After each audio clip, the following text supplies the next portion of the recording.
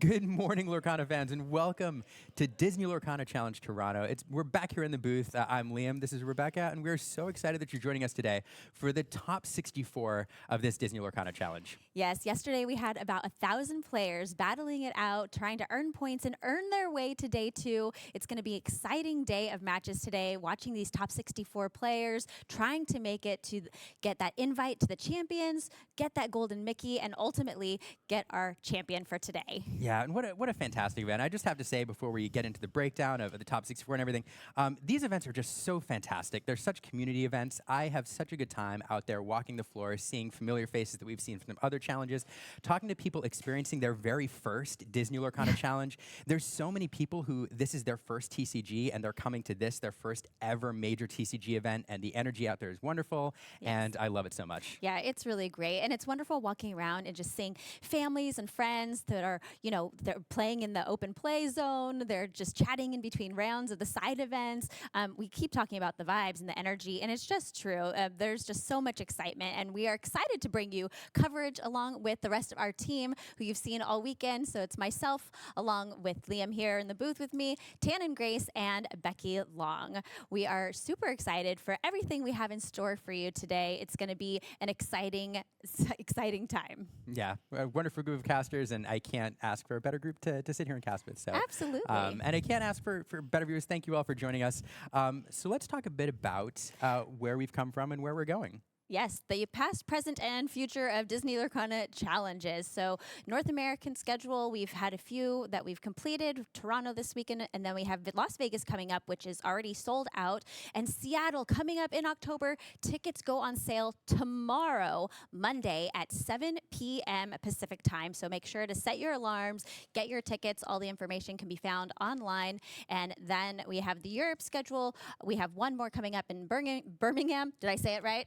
Birmingham in September, and tickets are on sale for that event now. And all of these are leading up to the championships. Yes, on the European side, we have the European Championship at Disneyland Paris Resort in December of this year. And then immediately after that, in January, we have the North American Championship at Disneyland Resort in California. And what a perfect place to host the very first North American Championship. Yes, and I said it yesterday, and it's just so fun that everyone who qualifies, the top 16 from each challenge, gets to say, I'm going to Disneyland. And then, of course, what a better place to host Worlds, the World Championship at Walt Disney World Resort in 2025. Yes, and to get there, players are going to have to play at one of these challenge events and earn their spot. We've talked about the tournament format before, day 1, which they completed yesterday, 9 rounds in that 2-game format, earning their points. And those ranking points are really important actually going into day 2, because the higher seed, the higher points that you've earned on day 1 determines who goes first. And we know in Disney Lorcana that being on the play can make a big difference. And then day 2 format looks a little bit different. That's true. So in day 2, we move into more of a traditional best-of-3 single elimination format. Players will play head-to-head throughout the day. The winner moves on, and the loser, unfortunately, is done for the day. There's a 70-minute time limit until the quarterfinals, and then it is untimed. Yes, and this best-of-3 is really important, and because we need a clear winner to get to that championship. Yeah, and I just want to talk for a moment. We have to reflect on what these players went through yesterday. 9 rounds of play is grueling, both physically and mentally. So all of these players gave it their all yesterday. They battled all day long to squeak out every point that they could get. And those that qualified last night went home. I bet they studied. I bet they looked at their opponent's deck list. And now people are coming into today prepared. And we're going to see some top-level competitive Lorcana play throughout the day. And it's very exciting. Absolutely. And the deck lists are open. There's public information today. So players had a lot to look at with their matchups and potential matchups. Now, what are they playing for, though, Liam? We've got some fantastic prizes that players have already earned on day 1 and are going to keep working for on day 2. Yeah, so the players who played yesterday, everybody took home a participation Dragonfire. These are beautiful cards, and it doesn't show on the slide very well, but they're foiled in a really unique way for Disney Lorcana with these swirly background, and they're absolutely beautiful cards, allowing us to see a lot more of the art in these cards than we see in the traditional frames.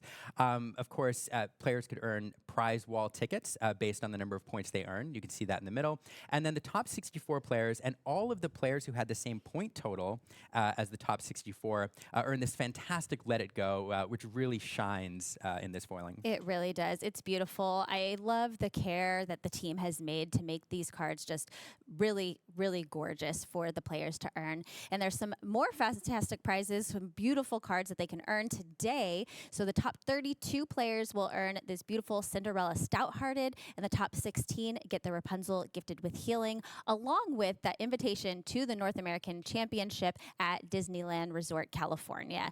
And the top 8 players are going to get this Rapunzel playmat. Have you seen it in person, Liam? I have, and Yes. it's gorgeous. There's foiling on there, which doesn't show on this slide, Yeah. but it's beautiful in person. Yes, it shines. Shining, shimmering, splendid playmat indeed.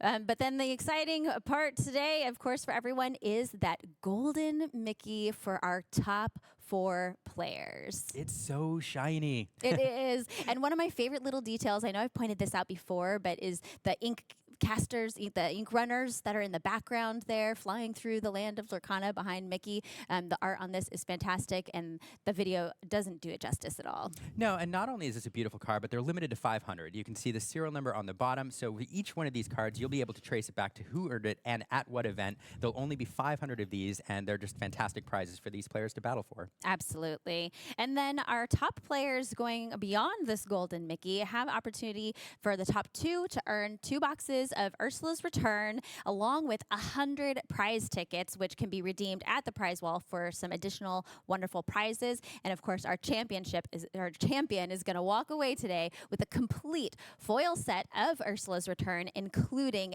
every single enchanted card and a beautiful trophy. And they all come in a binder fit for presentation. It's just fantastic. And there are only 500 Golden Mickeys in the world, but there'll only be 6 North American 2024 championship trophies. And so that's definitely a fun prize to walk away from that you can put on your mantle and show off forever. It really, really is. And of course, we talked about those prize tickets, which competitors can earn in the main challenge event, but also players are playing for tickets even today with a lot of side events going on, and they can redeem those tickets for items at the prize wall, including this gorgeous Cinderella playmat, which again, in person is beautiful. It shines. We have some Lorcana exclusive apparel that they can get, and then the non-foil versions of Rapunzel and Cinderella. And there's a lot of side events going on. It was fun to see everybody signing up and waiting for those today. Yeah, and I do love that players have a chance to earn these cards in their non-foil versions, because the Ravensburger team really pulled out all the stops with these. With the Dragonfire and the Let It Go, it expands art that we've already seen, but these are 2 brand new pieces of art just for Disney Lorcana challenges. Grace Tron and Alice Bozzoni are very experienced Lorcana artists who've done many, many, many cards, and getting to see them explore these characters in a new way is just really fun, and I love them so much. Yes. Do you have a favorite between Rapunzel and Cinderella? I cannot pick a favorite. I will not pick a favorite. They're both beautiful, and I love both these artists, so it's just fantastic. They are good. I think I'm a little partial to the Cinderella Stout-Hearted because I just love that they've taken the princesses and made them into these knights. You know, we have others in the game too, like Ariel Sonic Warrior. We have now the new Snow White Warrior in the new Shimmering Skies set. I just love this new take on princesses, and Lorcana as a whole just takes a new spin on the characters that we know and love, but showing them in a new way with the art that these brilliant artists are bringing to us. It's just incredible. That is true. I mean, I suppose she's a Floodborn, so it is pretty cool to see her with the knight stuff. And I just love Grace Tron so much that Yes. I don't know. I won't pick a favorite. I love them both. What's your favorite if you're watching? Which one would you prefer? Yeah, both. I don't know. Both favorites. Both is the answer. Well, today we are diving in, like we said, to the top 64. But before we get into our first match of the day, I know we want to talk a little bit about what we saw yesterday and going in today with the deck breakdown. It's been, like we said, a unique opportunity for players to bring decks with the Bucky Errata, not Shimmering Skies being not legal yet, and being able to kind of be creative with their deck builds, bring something new. And we saw a lot of interesting decks yesterday. But we want to talk a little bit about the breakdown. I do. You know, as you mentioned, and everybody watching is familiar with, the Errata did provide an interesting opportunity this weekend. We're not going to see this meta again. So it provided a unique opportunity for players to build and play test and craft something for this particular moment in time. So so it's fun seeing what people brought. Yeah. We've got some rough numbers. We've looked at the breakdown yesterday and the breakdown today.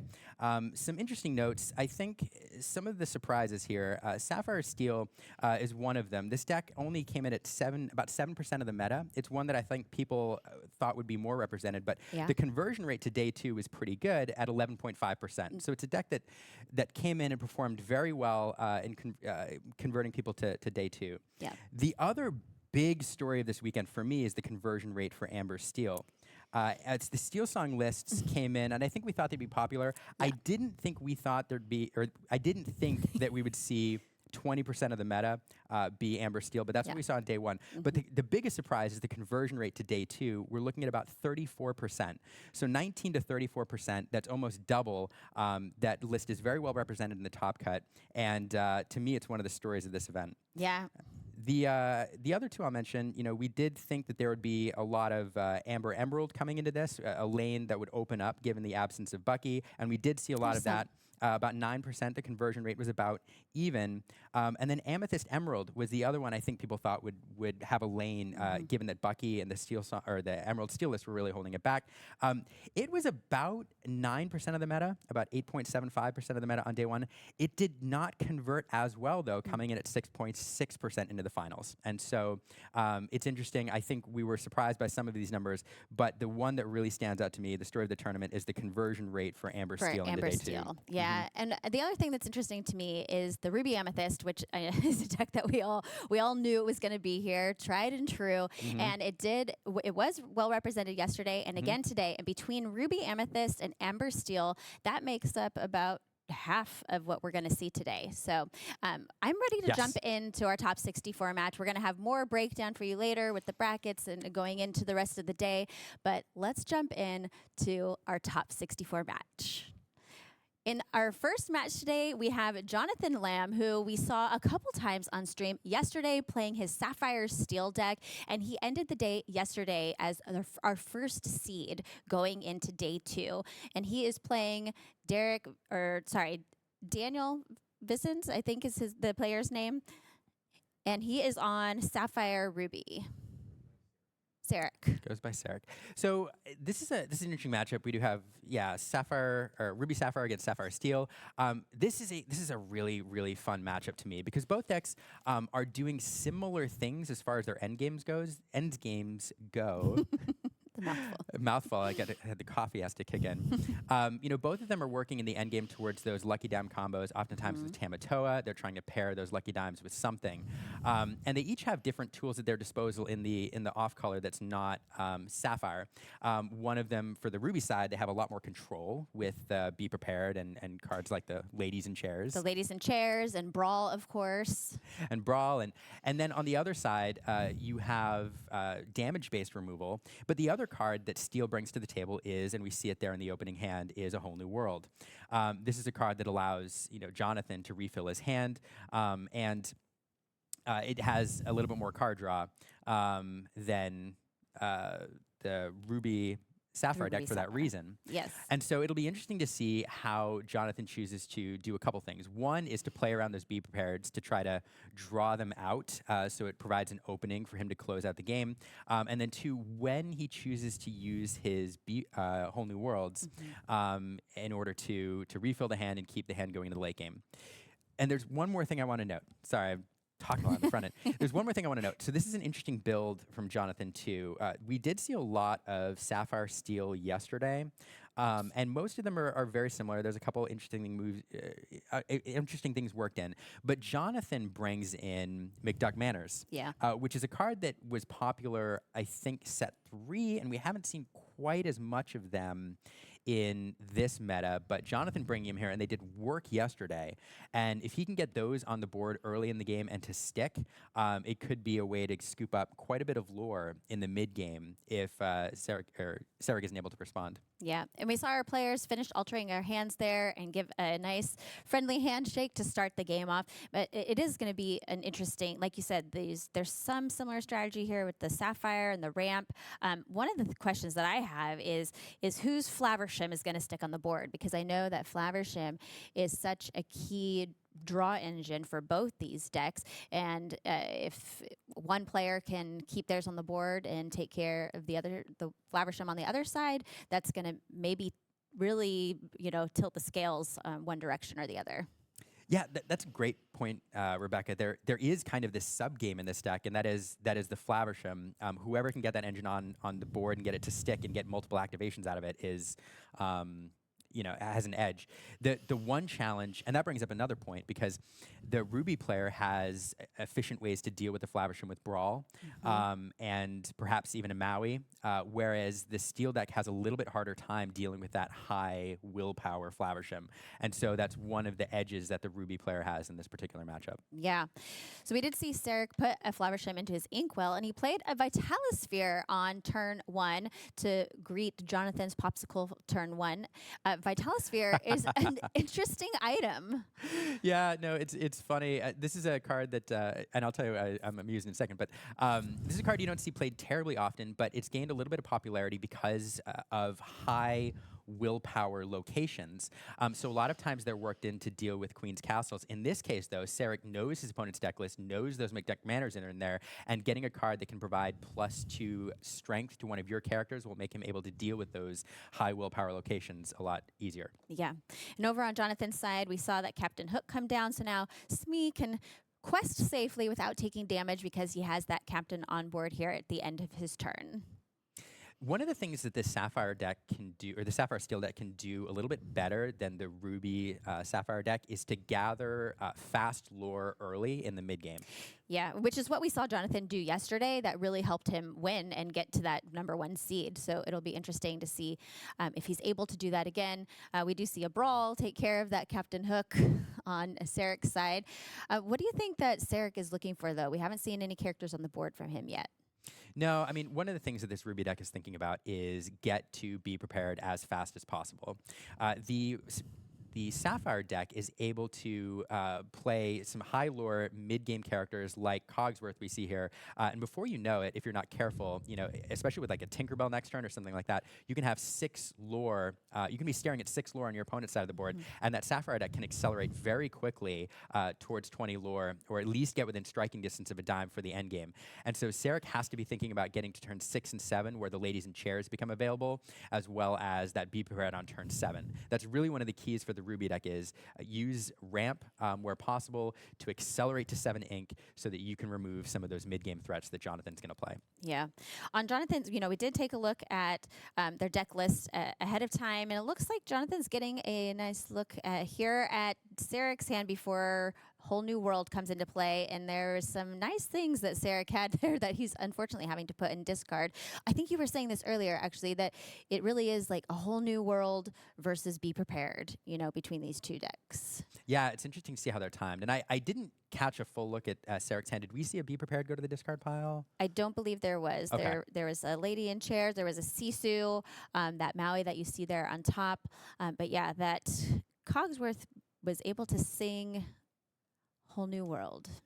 And we see another interesting card here that Jonathan's teched in. There's a Chen Po, I believe, over there. This is a card with very high willpower. It's very difficult to deal with. And another interesting meta choice from Jonathan for this particular tournament, and a card that served him well in day 1. We do see How Far I'll Go sung by Grandma Tala. This will allow Sarek to look at the top 2 cards of his deck, pick 1 to put in hand and 1 into the Inkwell. So again, ramping a little bit there. Yeah, he had a Flaversham and a Madame Medusa were the 2 cards that he picked up, and I believe that I saw him put the Madame Medusa into his hand. No, the Flaversham. Yeah, he took the Flaversham in hand. Yeah, unfortunately, this is I think a bit of a rough hand for Sarek. There's a lot of ramp in there. There is Maui, which is a bit of removal. He could deal with that Cogsworth on turn 6, but he's going to have to. He can search a little bit for cards, but he really wants to be prepared or some more removal, because Jonathan now threatening 5 lore on the board with a pretty strong bodyguard there, which is a counter to the Maui, and really want to draw into some mass removal here. Yeah, it's interesting, too, looking at their deck list. I was going to say this earlier, was the ramp tools that they have put into these decks are a little different. On Jonathan's side, he does have the Mickey Detective. He has that Fishbone Quill that has been working for him in this game. And on Sarek's side of the board, he has cards like How Far I'll Go, 1 Jump Ahead. We haven't seen that 1 Jump Ahead. Oh, my. Well, look at that. 2 McDuck Manors. That's exciting. I mean, this And is Sarek is looking at quite a full board over there, and that Qianpo with that 7 willpower, 2 McDuck Manners. McDuck Manor has 9 willpower, really difficult for him to deal with. Even for a Ruby deck, there's not a lot of, I don't think there's any cards that could really take out one of those in with just one shot. no, and it's this is just a challenging board state. Chenpo, I mean, we keep talking about him. Because it's a really interesting choice for this meta. We've seen him before, like kind of splashed around a little bit in various decks, but this is the first time I've seen it perform very, very well in a North American Lorcana challenge. Anyway, it has 7 willpower, which makes it not able to be removed by Maui in one go unless it's got some damage on it. But it also, pairing it with the Cogsworth and giving it resist makes it just really difficult to overcome. Sarek would have much rather have had that Maui go into that Cogsworth instead of that Chenpo. Absolutely, but that he had to take that Qianpo off the board. Yeah, and those 2 McDuck Manors are just so much to deal with. There are no efficient answers for this in Sarek's deck other than perhaps another Maui and a Lucky Dime, and that was it. That was game. Jonathan really just running away with game 1 there. That was pretty incredible. Sarek could not find the answers that he needed, and Jonathan was just like speeding ahead with lore, and he took that 20-0. Yeah, I feel like we barely had a chance to start talking about that game, but no, what a fantastic build, and really showing the power of responding to the meta and making some interesting meta calls here. This is a more aggressive Sapphire Steel build with those McDuck Manors in the mid game. A lot of the other cards are similar, but the Qianpo providing a bodyguard, allowing you to protect those high lore mid game characters. Paired with the McDuck Manors, which can get you, a significant amount of lore and are difficult to remove, definitely allows this deck to accelerate very, very fast.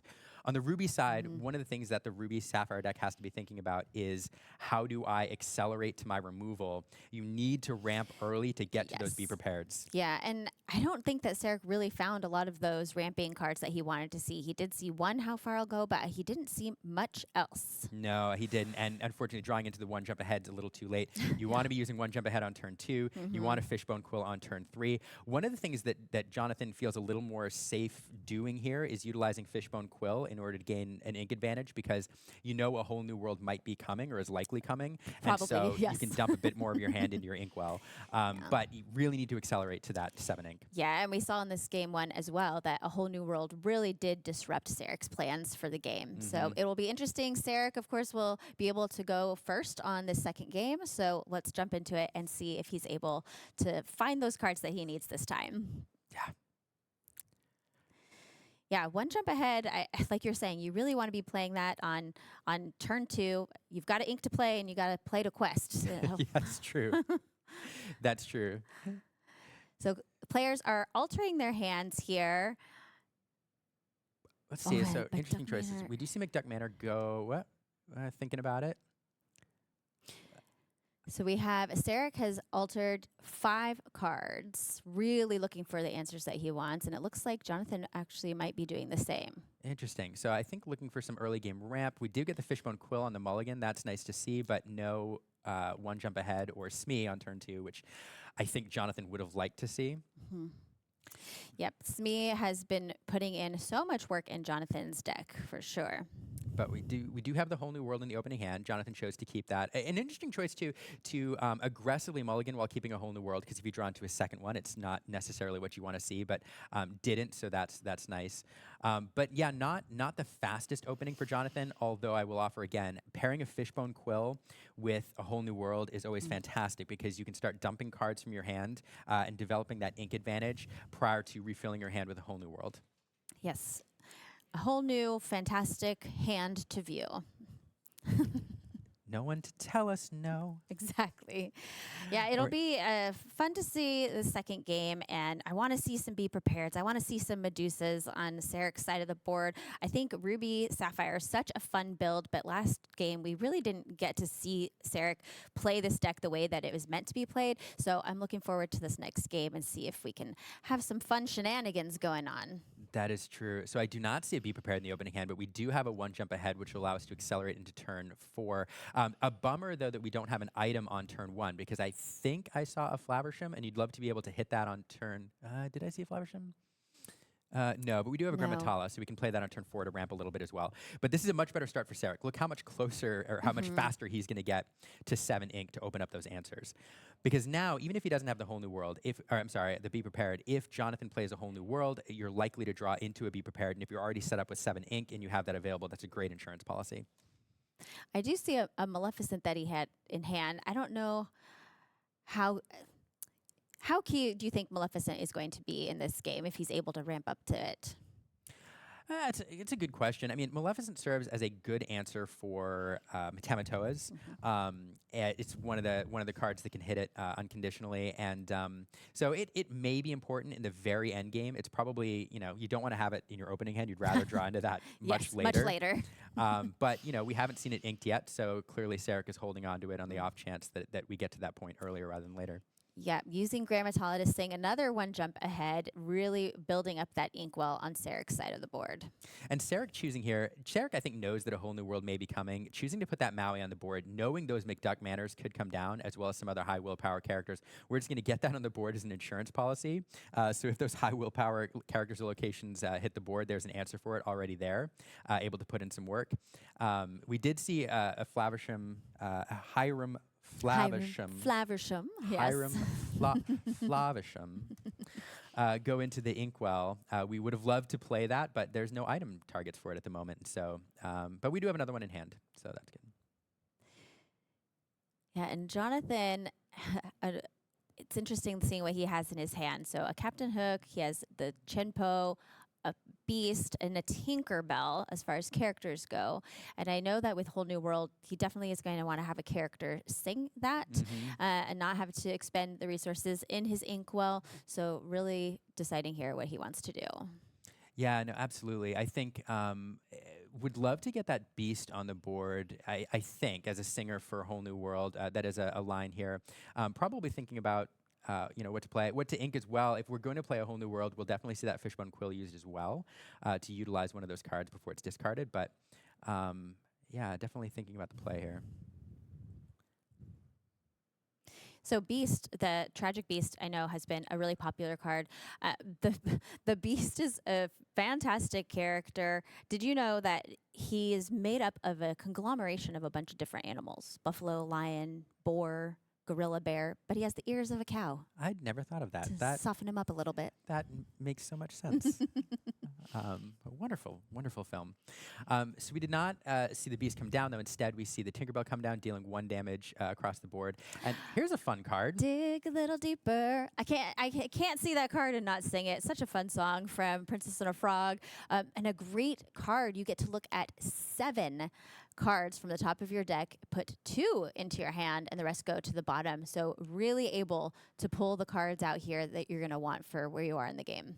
Yeah, we don't see this card make too many lists, so it's fun to see it sung here. This is a card that also appeared in starter decks for Ursula's Return, and so a card that players were exposed to pretty early. And here he used to great effect to allow Sarek to pick out 2 cards that he needs from those cards. What is interesting here, though, is, to me, this kind of changes the Whole New World calculus for Jonathan. Now Jonathan knows that Sarek's been able to look at 7 cards to pick 2 cards that he would like to have. And so if you were thinking about playing a Whole New World, it becomes a little more, I don't know, a little more appetizing. Sure.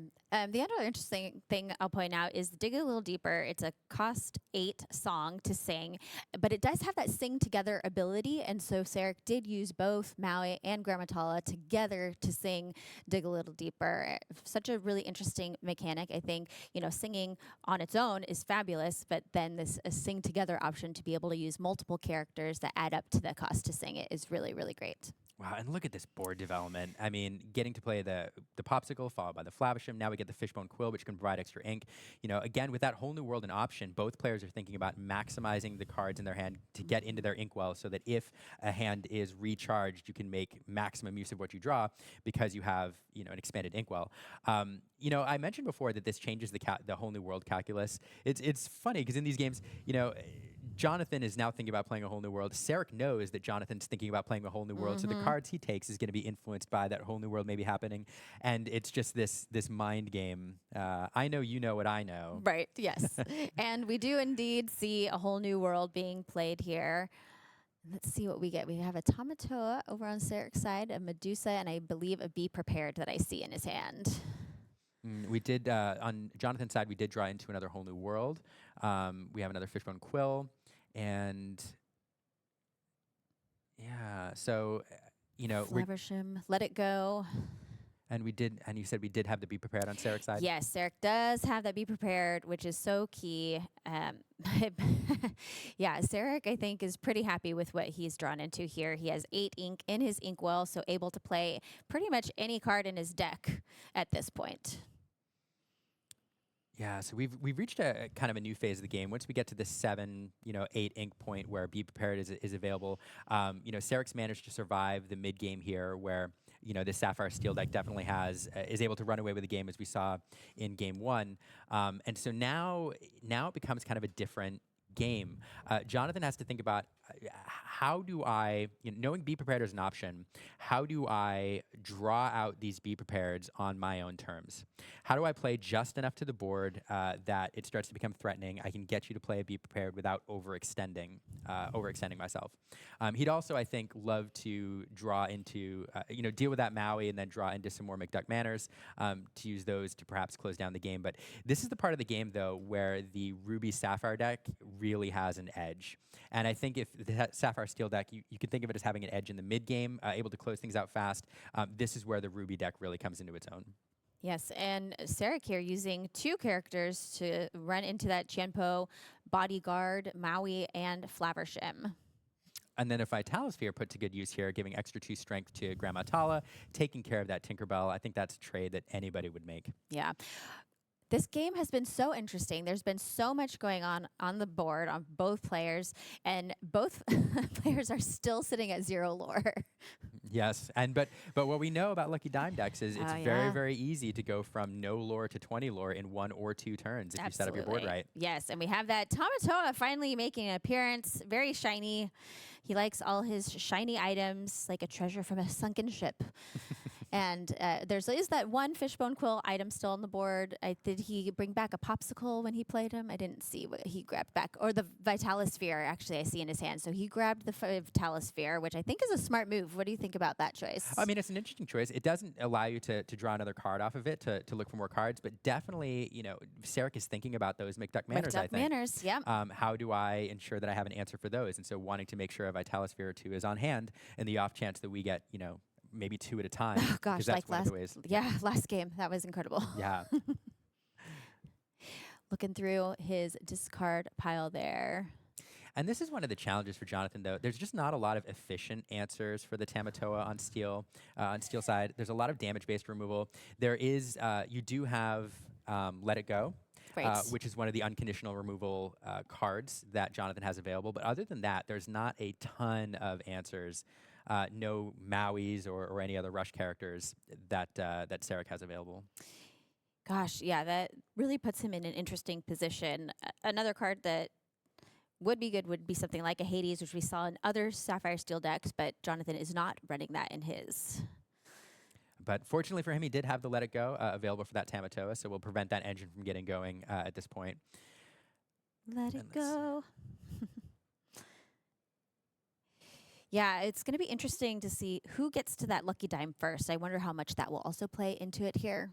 That will make a huge, huge difference. The thing about Lucky Dime is, especially against the Ruby deck, because there's just so much removal, the ability to play a character and immediately get lore, even if it's just 2 lore a turn, gets that clock going. And so, especially when you pair with a whole new world and you refill your hand. So, yeah, whoever gets the Lucky Dime online first has a huge advantage.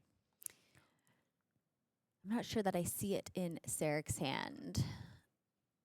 Yeah, I didn't see it in Jonathan's either. So, speaking of ladies in chairs. Ladies in chairs, yes.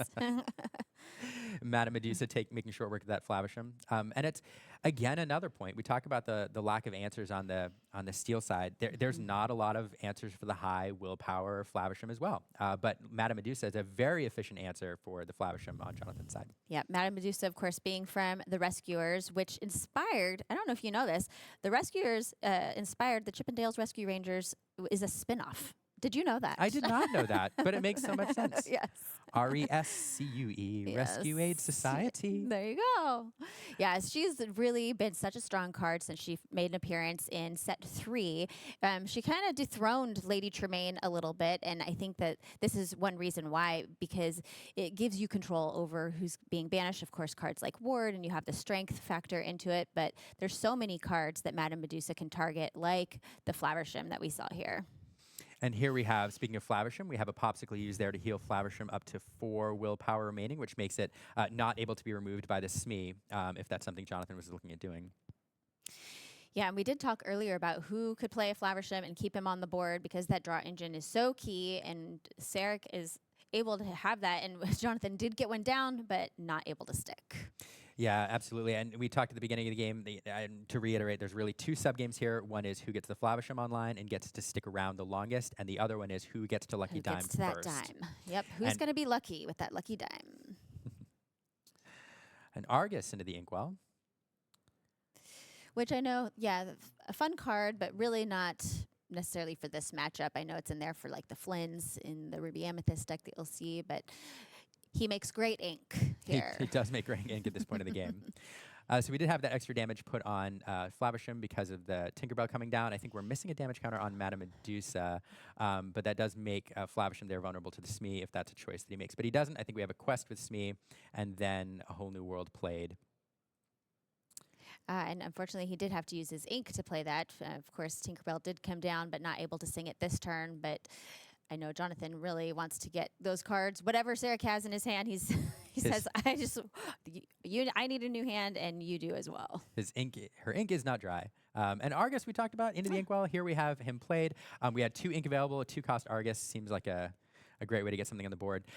One thing I'll note too, one thing Jonathan's doing is counting Be Prepareds. And so I think we had 1 Be Prepared go into the discard pile. There he is, counting Be Prepareds. We had 1 go into the discard pile already.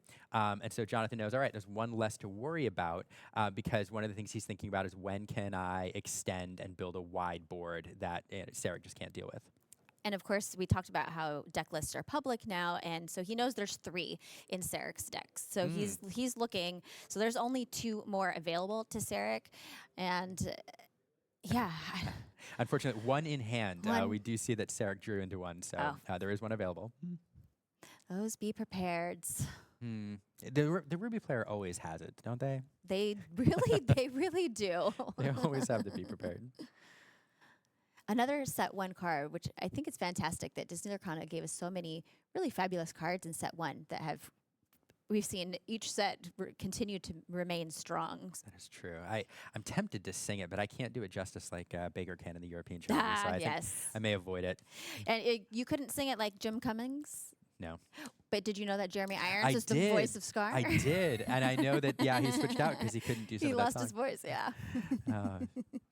But such a good job Jim Cummings did mimicking the voice of Scar. So again, both players, the discard pile is public information, so both players are able to look at it at will, trying to figure out, what is remaining in the deck, doing some calculations here. What are the odds of Sarek having, the card that he needs? Sarek with a decent hand, though, we do have the Be Prepared. We do have another Tamatoa as well, and that's a card which will not only pull items back from the Inkwell, but it's a card you need to kind of get this endgame engine online. But we talked about Lucky Dimes. I didn't see a Lucky Dime in either hand. Am I wrong? I didn't either. But we do see Tamatoa come down, so we're able to grab an item back. But he does. Let's see here. Oh, he has 1 Vitalis Spirit, but you have that Lucky Dime just not making an appearance for either player. There are Lucky Dimes in these decks, correct? There are Lucky Dimes. Yes. How do you think that Jonathan is feeling right now? It does seem like he's a little bit on the back foot. What do you think he's looking for in this situation? Yeah, again, the Ruby decks really shine in the endgame here because of that efficient removal. And so Jonathan he's playing this game of try to draw out these Be Prepareds, try to extend a little bit so my opponent is forced to play them. Like you said, baiting that Be Prepared out. Baiting it out. And then, one of the things he'd like to do, though, is bait it out while having perhaps a McDuck Manor or 2 in hand or a very strong play as soon as the Be Prepared is played. And so trying to find that hand. Unfortunately here, though, Sarek kind of building his own board. Again, there's just not a lot of efficient removal. We do have a Grab Your Sword, but used to good effect here, getting that Flavisham off the board, so we can't get another activation. And then, where there isn't a lot of efficient removal, those Tinkerbells actually do serve as a decent threat if Sarek makes any of his characters vulnerable at this point. Absolutely. Yeah, that Tamatoa, though, with that 8 willpower, really difficult for Jonathan to handle that right now. Cogsworth, though, coming down, and I really love Cogsworth. He gives everybody resist, and that resist is such a strong ability in Lorcana. We've seen before how efficient these, or effective, that Cogsworth can be. I wonder how that's going to affect Sarek here. Well, or maybe he's not too worried about it because he did find his lucky dime. We do have the lucky dime, and we'll see that used pretty quickly here, probably on that Tamatoa. I think that's 3 items on board. They're stacked kind of funny. 4 items on board. Now. Yep. So that's a 5 willpower or 5 lore Tamatoa. So it really quickly can accelerate to 20 lore here. I was about to say something about Be Prepared becomes a little bit more necessary? Attractive. Yes. Now enticing. that Jonathan dropped that Cogsworth, but with that lucky dime, that kind of changes the math, because now Sarek is able to accelerate to 20 lore a lot faster, forcing Jonathan to respond to Sarek's board state. Yeah, and questing for a total of 7 there with the lucky dime. Or, yes, 2, 3, 4, 5, 6, 7. But Sarek will want to look at doing something about. Yeah, there we go. There's Be Prepared. And there's Be Prepared. I was going to say, with that board state as it was, that Tamatoa was vulnerable. The Madame Medusa is able to be challenged by the Tinkerbells at a total of 4 damage, which Jonathan could have dealt to the Tamatoa just by Tinkerbell's ability. But we're not going to worry about that. We're going to Be Prepared, clear the board. And now that lucky dime is on board, we talked about that as one of the sub games. Who gets the lucky dime on board first? Yep. Sarek did it, and so he's happy to play this do Be Prepared on his terms here. And yeah, I think an unfortunate thing for Jonathan is actually that he hasn't been able to find any McDuck banners and get them on the board, because those would have stayed. Of course, Be Prepared only banishes all characters, and so his McDuck banners would have survived if he had found them. Yeah, so now we a whole new world. played a whole new world. You're right. I think a McDuck Manor here would be nice. We do get another Flavisham here, so getting double Flavishams. We get some draw going. Love to find that lucky dime. Would love to find a Tamatoa, and also a McDuck Manor or 2 right after a Be Prepared also feels pretty good. But we're gonna go wide here. We know 2 out of 3 Be Prepareds have been played. Yeah. Yep, Smee and Hook coming down along with those 2 Flavershims. Yeah, I didn't see what was in Sarek's hand when A Whole New World was played, though. But yeah, the chances of another Be Prepared, I think Jonathan knows it's, slim, but possible. But like you said, he probably feels safe going a little wide here and putting characters on the board. He hasn't been able to find his Tamatoa or dime. Oh, and then there's a Sisu. Yeah, what an unfortunate play. Sisu has worked her way in and out of various decks, but used to great effect here. The perfect answer for those 6 willpower Flavishams, 2 of them on the board. So, there comes a point in a game where, sometimes you have to say you either have it or you don't. Jonathan extending a little bit with both Flavishams, and unfortunately for him, Sarek having the answer. Yeah, and at this point, I think that unless Jonathan can find some answers really quickly, Sarek's going to run away with this game pretty quickly here, especially with that dime. Sisu able to quest for 3 on her own. We do have a Grab Your Sword. Do we have another? And there was a Baboom that got played. Oh, perfect. Or sorry, Fire Your Cannon. So Grab Your Sword came down, doing that 2 damage across the board, and then fire the cannons to take Sisu out. Well, look at that board, extending again really quickly. The problem for Jonathan is, though, unless I saw wrong, that was Jonathan's entire hand. And he has a giant Inkwell, and now needs to top deck into something that he needs. Gosh, Jonathan just has not been able to find those bigger characters. No McDuck Manors, no Tamatoa. What else is left for him to do at this point with no cards in hand? I mean, I've lost. I think we've seen 3 Whole New Worlds. I we think have there's one more left. That would be a fantastic draw here. Definitely something he's hoping for. Perhaps a bigger character like a Tamatoa. And then Flavishams, I know we've seen at least 3 go to the discard pile. Yeah. And so you'd love to draw on that as well. But unfortunately, we've used most of the draw answers that Jonathan has available. So Sarek kind of in the driver's seat at this point. Yeah, and just with those tiny characters on board, Sarek's going to be able to take care of them really efficiently. And just in the lore race, if it comes down to a lore race, Sarek's so far ahead at this point that he's just going to take it just there. Another Grandma Tallow played here. Able to look at the top 2 cards. We do get that other Be Other Prepared. Be Paired, yeah. Looks like we're going to keep that as an insurance policy. Oh, and another Madame Medusa coming down to banish Smee to the discard pile. Because why not? Just get rid of that high lore character. Yep. It's the only thing on the board that quested for 2, so that's the one. Let's see if we're able to top deck into anything exciting here on Jonathan's side of the board. We're getting twice for 2, going up to 13, and at this point, it's just a challenge.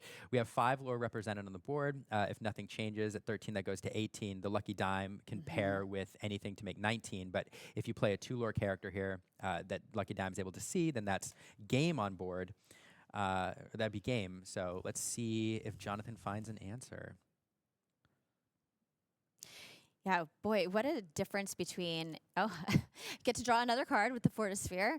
The difference between game 1 and game 2, stark difference. Jonathan just ran away so quickly, had everything that he needed, but game 2 just really has been on the back foot the whole game. So we did draw into some removal, able to extend the game just a little bit. There are still, some answers here. Jonathan get lucky with some draws, draw into a whole new world. But again, that dime just makes Sarek able to close the game so quickly. Yeah. With a high lore character, so. Yeah, he will gain 3 lore this turn if he doesn't play any other characters, putting him at 18. Another Flavisham here, start the card draw. And just, so many resources in hand compared to Jonathan's empty hand. Yeah, and we talk about how important those resources are. Cards in hand, ink in the inkwell. Yeah, absolutely. So he's going to 18 this turn. And back over to Jonathan, who is looking for his outs. Oh, why not another lucky dime? Why not? Why not? That's another way to close it out. I think Jonathan is, conceded there. He had 1 McDuck Manor in hand, but that was not enough, not what he needed. Victory goes to Sarek for game 2. So we are actually going to be going to game 3 here in our top 64. What a difference a game makes. That was incredible. Yeah. I mean, we talk about Sapphire Steel being able to swing games very quickly, and we know that it can come back from really far behind, but in this particular game, Jonathan not able to find those answers, wasn't able to make that swing, and Sarek just able to clinch it there. Yeah, it's a really difficult part of the game in this matchup for the Sapphire Steel deck because, as we mentioned, the Ruby deck just has much better and more efficient removal in the end game. So, one of the games that the Ruby Sapphire deck is playing in this instance is how quickly can I get to my removal options, how quickly can I ramp while not allowing Sarek to run away with the game. Not allowing Jonathan to run away with the game in that early game. Yeah, and the Flavershams as well was a big key piece. Jonathan did get a Flaversham on the board, but Sarek was able to take it out with a brawl, and I think that really also made a key difference here for Jonathan. It is true. If one of the sub games is who can get the Flaversham to stick and stay online, just look at the options that the Ruby player has to deal with a Flaversham. You have Maui, you have Madame Medusa, you have a lot of answers, Brawl even. Whereas on the Steel side, there's not quite as much. You need something on the board already, or some high. I mean, the damage-based removal is just difficult against a 6 willpower character. So, but either player able to take it. Jonathan is the top seed. Do you think he's going to take it in game 3? I'm not sure. I think anything could happen here in game 3. I'm excited to see how it plays out. Let's do it. All right. Yeah, I know that we say Ruby Sapphire is a strong deck. Game 1, we didn't see it doing what it wanted to do, but game 2, we saw the power of the Ruby Sapphire deck. Yeah, I'm taking a look at Jonathan's opening hand here, what he's choosing to keep. We do have the early game items. We don't have a whole new world, which I think he'd like to have early, but we have the Flavisham. No ramp, though. We'd like to have a Quill. So at least we have the Flavisham item combo, so that's good. Getting that online early will be great. And then it looks like we're going to keep a Cogsworth as well. So Jonathan thinking about kind of that, nope, Cogsworth is going away. We're just going to keep the Flavish and Popsicle combo. Probably looking for a Fishbone Quill and perhaps a Whole New World in the early game. But I didn't see what Sarek kept in his hand. He moved very quickly, but but there was a Brawl and a Tamatoa that he put back. So he took just 2 cards. My guess is he put 1 Brawl back. He must have another one in hand. And of course, that Tamatoa you don't need now. You want that later in the game. So putting it back to hope for something better for the early game. without that aggressive hand altar, I'm willing to bet that there was a Flavisham online there at least. Yes. And then probably perhaps a Quill, because again, the faster that Sarah can get to turn 7, the better. Or 7 ink, I shouldn't say turn 7. You get to turn 7 the same pace every game. Right? Yes, Yeah, exactly. 7 ink. 7 to ink. 7 ink. Yeah, Sapphire just so effective with that ramp. We talked about the different ramp tools that these decks have. Jonathan with Mickey Mouse Detective and the Quill. Sarek having a few different things. Not only does he have the Quill, but also 1 Jump Ahead, How Far I'll Go, Grammatala. So a few different things on Sarek's side, and we really saw that kicking off last game and building up that ink wall very quickly. So let's see here. So, one thing to pay attention to again, let's see who gets the Flavisham to stick around first. Great Stone Dragon is over in Sarek's hand. I am the Great Stone Dragon. Okay. You said Sarek playing Great Stone Dragon? Yeah, I see. He has it in his hand. Let's actually talk about that card a little bit. Yeah. It's not always in the Sapphire decks, but it's a great card. It does come into play exerted. But talk about what Great Stone Dragon does. I am the Great Stone Dragon. So this is a fun ramp card, although it's very difficult to use it in the early game to accelerate your ink. But what it does do is in the later game, you often have plenty of targets in your discard pile for it to put into your inkwell to really allow you to gain that ink advantage. We saw it creep into the meta about, I think, mid-season. People started playing it, and some decks use it to great effect. It's particularly good, though, in these decks with a whole new when you're playing against a deck with a whole new world, because the more ink that you have at your disposal, whichever player has the most ink at their disposal to make maximum use of the cards that they're drawing into, has a huge edge in the late game. And so that's definitely something that Sarek is going to want to get on the board, not early, but by turn 6 or 7 if he can afford it, because that'll give him an edge throughout the rest of the game.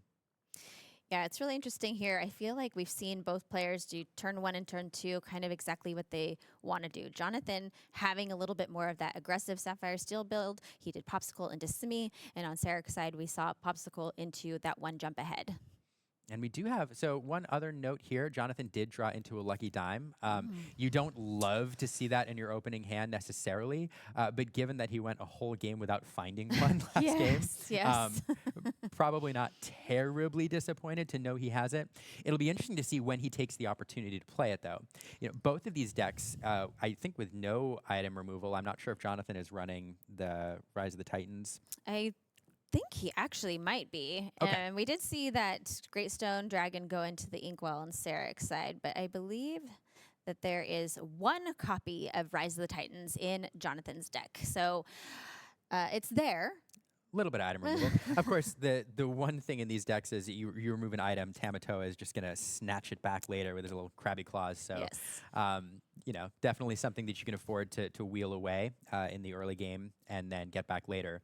So Jonathan, not at all unhappy to see it, because if it does get discarded to a wheel, it's available there for a Tamatoa later. Yeah. So here we have Flaversham on both sides of the board, and this is what we talked about: is who can keep their Flaversham to stick. Get that draw engine going. That is going to be key here. I mean, as you said, Sarek has a lot more removal options. He has Brawl. He has Madame Medusa. He's working his way up to 6 ink. He's at 5 now. Now he's at 6. So, yeah, it's going to be interesting to see how much that Flaversham is going to play into how this game unfolds.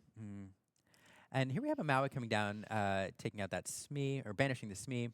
Definitely an answer for the Flavisham if it chooses to quest this turn. And we did just top deck a whole new world, so something that Jonathan has available. I'm also interested to see who managed to get a Fishbone Quill on the board first. Neither player yet with that as an option available. Fishbone Quill is 3 of in Sarek's deck, which is interesting, and Jonathan running 4 of them. I think they're definitely good to pair with wheel. You know, the downside to using them, of course, is you are getting rid of cards in your hand. But when you know you're going to draw, you have the option to draw a whole new hand of cards. One of the things you want to do is get as many cards as your inkwell as possible. So definitely a card that you see that pairs very, very well with a whole new world, which is why you probably see 4 of them there. Ah, Gaston. We saw this card being played by Jonathan yesterday, and it's such a fun card. Great quester, and he can also sing a whole new world. Yes, he can. It's a great point. And No one sings a whole new world like Gaston. I'd love to hear him sing. I would actually. I would. I would love to hear Gaston sing a whole new world. This is a great card. Not only does it help you find combo pieces that you need, but it also has 3 lore. So in the later game, you can pair it pairs well with Lucky Dime, and so you see these sometimes in these Lucky Dime decks. Yeah, cards like Gaston, like the Grammatala even, and these different cards that kind of do a filtering through your deck. Can you talk about why that's so important?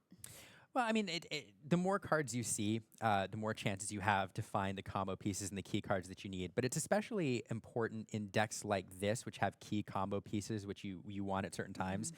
You know, in the mid game, you really want to have a Flowersham. In the end game, you know, you've got to find that Lucky Dime and perhaps, you know, a Tamatoa to kind of either pull the Lucky Dime back or to utilize with the dime. And so in decks that rely on key pieces like that, being able to see 2, 3 cards off the top of your deck, pick one, and continue to move through your deck that way is very important. So Gaston doing some good work here. Yeah, and we talked about that Flowersham, and Sarek has won the Flowersham race for now. As the Ruby deck is often likely to do. I will say too here, one of the things, you know, Jonathan does have some good cards at his disposal, things that he'd like to get on the board. He can sing a whole new world, but not having a Fishbone Quill in the early game is going to start to bite him a little bit. Sarek has, because of some of the ramp he's been able to play, the Ink Edge, and has propelled himself into the point where the Ladies in Chairs and Be Prepared is available. And Jonathan, if he'd had a Fishbone Quill going in the early game and had 8 or 9 ink in his Inkwell at this point, the whole new world is a lot more palatable. But not being able to find that Fishbone Quill in the early game is kind of a bummer for him. Yeah. The one advantage that Jonathan does have at this point is he is at 7 lore, so a little bit of a lore lead here because of some of those early questers that he got out, like Smee, able to quest a little bit, and Sarek had to respond to that and take care of his side of the board. But as we've seen in game after game, a lore lead, 7-0 right now. Really, this game still could swing either way. Yeah, it's a tough position for Jonathan's trying to think about, you know, is there a way I can set up, you know, removal for that Flowersham? Do I play the whole new world now? Because that's a line available. Yeah, inking the Flowersham, which is an interesting choice. I know he doesn't have any items on board. Argus, Smee, and Mickey. Maybe he is trying to turn this into more of a lore race. He did have a whole new world in hand, which he could have used Gaston to sing, but instead has decided to, well, he still could use Gaston to sing, and he's played out those characters, hoping to have them stick on the board when he does, in fact, sing a whole new world.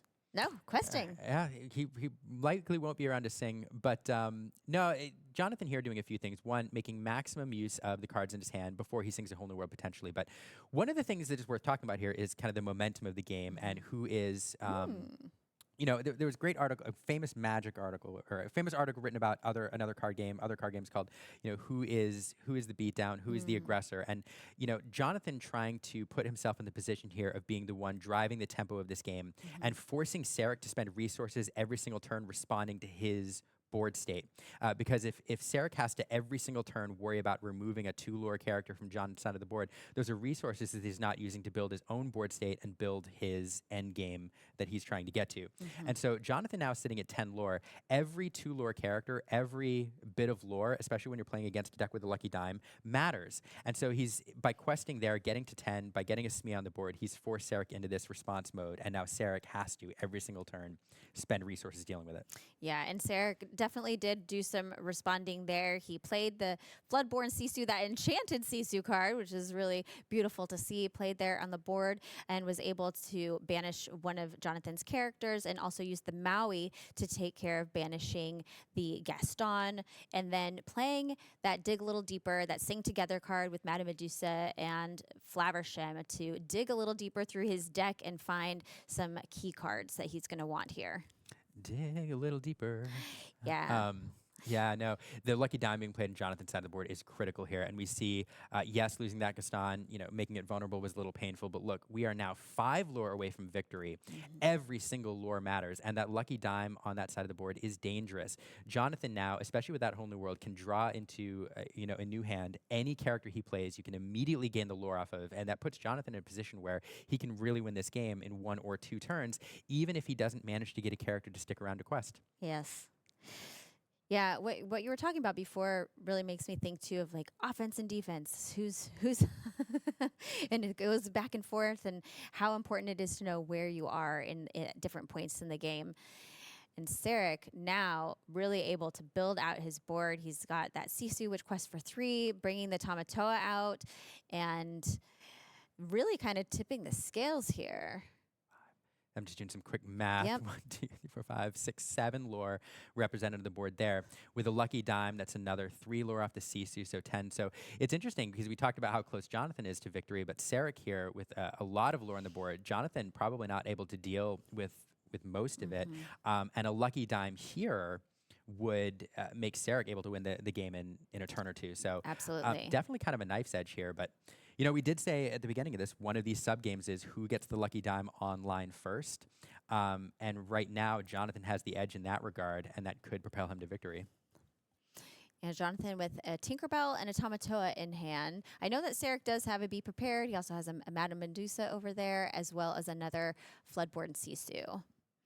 So if Sarek manages to push the lore total. Oh, no, we're back over to Jonathan. I'm sorry. I was going to say something about lore totals, but no, now Jonathan here doing exactly what we talked about. He's going to pull back an item, play that popsicle.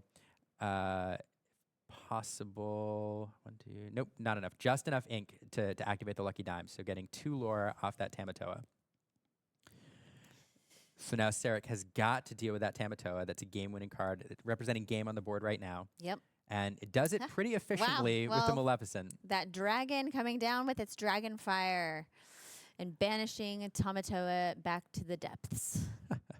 Maleficent, a fun card. We don't see this in a lot of these Sapphire or these Ruby Sapphire builds. We see them in some. Very popular card in the first set meta, but come back around here and really one of the best answers for the 8 willpower Tamatoa with 5 strength that's not choosable by Medusa. So Sarek now questing for 1, 2, 3, 4, 5, 6, 7. If my math is right, going up to 10. Yep. So 1, 2, 3, 4. Yeah, 5, this is 6, this 7, is that 8, swing 9. that we talked about. Gosh, that Maleficent really coming in when he needed it. That Tamatoa, like you said, representing game on board really, and that Maleficent dragon we talked about. It really will be in the late game when you're going to want it, and it came in very handy here for Sarek. 5, 6, 7, 8. So 8 lore on the board. I'm doing quick math. So the problem for Jonathan is here that Tamatoa's lore changes with every single item played, and a lucky dime is a game-winning scenario, or drawing into an item, perhaps a popsicle, which can draw you another item. So Jonathan has to think about, Sarek potentially has game next turn. Yeah, I believe he has 9 on board right now, which would put him up to 18. So he would need a dime or a couple of popsicles, and he would win it on next turn. Right. So Sarek's got to think about that. Now, there is a line which wins him the game here. He still has a whole new world in hand, I believe. So playing a whole new world and drawing into a card like Gaston. Let's check the ink here. 5, 1, 2, 3, 5, 6. So probably not enough ink to use the dime in that scenario. So a 3 lore character would do it. But I don't know that we have the ink. 1, 2. He does. If you drew into Gaston, I believe Gaston is 6, and he does have enough ink. But then you need to activate the dime for 2. Oh, that's true. Yeah. So, but we are going to whole new world, try to put a threat on the board. And he put 2 damage with that fire the cannons onto the floodboard Sisu. Which is fantastic. We did draw into a grab your sword. So at the very least here, we can get rid of that Sisu. Oh, this is a knife's edge. Wow. Yeah, it really feels like a nail biter right here. Jonathan getting all the way up to 17, but Sarek just putting a halt to Jonathan's best laid plans. Yeah, Jonathan would love to develop something on the board here, but really having no choice but to play that grab your sword to get rid of that 3 lore Sisu. Yeah. Oh, Sarek looks like Sarek drew a dime off that whole new world. It's one of the dangers of a whole new world is you potentially draw your opponent into what you need. So drawing that lucky dime is exactly what Sarek wants to see. We're going to put more items on the board here, try to get that Tamatoa as big as possible. And Sarek is only running 2 lucky dimes in his deck, and gosh, the fact that he has drawn into it, I think that is game. Let's see, 1, 2, 3, 4. So we're going to quest for 2 with the Maleficent, go up to 11. The 1, 2, 3, 4, Tamatoa right now, quest for 4, and that's 8 with the dime. That's 11. Yep. No, that's 10. We're 1 short, right? 3, 4, 5, 6, 7. Yeah, that might be Maleficent 19 because we're 8 with the Tamatoa, 2 with the Maleficent. Well, if it's not this turn, it's next, unless Jonathan can find some answers. He did have that grab your sword, but even another grab your sword is not with this Tamatoa and Maleficent. There are such large bodies there. Oh, using the popsicle to heal the Tamatoa, just in case there's something that Jonathan has up his sleeve. Yeah, I think we had to clarify an order of operations there because you want to heal the Tamatoa after you quest with it. No, actually no. So instead of forwent 1 lore there by putting the popsicle into the discard pile, so then Tamatoa could then bring it back, so you could draw a card off of it.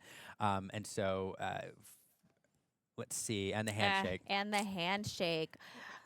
So it's top deck mode there. So Jonathan had an out. I'm not sure how many Gastons he runs and how many were in the discard pile, but drawing into a 3 lore character there would have won him the game. Unfortunately, didn't do it, and the Ruby deck just really showed how strong it is in the end game, able to keep the board under control. And what a close game. A very close game, all the way to game 3, and that game 3 was a literal nail biter. I was over here, and gosh, that Maleficent Dragon coming in right when Sarek needed it, and then drawing into the lucky dime when Jonathan played a whole new world, and he was just able to stay on his toes, keep Jonathan at bay there at the end game, and pulled out that win. Yeah, I think the biggest difference this game was Ruby has efficient answers for Flavisham, and the Steel deck does not. And so that really made the difference in the mid game and potentially changed the whole trajectory of the match. But what a fantastic game. And here we saw the 64th seed triumphing over the number 1 seed. Yes. So well, congratulations to Sarek. Moving on to top 32.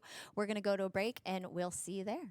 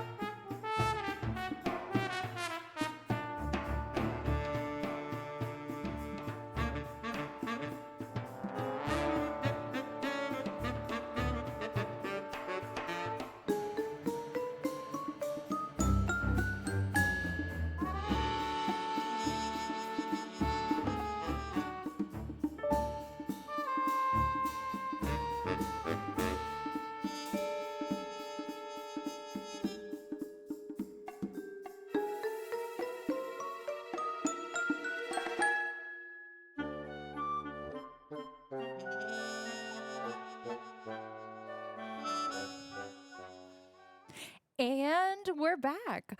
We're here. I'm here, Becky, with Tannon. We're going to be casting our top 32 match, which is a big deal because whoever wins this match is qualifying for the North American Championships. Yeah, they get to very rightfully say, "I'm going to Disneyland." I'm glad. I'm glad that we get to officially say that now that's where we're going, because it's just so iconic, I think is the right word for this. Absolutely. You know, been doing this for like 30 years now at this point, this kind of thing. So I love that we get to say that and stuff. But yeah, and we're into the top 32, like you're saying. This is where every game really starts to matter. I mean, obviously they have before, but now they're really playing for a ton of prizes. And like you said, anyone who wins this match is going to be qualifying for that.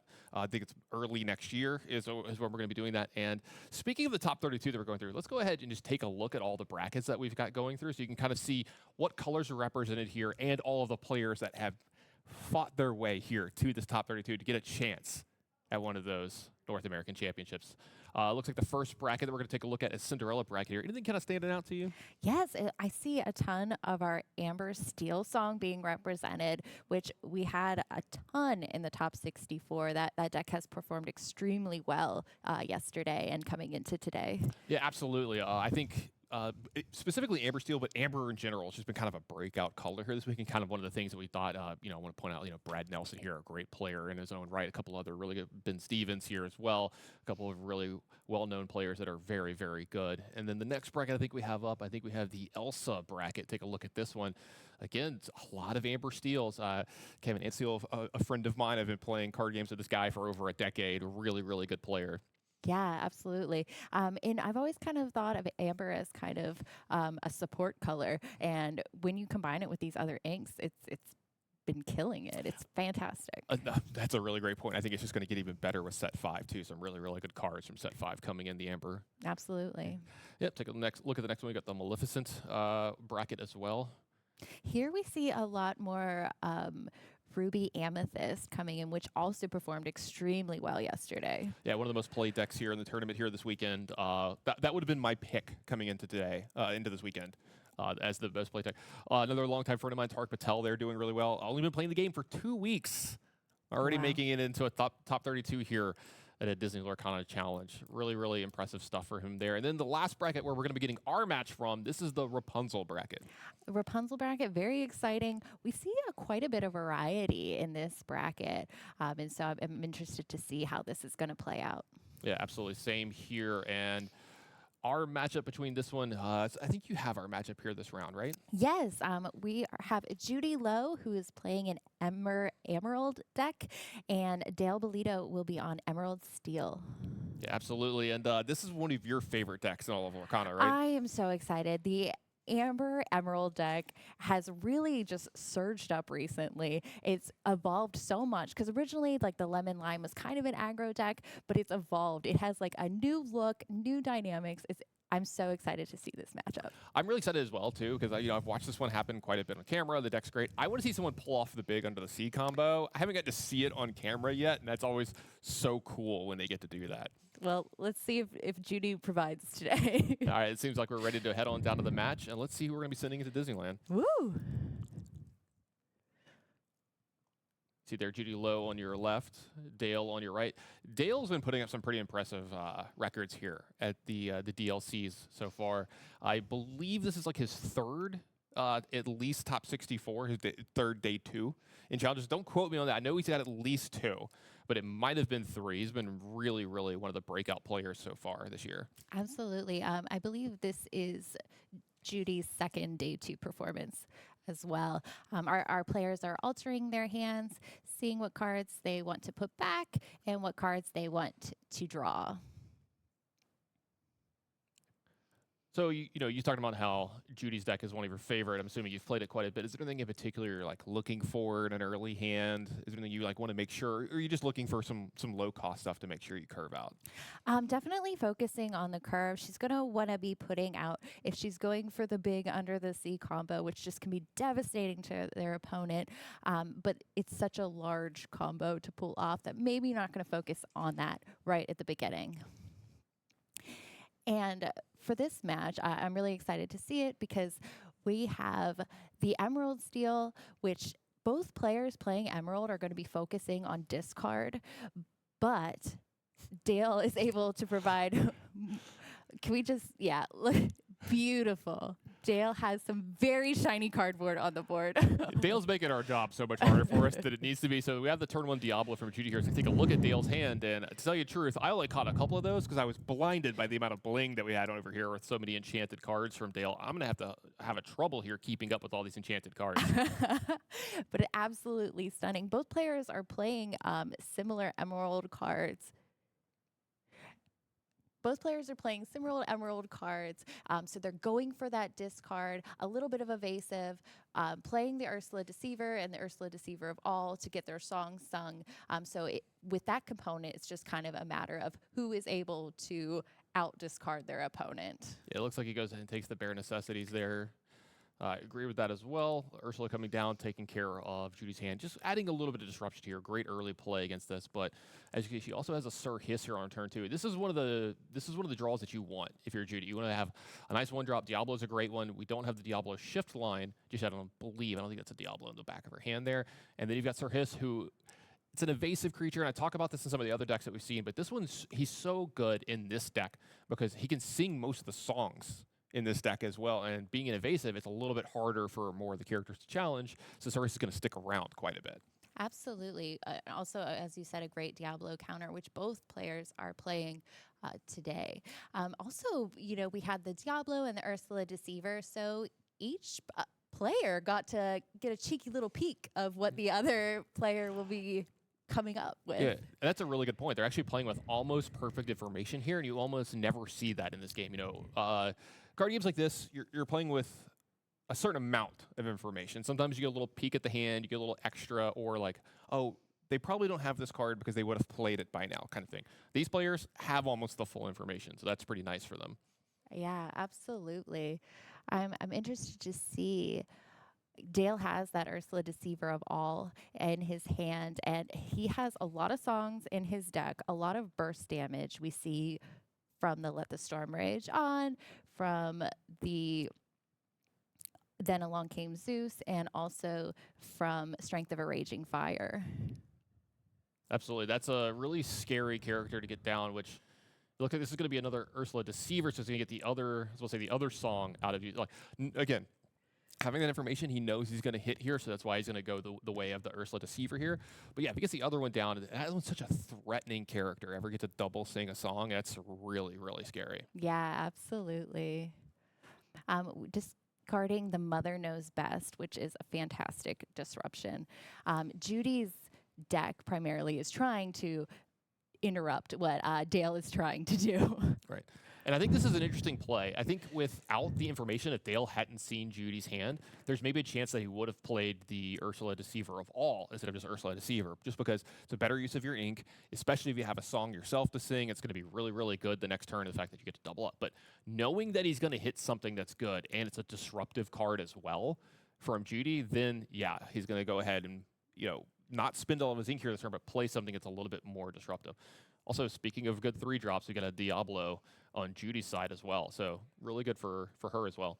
Yes, now Judy has the double evasive up, which Dale currently has nothing that can contest that in a challenge. So we'll see how he is able. Yeah, really good point. Something Dale might be looking for here, let the Storm Rage on, Strength of a Raging Fire, Along Came Zeus, those kinds of effects you talked about, some of the burst damage that Dale has in his deck. The steel card is really going to come into effect here in this matchup and picking off these pesky little characters. And now you see this, you see the Ursula Deceiver of all, and this can be really scary for Judy if that character sticks around for the next turn. And if, let's say, he gets to double, shoot off let the Storm Rage on, that could be hugely impactful. Pick off Sirhis, pick off Diablo, pick off whatever. Do both the damage, draw 2 cards. That's a lot for Judy to deal with. Absolutely. Being able to sing twice, giving Ursula that encore, devastating. Giving her that encore. I haven't heard it put that way. That's just perfect. I love that. All right. Yeah, I think we see Along Came Zeus in Dale's hand, but Ursula not able to sing that one, though. That one's a little, it's out of her repertoire of music. That's a note she can't reach. No. Prince John coming down, great for our discard decks. So for any card that Dale is forced to discard, Judy is able to draw. Yeah, you see, she's going to go ahead and start. She is going to challenge here and take care of one of the Ursula Deceivers. But with Diablo questing here, again, she's going to draw an extra card when Dale draws for his turn here. That'll mitigate some of the damage of Let the Storm Rage on if that happens. Then, you'll get some extra cards here as well. But I want to talk about this. Both of the players starting to set up for their mid-game here. Ursula Deceiver of all, Prince John on Judy's side. These are the cards that really get going. When Judy starts getting any of her discarded spells, which some of them have already been disrupted by Dale, or if Dale starts to sing any songs, they've really got their deck humming from here. And so both of these characters really scary to leave on the board for your opponent. So you can see Dale, he's got that Along Came Zeus at the front of his hand, maybe really considering taking care of this Prince John. Yeah, while the getting's good. Prince John has ward, so he can only be damaged in a challenge. And so Judy's probably going to keep him nice and upright as long as she can.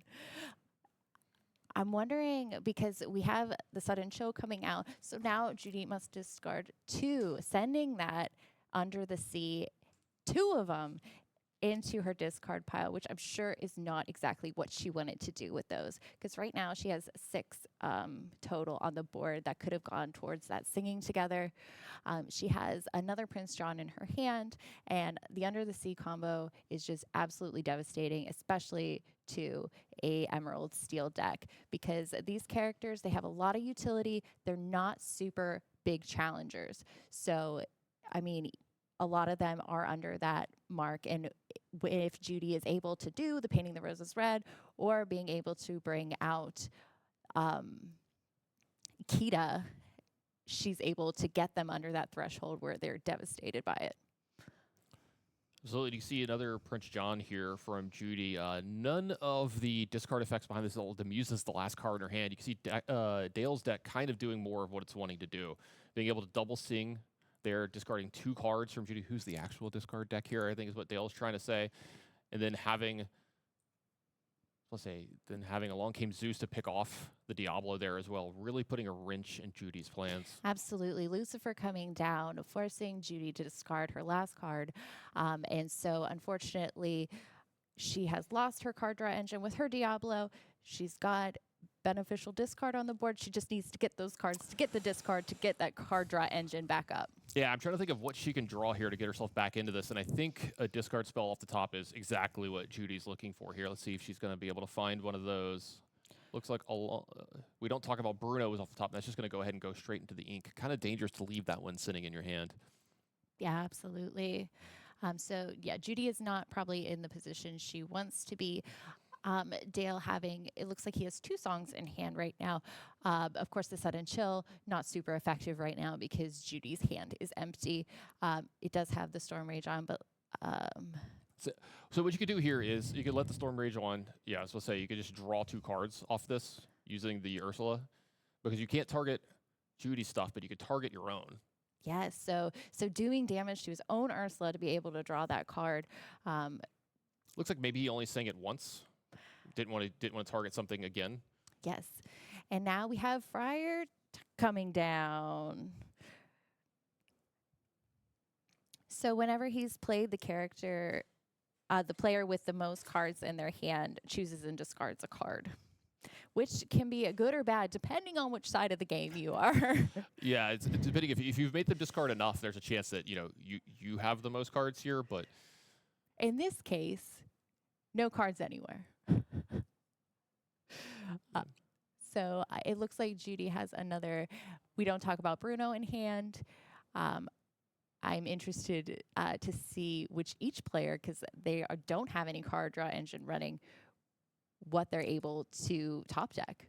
Yeah, and if Judy has 5 ink here, I think she doesn't. I think she only has 4. I'm not 100% on this, but if you had 5 ink here, that's not a bad card to play. You could return a card to Dale's hand, then Dale has to discard that card. You would draw 2 more here, so you can see why she's pretty loath to put that one in the ink again as well. It looks like a Diablo off the top from Dale here, so that's another pretty good one for him as well, getting pretty far ahead here.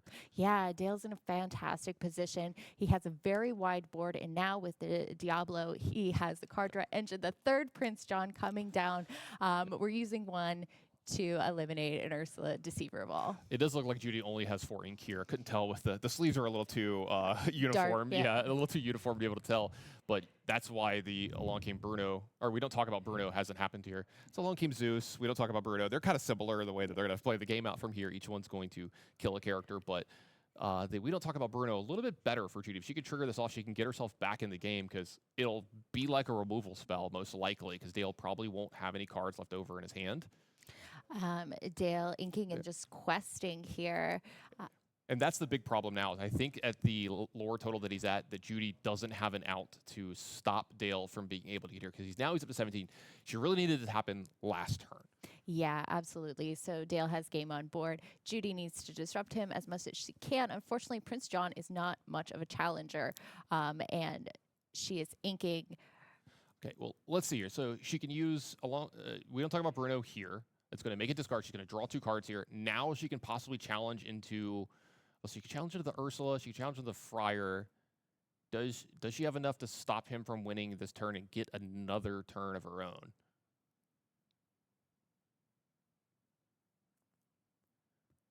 Yeah, I think Dale's wondering about the draw step here with Diablo. So he does draw 2 here. Yes. Yeah.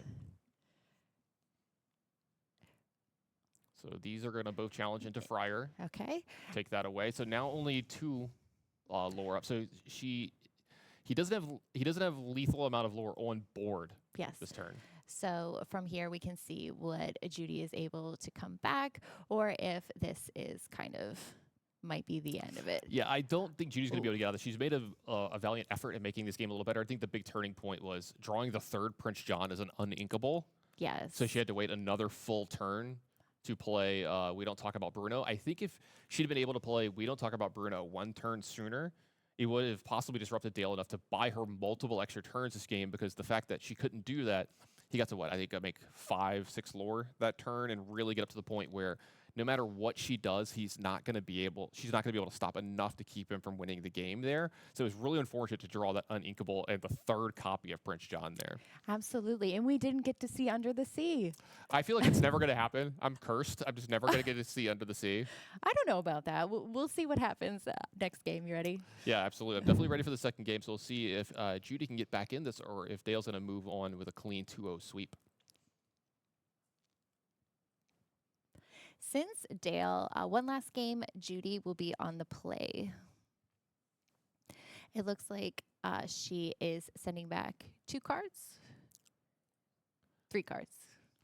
The black sleeves are hard. Yeah. She's really good about putting them in exactly like a uniform spot. It's awesome. Beautiful.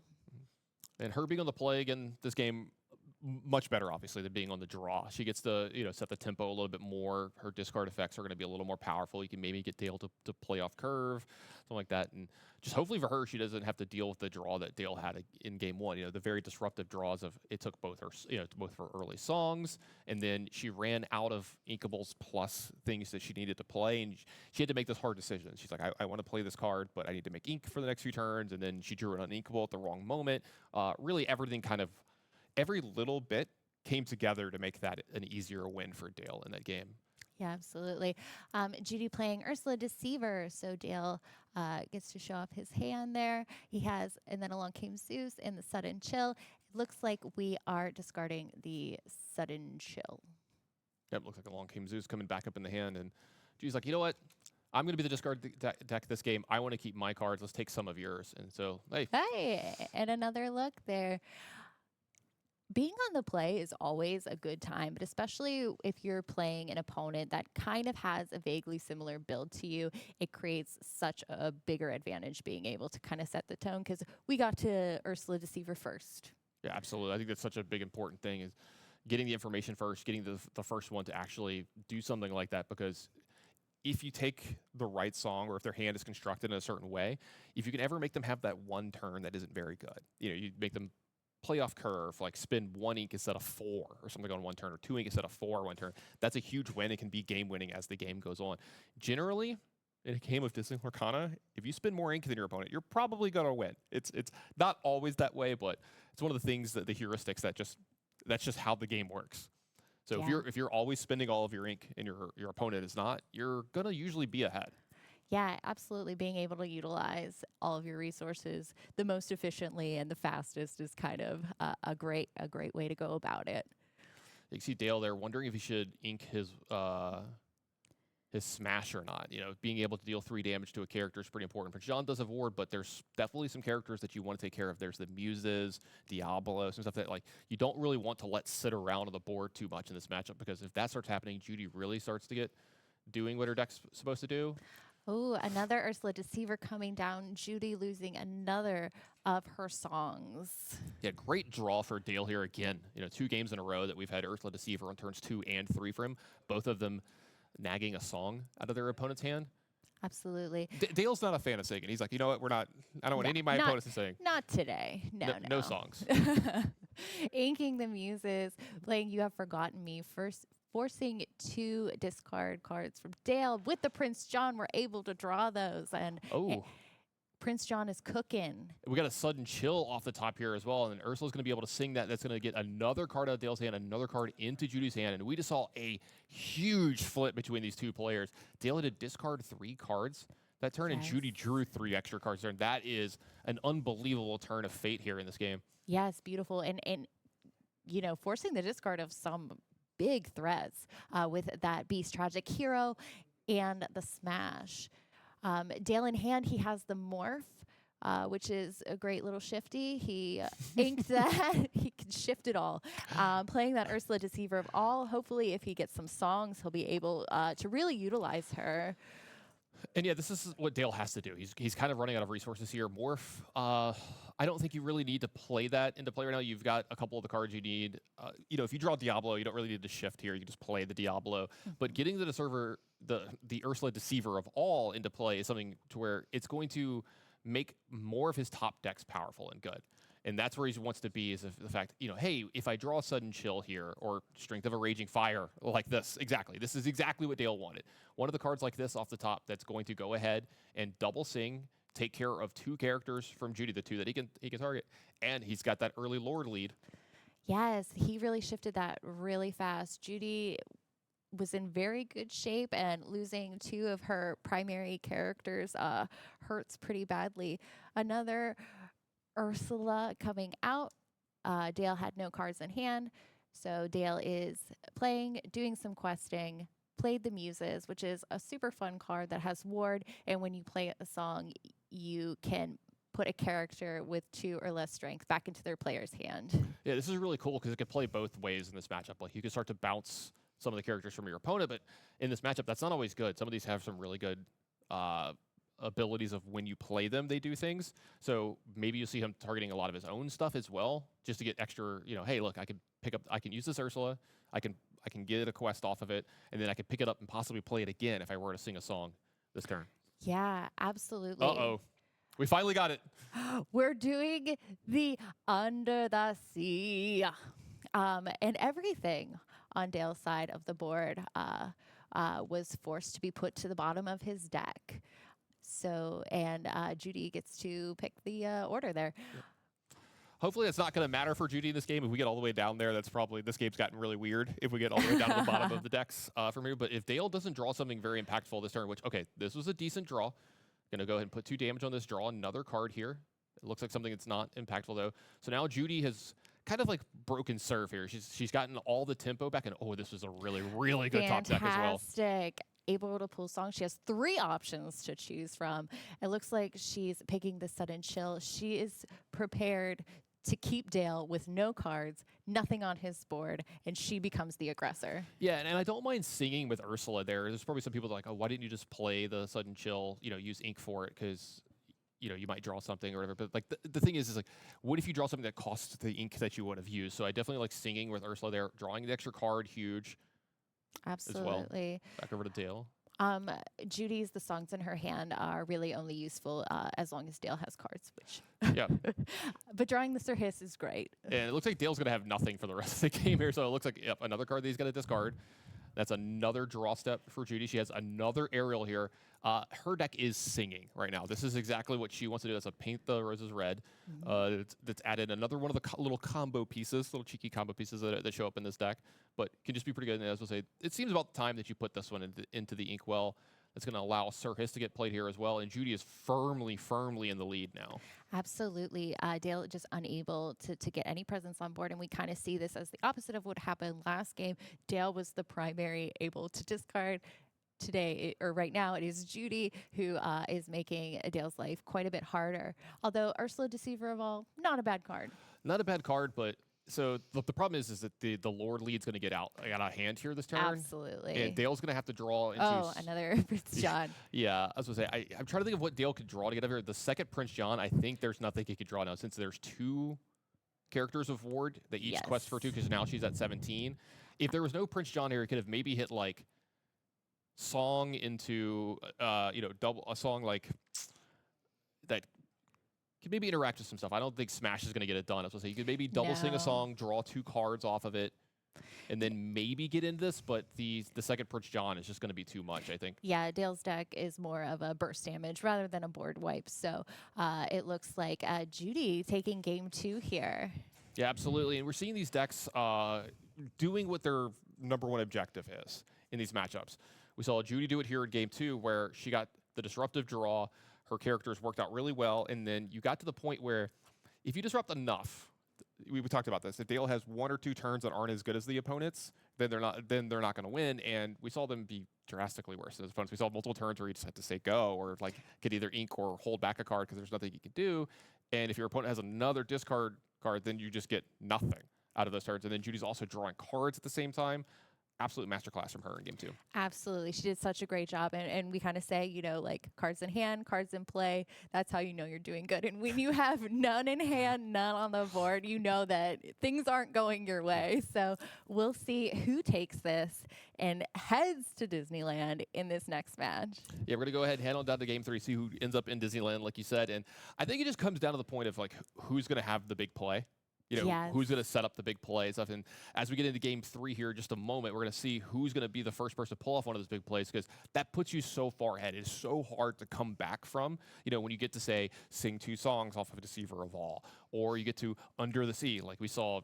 Dale never recovered from that. And that's why that card costs so much. That's why that card is, it's high risk, high reward. The fact that you have that, you could have it in your opening hand, and you're like, well, I'm not playing this for 5 or 6 turns. Like, do I ink it? Like, what do I do with these really expensive cards? Or, how do I play towards this and really try to set it up? Then you have to protect your characters, and then you're not questing.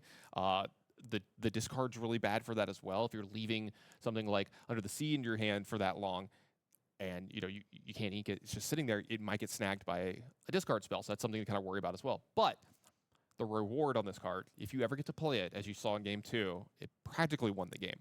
It's huge. Yeah. And it's kind of like, it's be prepared, but even better because it doesn't affect your side. It's just the opponent's. So it's one of the most powerful cards in the game. Not to mention you got some combos in here as well that make sure that you get your opponent's stuff. Yes. Judy has invested a lot of her cards into being able to try to pull that off with her painting the roses red and her Kita. So that's like a lot of space for that. And both players, again, able to look at each other's hand very early. Yeah, so we see the dueling Diablos, but this time Dale has the kind of scary draw if he wants to do it here. I saw a Diablo shift to Diablo 3 in Dale's hand, so he might actually be able to put a Diablo into play as soon as this turn here if he wants to. Yeah. And again, with that being the card draw, kind of the first who gets it out kind of definitely has the advantage there. Yeah, we talked about this. First person to make one of the big plays generally has a pretty big advantage. And Diablo is certainly a big play, in this, especially when you're shifting it on turn 2, because therefore you can start to use it as soon as possible. And it looks like Dale is reaching to put that Diablo in play. Yeah, absolutely. So we'll see if Judy is able to respond. Yep, there he is. It's so shiny, so beautiful.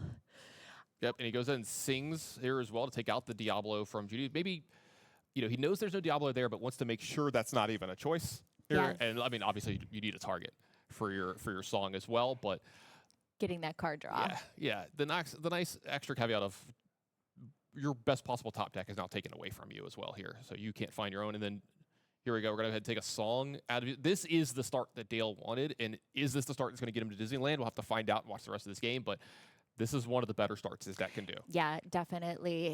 His game plan is just humming along right now. And he has some great options. 2 kind of discards. Well, 3 if you count the bare necessities. That one, not just a random card, though. Yeah, and I was wondering where he goes with this. Like, do you take the early one that happens now? Do you take one of the more powerful ones that happens later? Because you're going to be drawing extra cards for the next couple turns. You can kind of weather the storm a little bit. You know, if Judy's just, you know, paying 2 ink to make you discard a card, you can kind of shrug that off with a Diablo in play. So wondering exactly how he thinks the next 2 or 3 turns are going to go out. He has better information than we do. You can see both of the hands. So Yeah, absolutely. And, you know, the only real defense against a discard is card draw. Yep, absolutely. And so we have a Deceiver, Ursula Deceiver on Judy's side as well. It's going to pick off the only song. We have a Sudden Chill for Dale there, but still humming. Still got the Diablo in play. A couple of things behind this. Looks like another Ursula. And he just only draws Ursulas. He has the Ursula deck, and Judy has the Prince John deck. Yeah, I was going to say, each one of them drawing their characters in triples, it feels like, every game. Yeah, absolutely. All right. So song snagged there. Going to lure up just a little bit out to an early lore lead, and he's going to be getting extra cards here a lot as well. So I love Dale's spot here for the rest of this game. Let's see, did Dale remember to draw his card off of Diablo there? Looks like he might have missed that one. We have Sir Hiss coming down, fantastic little evasive, and a great way to counter Dale's Diablo there. So if that Diablo is exerted next turn, very likely that Sir Hiss could take him out. Yep, there we go. The draw of the Diablo was caught up there. It looks like that, like you said, Sir Hiss coming in here. I've been singing this card's praises all weekend long. I love Sir Hiss in these matchups. Evasive, so big, like you talk about, being able to challenge the Diablo is going to be a big deal. And then just singing the songs as well, and it's hard to take care of that card. Just love it. All right, looks like double challenge here from Dale takes down that Ursula as well, and it's going to be followed up by getting a little bit of lore, and then a Deceiver of All has been added by Dale here as well. That is a scary, scary card for Judy. Yeah, definitely. Any of the songs that Dale has that discard going to be doubled, which is not going to feel good. We'll see if Judy is able to counteract that. She has Ariel Spectacular Singer in her hand, which could be a really great utility here. And I wonder if this is a small misstep here from Dale, putting his Diablo into harm's way. He only has 2 cards left, so this actually left it where, like, now he has no cards in hand and no draw engine, though he draws a Prince John right off the top. That's pretty good. So this gives him decent top decks. Any of his characters were decent top decks, and then any of the songs, obviously, with Ursula, Deceiver of All, are pretty good top decks here. But I don't know if I love exposing my Diablo there, and the fact that you get to trade the Sir Hiss in, because now he's not drawing any extra cards the rest of the game, and this gives Judy a chance to. She got parity on cards now, and now she's actually ahead. She took all the cards out of Dale's hand, and it's not like you have a Lord lead, but before you have the Prince John, you only have 3 Lord in play. It's not like you're slamming the door in the next 3 turns. Absolutely. And he does have the wide board, but now that he has the Prince John out, so any discard he's able to draw off of, but definitely leaving that Diablo exposed didn't feel well. I think it just gives you the chance to miss, right? Like, we didn't have the Prince John at the time, so therefore, like, your discard spells wouldn't have been as impactful. They would have been impactful, not as impactful. And I don't know, I think it just gives you maybe, I don't want to harp on this too much. Dale's a much better Lorcana player than I am. He's in the seat, I'm not. But it looks like that, to me, I don't know if that was worth it, in my opinion. That's fair. Judy has a Prince John in hand if she also, another Aerial Spectacular Singer. Having 2 aerials on board, being able to potentially find another song in hand, that is a very powerful place to be. One helps the other one sing, which I think is really, really great, which, speaking of, this is going to be a really great play. So Prince John is going to allow we don't talk about Bruno, to draw an extra card here as well. So we don't talk about Bruno gets to turn into a removal spell here because there's no cards in Dale's hand. So when he picks it up, he has to discard a card at random. Well, I've only got 1, so randomly I'll discard this one. And then the card draw as well. I think Judy's pulled back into this game in a big way. Yeah, absolutely. She has definitely like stronger characters on board. Of course, both players have the Prince John, which is fantastic for the discards. And those Ursula Deceivers are great at their, main job. But being able to clear some of Dale's board, really, really great. Yeah, in this matchup, it's actually a little bit better. So in a lot of the other matchups, these cards do not challenge well. You've got a lot of 1/3s, 2/3s, but in this matchup, there's a lot of the same characters going back and forth. So you can be like, okay, challenge 2 or 3 of my characters into yours. I still get mine back because they have damage on them, but they get the stuff through. But I actually think Judy is super far ahead in this spot now. Yeah, she's definitely cooking with gas over here. We see the Daisy Duck, another Ursula Deceiver, and one more we don't talk about, Bruno, which has been quite sneaky in this match so far. This is some of the best I've seen it be, because a lot of times I see people pay 5 ink for it and their opponent will have cards, but when you can dictate the terms of engagement with allowing Bruno, it is so powerful. So much more powerful, yeah.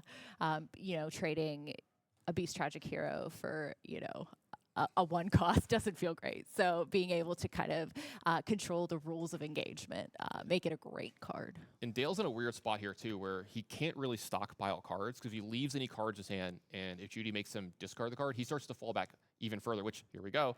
Happened once again. We don't talk about Bruno forcing the 1 out. And once again, this is just like last game. Judy has full control with Dale not having any cards in hand, nothing on board. Absolutely love this play here as well. The Muses picking up Ariel, one of my favorite plays that this deck can make, because now Ariel just keeps feeding herself early, right? She's going to find the song, and then she's probably able to sing it pretty easily next turn. I don't think there is a sequence. If Dale could stack his deck from here, like draw the perfect card that he wants every turn, I don't know if Dale could get out of this from this spot. Yeah, absolutely. Judy is definitely firmly in the driver's seat here, pulling that under the sea. And she has the Kita. So even if Dale is able to get the full board off with that Kita, anything strength 5 or lower, which is Dale's entire deck, she'll be able to force. And since Dale didn't have any characters in play, Prince John is free to start questing here as well. And that's one of the good parts about Prince John is he's really good at removing all of the cards out of your opponent's deck. And when that starts happening and out of their hand, there's nothing to challenge him off the board. He can start challenging because it's one of your higher questing cards in your entire deck. Yep. That 2 lore so quickly can catch up, but usually you don't want to keep him exposed. But, a free board's a free board. We see Muses on both sides of the board. Well, we did. Yeah, so I think there was a slight misstep from Judy here. That she played something that she couldn't. It'll say, I think it was that we don't talk about Bruno, but they can't target the Muses with the bounces. What's going on here? Okay. So say, so she has to discard a card at random. Oh yeah, Muses is ward. I just I forgot for half a second. So she has to target one of the legal targets here. From we don't talk about Bruno. I always remember the other ability Muses. I'm like, oh yeah, it also has ward. Yeah. Right. Yeah. Oh, and so that's a great card. This is a chance for Dale to sneak back in this. That was huge for him that turn, the slight misstep from Judy. So the Muses is going to get to stay around, and then Sad Beast, as everybody likes to call him, is going to stick around here. And if he can stick around for a turn, he can maybe get some extra cards here, and Dale needed something like that, some kind of card engine to get him back into this, because one card at a time isn't going to get to do it. It looks like it's happening. We put the key to three strength down on everybody. That Beast did not get a chance to even draw a card. Yeah, and this is one of the more impactful combos in the entire game. Is you see Kita's going to shrink your opponent's board, and then that makes Under the Sea that much more impactful. Another Muses off the top here for Dale, but I think at this point, the song has been sung too many times. Yes, unfortunately, and Judy still has Sudden Chill, still weighs anything Dale is able to grab into his hand that she's going to force him to get out of here. So we are questing out here, which for a lot we have I think this is 6. Yeah, so not too many high questers, but we have 2 of the 2 questers left over for Judy here. So we've got 2, 4, 5, 6, and there's at this point, if Dale is challenging with the Muses, I think you're feeling great about that. Absolutely, not their primary gig. Yeah, they're not there to challenge too they're often. There to sing and look fabulous. Yeah. So Judy does have game on board. We'll see next turn. Oh, that's another discard. Never mind. Dale has nothing in his hand. So Dale looks like he is drawing a Let the Storm Rage on. I don't know if that will be enough to save him. Yeah, I was gonna say, I don't think it actually, does it pick off anything? It does not. Does it? Yeah, I was gonna say, there's nothing you could target that it actually would banish here. So, all right, so let's Rage on, target something. We could do it in conjunction with the Muses, okay. but so 2 here, the Muses can maybe pick off something to return to Judy's hand just to get off the board. There we go. You can put the Ursula back to the hand. Yes. Okay, so what do we need to draw here? So that's going to be able to challenge there, take care of this. Yes. All right, so I think, well, it's 2, We 4, still 5, have 6. That's still 6, and that's going to be the hand. Handshake. And Judy comes out of here, and I hate to harp on this. I'm not trying to harp on it too much. Again, great players on both sides. It was played really well. I go back to that Diablo play early, where there was the challenge by the Diablo. It was, it was exerted, and therefore could be challenged into by the Sir Hiss. And while yes, it got a character off the board, I just think that if you leave the Diablo alone and leave it in play, I think it would have drawn about 8 or 9 extra cards over the span of this game, and this game might look drastically different. I mean, there's still the Under the Sea. That was going to eventually happen. It was going to get hit by that. But I think the game looks much different for the next 4 turns on Dale's side.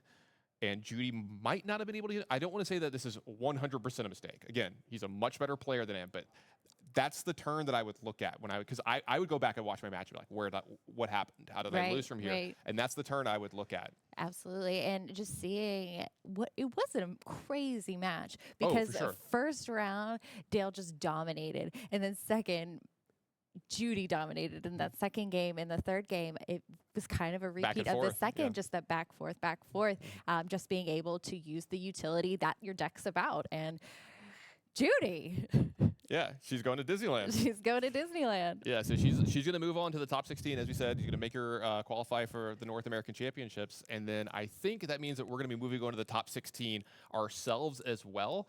And I'm looking forward to this. So we're going to have the top 16 coming, and then the way that we're actually doing our stuff today, we're very likely to get all of the matches on camera to some extent for the top 8 today, which means we're going to watch at least a game of every match of which they're playing for Golden Mickey, and we've never been able to do that before. So we're going to get to at least get to look in on every one of those intense, like the biggest matchups of the entire tournament. So I'm super excited about that. I can't wait to have those matches. Going to be a great day.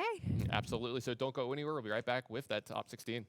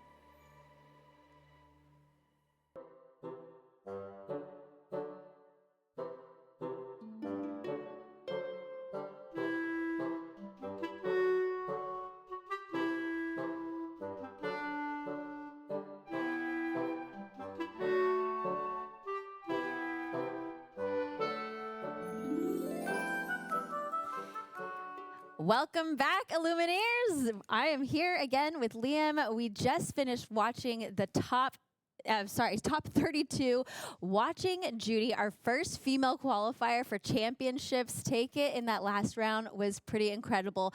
I just really want to give a huge shout out to Judy. I mean, the community is so diverse. There's so many players, and it's incredible seeing our first female championships qualifier. In any of the challenges so far, and that's so amazing. So did make it to the round of 16.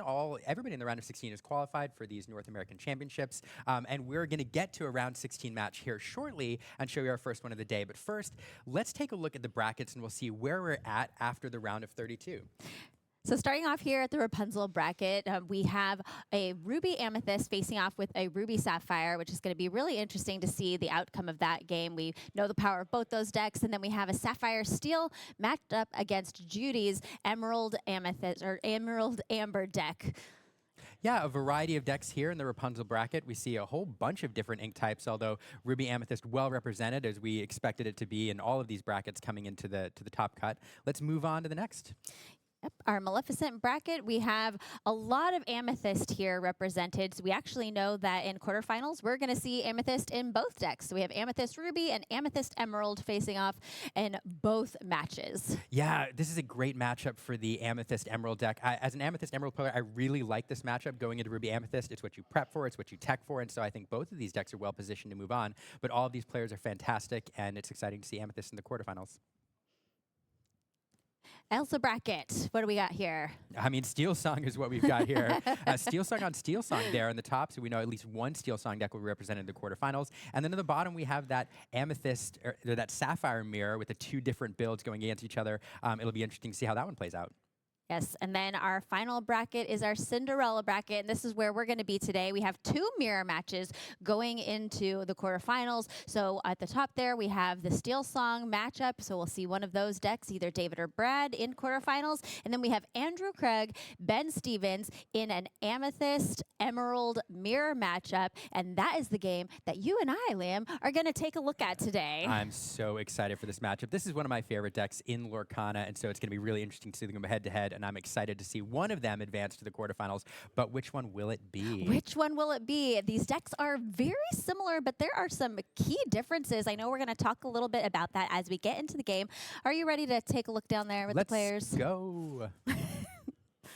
So some interesting things. We saw these decks. Liam and I were looking at them ahead of time. Some really huge similarities. Both tempo decks. Both of them have the Cursed Merfolk to start out with. They both have Ursula Deceiver and Ursula at the top end as well.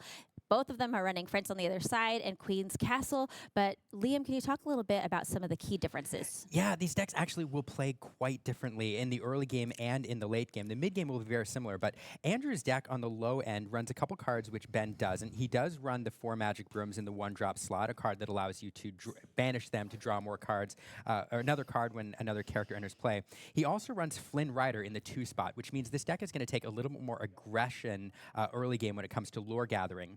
On the other side, in the early game, we have Sir Hisses and Pegasus, 2 evasive characters, which Andrew doesn't run, but Ben does. And so Ben really relying on some early game evasive characters to try to gather his lore, where Andrew's going to try to be aggressive with the Flynn Riders.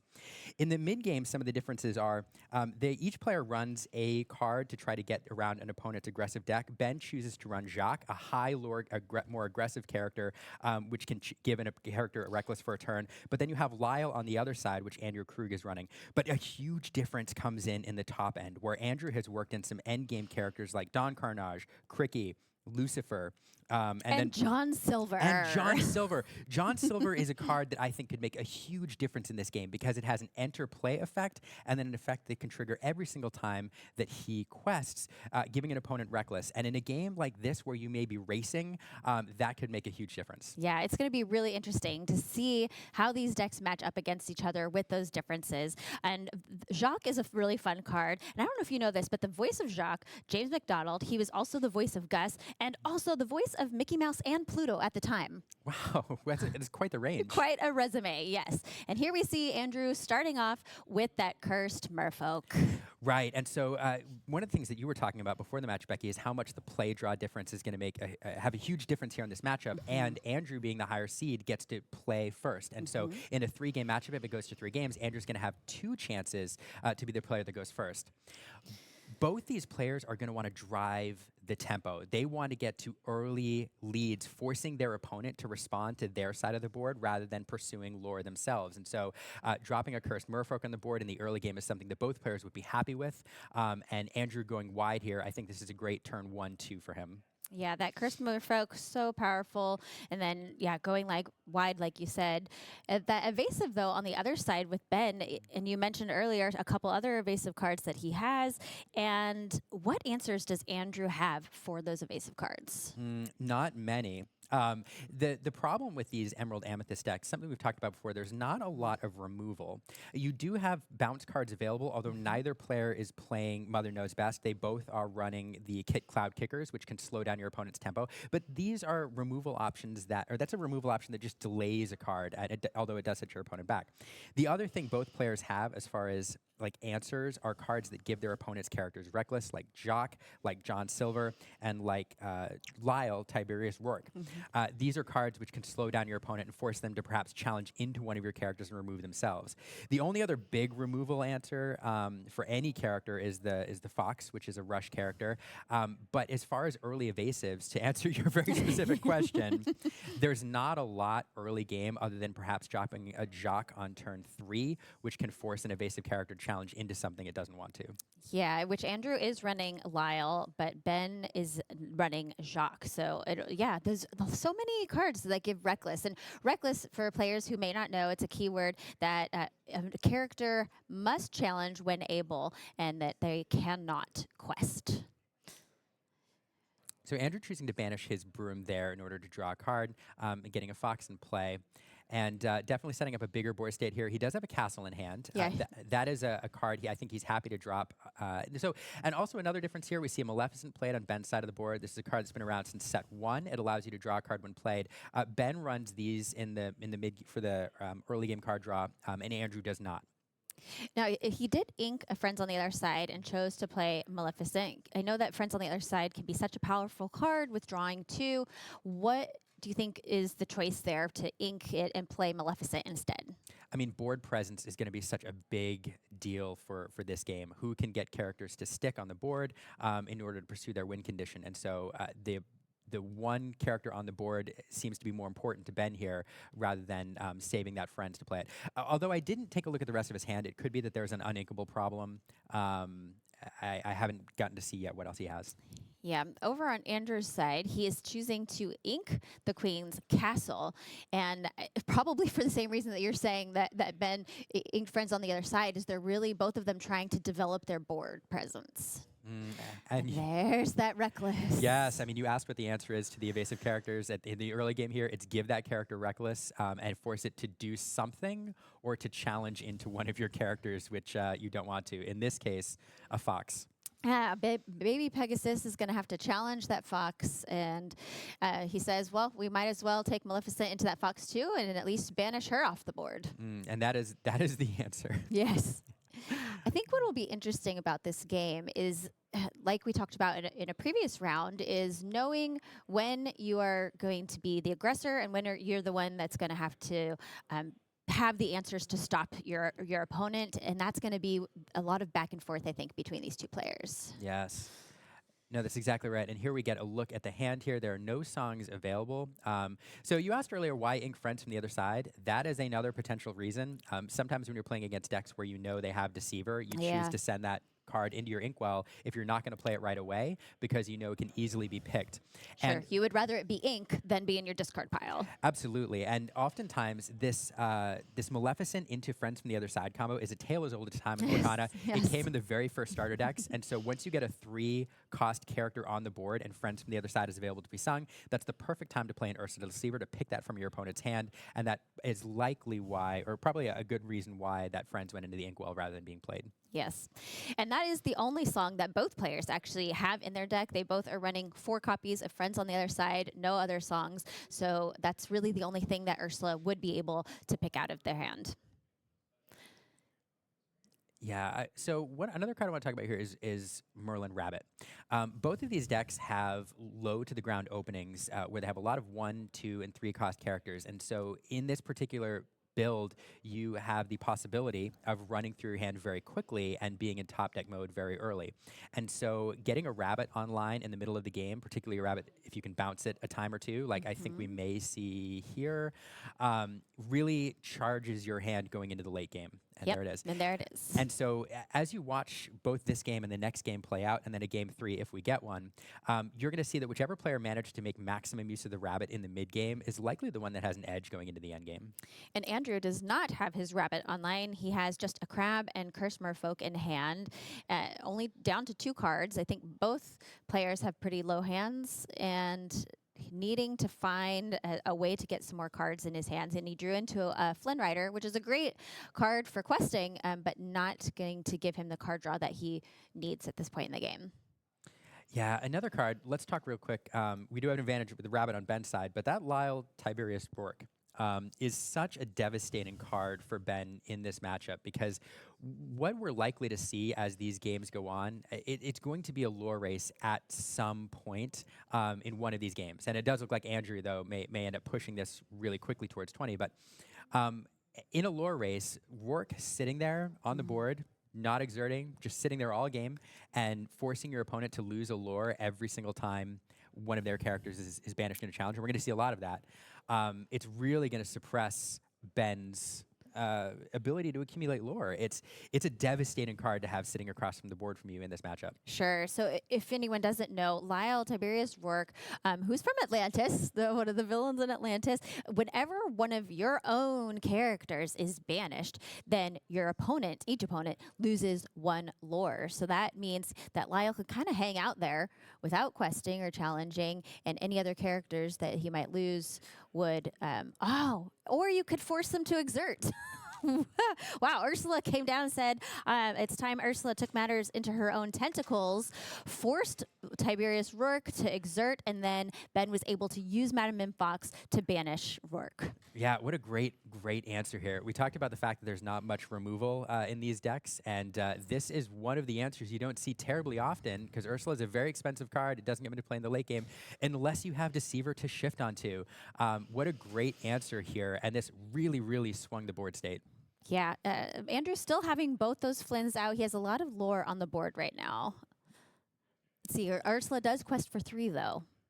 And she has 7 willpower, a very large body for Andrew to deal with. He does have a crab in hand still, I believe, so that is something that he could look at using to increase the strength of one of his characters, to run into Ursula perhaps later. Yeah, I mean, that really is the best answer for Ursula, as we talked about, just not a lot of targeted removal. And so in this particular build, in this particular deck, in these color combos, so the crab is kind of the biggest answer to a high willpower character like that. But here we see it played to the board. It's going to be, it does provide some utility if you can bounce it or when it's banished in a challenge. So sometimes players think the best way to use the crab is to wait and to play it to board and give extra strength when it comes into play. But here you have a scenario where if Ursula exerts to quest and get that 3 lore, the crab can challenge Ursula, and when it is banished, it's removed from play, then making one of the other characters stronger, able to finish off Ursula in a challenge. But Ursula is, character quest, Ursula is going to exert the crab here, and we're going to see it removed by Sir Hiss, Ben knowing that is the answer. Yeah, it's whenever this character quests, then you can exert chosen character, and my goodness, yeah, it seems like every plan that Andrew has here, Ben is able to come in and thwart those plans. But Ben is still in the drive. I was going to say Ben is still in the driver's seat at this point with 6 lore on the board, pushing him up to 17. But here's another removal option. This is one of the differences between these 2 decks. Peter Pan Shadow Hunt Finder. This is a rush and evasive character, but the rush is going to come into play here, forcing not only banishing Flynn Rider, but forcing Ben to discard a card upon the challenge. Yep. So he did choose to banish a Flynn rider, which, of course, the ability on Flynn is that when he is challenged, you must discard a card. And so he did discard one of his Merlin crabs into the discard pile. That is another interesting difference between these two decks. I believe that Andrew only has 2 and Ben has 4 crabs that he's running? That is correct. That is correct. Yes. Yeah, Ben has 4 crabs. Gosh, what a great match so far. You know, when we started this match, we highlighted that one of the big differences between these decks is there's several differences in terms of the early game aggression. Andrew is the more aggressive deck with the Flynn Riders. But one thing that Ben has more of are these mid-game control options, including Jacques and Peter Pan's Shadow. And you see those 2 cards making a difference here, being used to great effect to winnow down Andrew's side of the board. Yeah, and Andrew also hasn't been able to draw a lot of cards. He's sitting here with just 1 card in hand, I believe. Yes. Do we know what that is? I don't think we do. Jacques is a really fun card. He also quests for 2. I really like that little mouse, and I love how his art pairs with Gus too. The art lines up in the background, which is really fun. I love any continuous art that we get in the game. We do. We should get Gus on the other side and show that. But here we have another crab coming into play, giving Jacques Challenger 3. Ursula questing to exert the fox, yes. And seems like we'll see Jacques challenging in. Yeah, really, Ben is just finding every answer to every card that Andrew has on the board. Yeah, Ben has realized he has the advantage in terms of board state, and he also does he have any cards in hand, or it doesn't look like it. So we had Cursed Merfolk, and then that rabbit that we just saw played. Drawing into that Ursula now on Andrew's side. As we talked about, that's one key similarity between these 2 decks is they both do have that Floodborn Ursula. Yeah, happy to draw into that rabbit. It is a card that'll get him a couple cards in the mid-game here. We do need to get some more ink in the inkwell, inking the Ursula, playing the Cursed Merfolk. I mean, Andrew, even though his board state is low, this is the phase of the game where he's hoping to get 2 lore per turn, just drop a character, quest, forcing Ben to respond and putting you in goat striking range. Unfortunately, that Ursula is just so devastating. Allowing her to exert a character really prevents... normally you play a character, and you can generally, unless you're playing against Steel or something with heavy removal, you could generally count on it questing next turn before being removed. But that Ursula is just forcing everything to exert itself. Yep. Big, bad, beautiful Ursula doing her worst here for Andrew. Is it ironic or appropriate that Ursula exerted the Cursed Merfolk? Yes, I think so. Very, very appropriate. Andrew here looking for some cards, putting a little bit of damage on Ursula to banish the rabbit, and it looks like it's it. I think Andrew said, I don't have any more answers for Ben's side of the board, so Ben takes game 1. Wow. This game matchup was so interesting watching them go back and forth, and congratulations to Ben on game 1, but the round still could go Andrew's way. This is 3-game format here in the top 64, and this is a lot on the line for these players. They still have they've earned their place in the championships, or the invite to championships, but there's still a lot on the line. Yeah, I mean, what a great game. I'm really excited to get into game 2, and I really want to talk more about this matchup, but let's get in game 2 and see them altering their hands, hopefully, as we talk about this next match and what they're trying to do. Yeah, and when these players are altering their hands, let's actually talk a little bit about that. Because of those differences, what are each of these players looking for in their opening hands? I mean, the play draw here is huge and is going to change how each one of these players crafts their hands. If you are on the draw in this game, if you're not playing first, you're looking for cards like Andrew has in his hand. You're looking for those cloud kickers. You're looking for Jacques. You're looking for things that can stall your opponent's momentum, because you can count on your opponent trying to be aggressive early, playing cards like Cursed Merfolk, Flynn Rider if you're running it, and trying to race out ahead. So you need to find cards in this that are going to slow your opponent's tempo and allow you to turn the corner and become the aggressor. If you're on the play, you're kind of doing the opposite, and you're looking for those aggressive cards. You want, perhaps a Cursed Merfolk early game, or in Ben's case, Ben runs the early evasive characters like Pegasus. And Sir Hiss. So perhaps you'd like to get those online. But that's kind of the difference here when you're on the play and draw.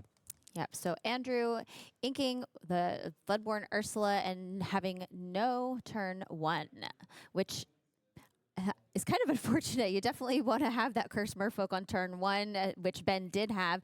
He does have that Flynn that he has on turn 2, but unfortunately it puts him a little bit on the back foot, I think. Yeah, I mean, Andrew really, really wants a turn 1 play in this scenario. He has 8 cards at 1, which would help. He has the Magic Brooms, and he also runs the Schoenberg's Followers. And I can't remember if he runs 2 or 4 Schoenberg's Followers. One of these players runs 2. But at the very least, there's 6 1-drops with strength. That would be a nice response to the Merfolk. But in this case, Ben bouncing the Merfolk, this is not only do we get a snake on board, but now we're going to be able to play the Merfolk again, and they're going to be able to quest a second time before being challenged and banished. Yes, that's one of the things I love about the bounce package with Madam Mim, is that you can quest with your characters and bounce them back just to protect them so that they aren't challenged by your opponent. And both players That's taking that Andrew, line here. Yes, Andrew did too, with that Madam Mim Fox coming down. Yes. So we see Andrew says, I see your lore. I will also take 2 lore. And yeah, both players now, Ben not being as aggressive, I'm sure, as he would like. And it's kind of turned into, a little bit of a back and forth here. Yeah, these decks are really fun. Amethyst Emerald is a great combination. And I do think that it has kind of come to life here in absence of Bucky. Yeah, I do think, correct me if I'm wrong, Rebekah, I do think we that Flynn quested for 2 on Andrew's side before being bounced, so we should have 2 lore with player 1, I believe? I believe we should, Okay. yes. That's something worth noting. But here we go, a little bit more wide here on Ben's side. Again, with that aggressive line, the Merfolk are back, and we have an evasive Sir Hiss in play. So Ben's going to be looking to kind of drive that lore total. And we have Madam Mim singing Friends on the Other Side over here, getting that card draw, bringing out another Curse Merfolk, and bouncing back. The Curse Merfolk, Kit Cloud Kicker. That was a card that I think was a little unassuming to me when it first came out in set 3, but man, Kit has come in very handy, especially I think is a key card here in this deck. A wonderful card from Tailspin. You're right. People saw it. They said, I think this is good. And then when people started playing it competitively, they're like, wow, this card is good. Really good. Yes. But it's exactly what Andrew wants in this matchup. He wants cards to interrupt Ben's tempo, and he's done it to great effect here. Look at Ben's side of the board here. He's on the play, and he's sitting on just a Sir Hiss. So Andrew is starting to turn the corner here and maybe hoping to become the aggressor. We'll see how Ben responds. Yeah, and when you talk about deck archetypes in the Disney Lorcana and other card games even, that tempo deck really is a deck that wants to keep the tempo up. You want to have a character come down every turn, and so a card like Kit Cloud Kicker or anything that disrupts that tempo can really make or break a game. And speaking of Kit Cloud Kicker, here comes another one. There comes another one. I'll play Merfolk. I'll play Kit, bounce your Merfolk. I'll play Merfolk. I'll play Kit, bounce your Merfolk. And here we have the mirror in its truest sense. Yes. And Andrew finding his rabbit this game. Yes, again, getting this rabbit online is so huge in the mid game. And then here's the Merfolk back again. Now, in a lot of other or a lot of other decks, these one-drop characters, you want them to come out on turn 1 or turn 2, but you didn't necessarily want to see them later in the game. But I think Curse Merfolk is a little bit different. Yeah, it is. I mean, so most of the time, your first game characters provide utility early game. They usually don't have a ton of lore, but any 2 lore character is always going to be welcome on the board, especially in a deck where you're often going to be scrambling for your last 4, 5, 6 lore. So playing it at any point in the game is helpful. It's not necessarily a card you want to see all the time in the late game, but it certainly is never a card that you're really, really unhappy to play. Sure. And we have a goat, our first goat of this match. Ben putting down that Merlin goat there, which gains him 1 lore when he comes into play. And then, of course, he'll gain 1 lore when he leaves play, whether that's banished or bounced back to his hand by his opponent or by one of his own characters. That's true. In this instance, Goat is often a card we see saved till later game in order to bounce it and use it to multiple effect to close out games. In this instance, I don't think Ben had many other options, but it also serves as a 4-strength character. Andrew has some interesting characters like Rourke, again, which can come down and sit there for a while and do a lot of damage. The Goat is 4-strength, and it's a card that could be used a little bit offensively if Ben needs to here. But I also want to highlight Andrew's hand. Andrew is sitting on an Ursula Deceiver and then the Ursula Floodborn. And so one of the things he'll be thinking about here is, can I, at what point do I play the Deceiver and set up that Ursula shift? Yes, because Ursula shifts for 5 or 6? I think it's 5. Gosh, yeah, the shift ability is just really fantastic. Yeah, she's a 7 cost character normally, shifts for 5. And we have a snake coming down to bounce back a Curse Merfolk or get that rabbit going. I don't know. There's 2 good options here. Drawing the card is nice. That's probably the option. There it is. Yep. And it also heals up the rabbit too, keeps him healthy. And he draws into a Dawn Carnage. That's one of those cards that Andrew has in his deck that Ben does not.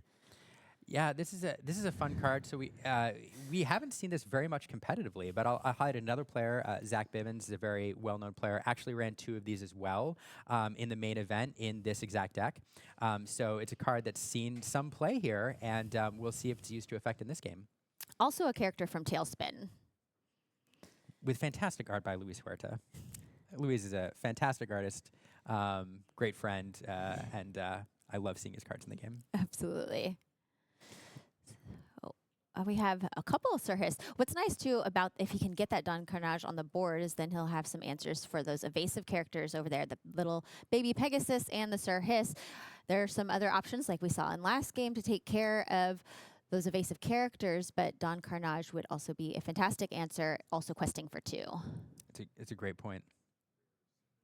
So here we have the goat getting banished. That'll gain Ben 1 lore as it leaves the battlefield.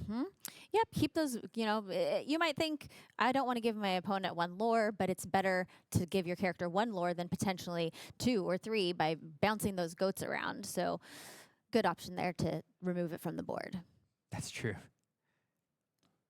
I personally love bouncing goats.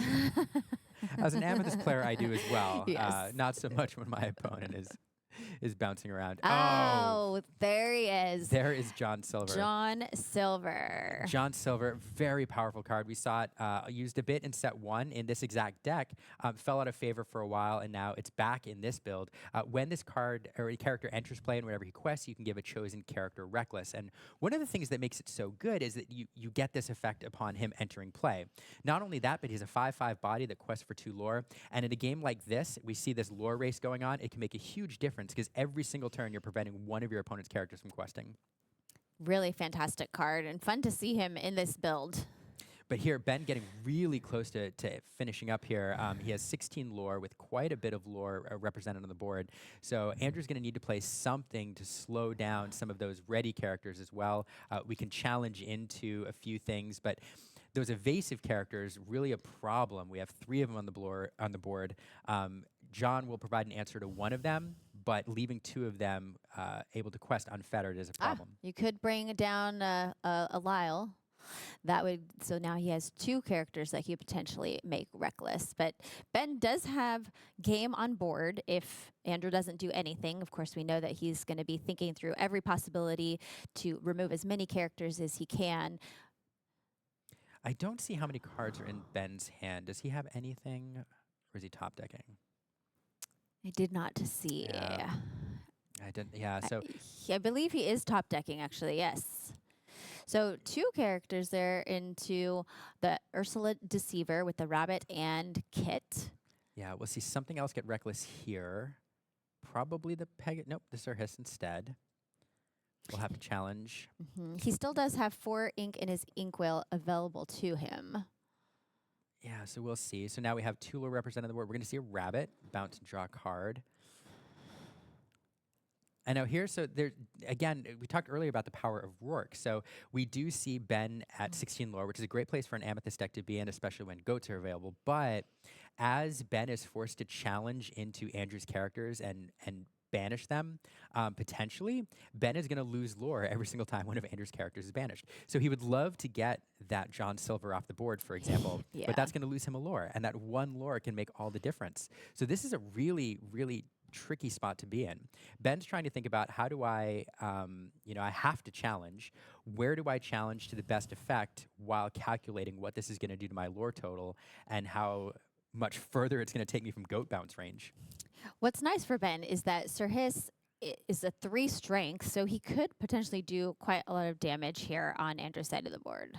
So it's fun to mention, too, because Andrew made a choice not to give the Pegasus Reckless and instead give the Sir Hiss Reckless. And you'd think if you're going to, they're the same, right, in terms of lore total, but Pegasus is obviously the weaker character, so it does less damage to your characters.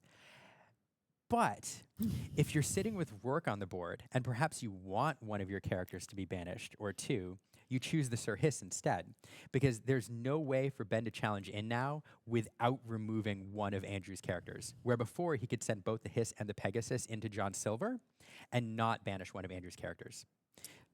That is really, really fascinating strategy. I hadn't thought about that. And Lyle did its job, and now he has lost lore here on his side of the board, which could make a big difference here in how this game plays out. Yeah, so Ben getting a card. Did you get a card off a rabbit? Yeah, so one card in hand. And it's a Madam and Snake. Snake bouncing back the fox. He does have enough ink to, if you wanted to replay fox here, he could definitely do that. Yeah, I think we'll quest with the Pegasus. Now, you bounce the snake, and it doesn't have to challenge. But the only thing you can challenge into right now is that big John Silver. So Yeah, it's let's see. You bounce the snake, and then now you could challenge with Hiss and the Fox into the John yep, Silver. Yep, that's the move. That's the move. That's the line. That's a great line. Given the options available, we do have the Pegasus now, and it's not much. But Andrew's sitting with 2 lore. You're sitting with 1 lore. That's going to be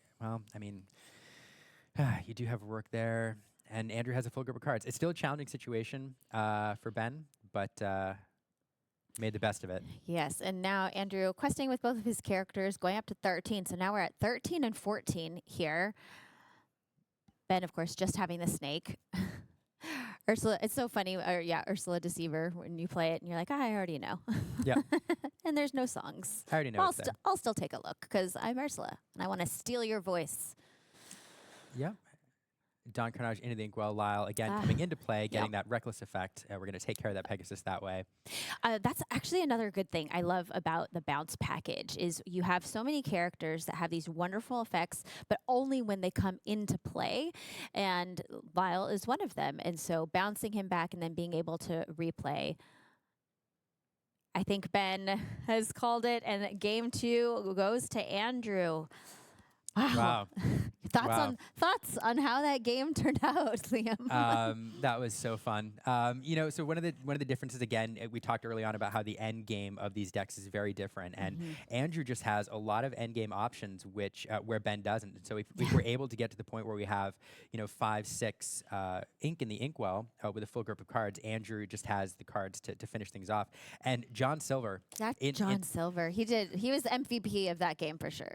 I think so. John Silver is such a good card in this matchup because of his interplayability, and he can just shut down one of your opponent's characters every turn. And these games are going to be races. Yeah. Who do you think takes it game 3? Oh gosh, I think it's gonna come down to who can find that rabbit actually, because honestly, I think that the rabbit, it makes such a big difference with the card draw or just our friends on the other side. But each of them are needing to find the answers that they need, and card draw is going to be key. I agree. So let's see what happens. Let's dive into game 3 and see who's going to advance to the top 8 here. Now, Andrew, again, talking about the advantage of being the higher seed in this tournament on day 2. Andrew is on the play again, so we'll have another chance to really drive the tempo and be aggressive. See, we have a rabbit, we have a broom, we've got Lyle. I'm not sure if these are the cards he's keeping or that he's going to put back. Let's see. Yeah, I think him missing Curse Merfolk, we talked about that he missed his turn 1 Curse Merfolk, but it didn't end up making a difference there. No, I mean, the big thing Andrew wanted that game was something to answer Ben's Curse Merfolk usually, and so not having that 1 drop we thought would make a difference, but able to recover pretty well from that. I'm not surprised at the cards he kept. If I saw right, we did keep a Rourke, which will come down on turn 3, make a huge difference. We kept a couple brooms, able to get down there on turn 1, draw some cards, and then we did not keep the rabbit. Okay. No. He did draw into that friends on the other side, but like you said, sometimes you don't even want to have friends on the other side on at the early game because of that Ursula Deceiver that may come down and snatch it out of your hand. That's true. We'll see how that plays out here. Kind of the reverse role here. Andrew, normally you'd see Andrew want to play the merfolk and then Ben with an answer to take care of the merfolk. Here, the opposite. Ben is taking the aggressive line, forcing Andrew to respond. And I will say, too, the cursed merfolk feels good against the play sometimes because Andrew's already down a card, and this deck can burn through its hand pretty quickly, and so getting a merfolk on the board that your opponent has to discard to remove sometimes feels good. Instead, we see the snake come into play, protecting the merfolk and getting a bigger body on the board. Yep. He's thinking, Andrew's thinking, what do I want to play here? He's putting the Magic Broom, I think, into the Inkwell. Chernobog into the Inkwell and holding on to that Magic Broom and taking a look at Ben's hand. Couple Sir Hiss, Fox, that Maleficent where you draw a card, and the Cursed Merfolk. And we did draw into a kit. That's a card that Ben is not unhappy to see at this point. But we have another turn 3 play. Let's see. Yeah, those Sir Hiss, they're really fun. I do love evasive cards. Evasive cards I think are a great deck. Here we go. So we had several plays available, including recharging Heaven Maleficent. Instead, we're going to go wide here and again try to drive the lore with that Cursed Merfolk and that evasive Sir Hiss. Mm-hmm. Like you said, it may come down, it's just a race. Who can quest faster? Who can keep their characters on the board and quest to 20 first? Goat going into the Inkwell on Andrew's side of the board. And do you think we see Lyle make an appearance? I think we will. There he is. I mean, this is the answer. This is a great answer to Merfolk as well.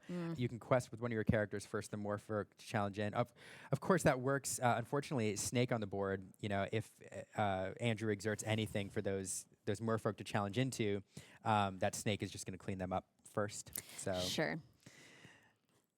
Yep. Merfolk. But Merfolk's a great card. This is a tempo play. I mean, preventing those Merfolk from questing a turn is a big deal. And so it's going to slow Ben down and allow Andrew to find some bigger cards to get in the board and answer Ben's board. We do have some interesting options here. We do have a Queen's Castle over there. That would be an interesting play at this point in the game. And there it is. Yeah, they both have Queen's Castle, 4 copies, but we haven't seen any castles up to this point. Now, there are answers for Queen's Castle in Andrew's deck. It's really the Fox or the Fox Crab combo. But without the Fox, and we do have the Fox in hand, so there's a combination of cards we could use to take care of that castle. But it's a great tempo play here because either Ben's going to gain some lore off this castle or Andrew's going to spend an entire turn and all his resources dealing with it, which then gives Ben another free quest next turn. And so it's a great tempo play against this deck.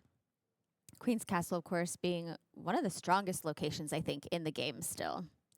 That 7 willpower is so powerful. It has 2 lore, and it almost feels sometimes like that card draw ability on it is just like the icing on the cake. Right, yes. At this point, but also able to get you some extra cards if you can get it to stick around a little while. I also love the visual of cards exploring the Queen's Castle. The Queen's Castle, yes. Taking a look in the magic mirror.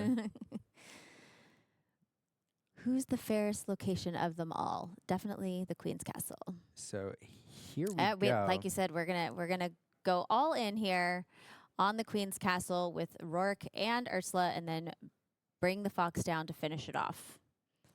Yeah. So I mean, what this does, it gives an entire turn's worth of resources spent dealing with the castle. We don't get any lure off of it, but Ben now with his card still in play, able to force Andrew again to respond to whatever he does. Yeah, like you've said, this tempo is so important here with both these decks, and Ben able to keep up the pace, and Andrew kind of lagging a step behind, trying to, really having to respond to everything that Ben is doing. Yeah, and there's also, let's talk about efficiency too. In these decks, they have very similar card draw, they have very similar structure, and so one of the things in this game where you're kind of going back and forth and racing to a degree is who can use their cards most efficiently. So anytime you can trade 2 for 1 or remove one of your opponent's characters with yours, like removing the Ursula, which is not super threatening on its own, but it's a shift target, with the Snake, that feels good. And so it's all about efficiency at this point in the game. Yeah, and that's something with the shift ability in Disney Lorcana is that you always have to think about that, knowing that there's those Floodborn Ursulas that could come down later as the shift character. You have to think, well, do I want to risk leaving that Ursula on the board for that, or do I want to take care of that character now? Yeah, no, absolutely. And speaking of that, I mean, that's a big play. I mean, I don't think we've inked this turn. So we would have 5 ink available, and were that Deceiver still on the board and not forced to challenge into the castle, shifting that Ursula is a line available. I'm not sure if we would have taken it or not, but it's just an option we don't have anymore. So instead, Ursula goes into the inkwell, and yeah. Yep, and we do see Andrew has a Queen's Castle there in hand, and a Friends on the other side. So some nice card draw options. That's true, and a rabbit being played on Ben's side here. But we're going to quest with the 3 willpower, 3 strength snake, and that's her hiss, which is evasive, and a merfolk to boot. And a merfolk to boot. Now, Ben doing exactly what he wants to do at this point in the game, questing aggressively, forcing Andrew to respond, and then choosing his moments to efficiently respond and remove his opponent's characters.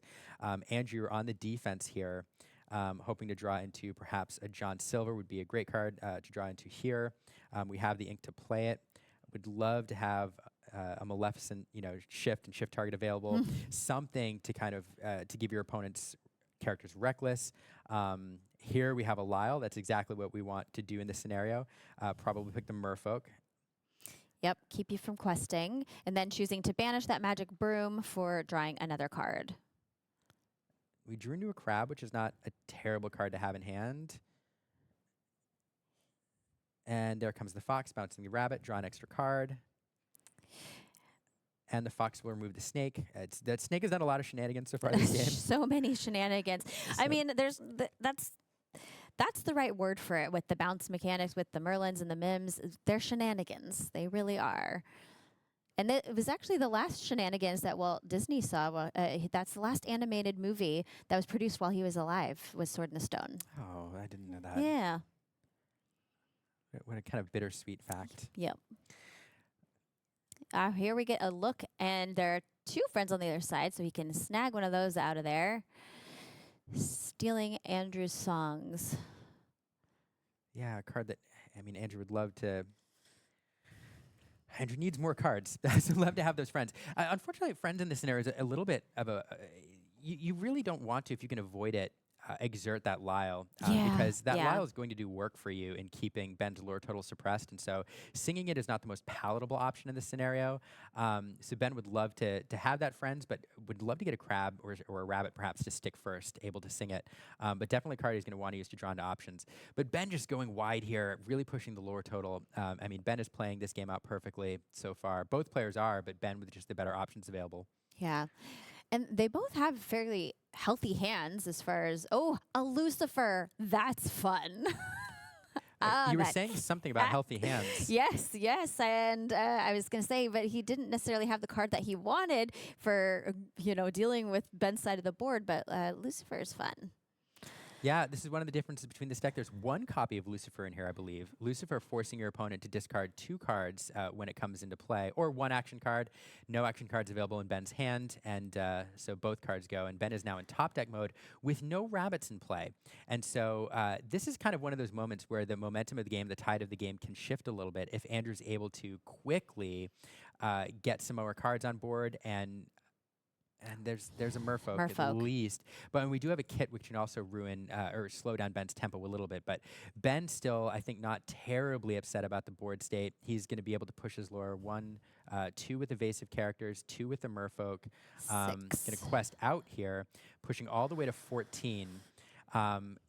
And it doesn't feel terrible, but the next few, that's a good top deck. That is nice. Yep, 14. So he has game on board, and Andrew is going to have to make some decisions here. I mean, it's not the best top deck in the world, but anything with 2 lore that can stick around when you're sitting at 14 lore is great. Andrew will likely not be able to respond to everything on that side of the board, especially with just 1 evasive character, right? 1 Sir Hiss? 1 Sir Hiss over there. Yep.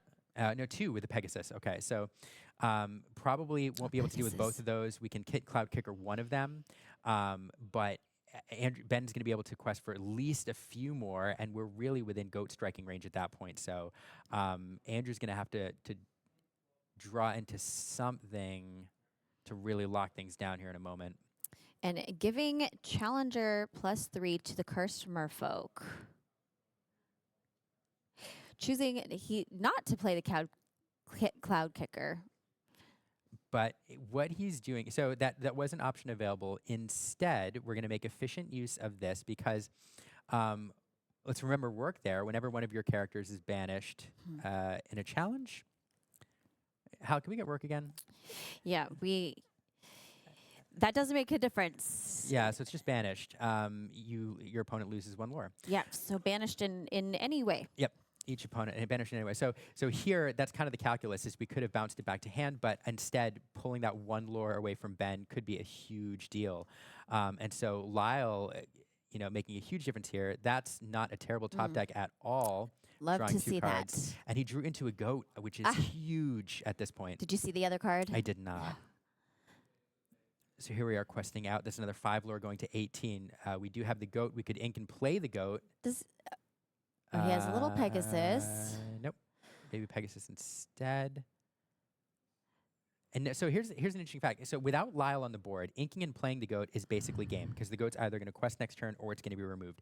But Lyle changes that calculus, right? Because now your opponent is likely to banish one of their own characters in response to the goat being played. And so saving the goat, because it's information that Andrew doesn't have, playing another character on board is the proper play in this scenario.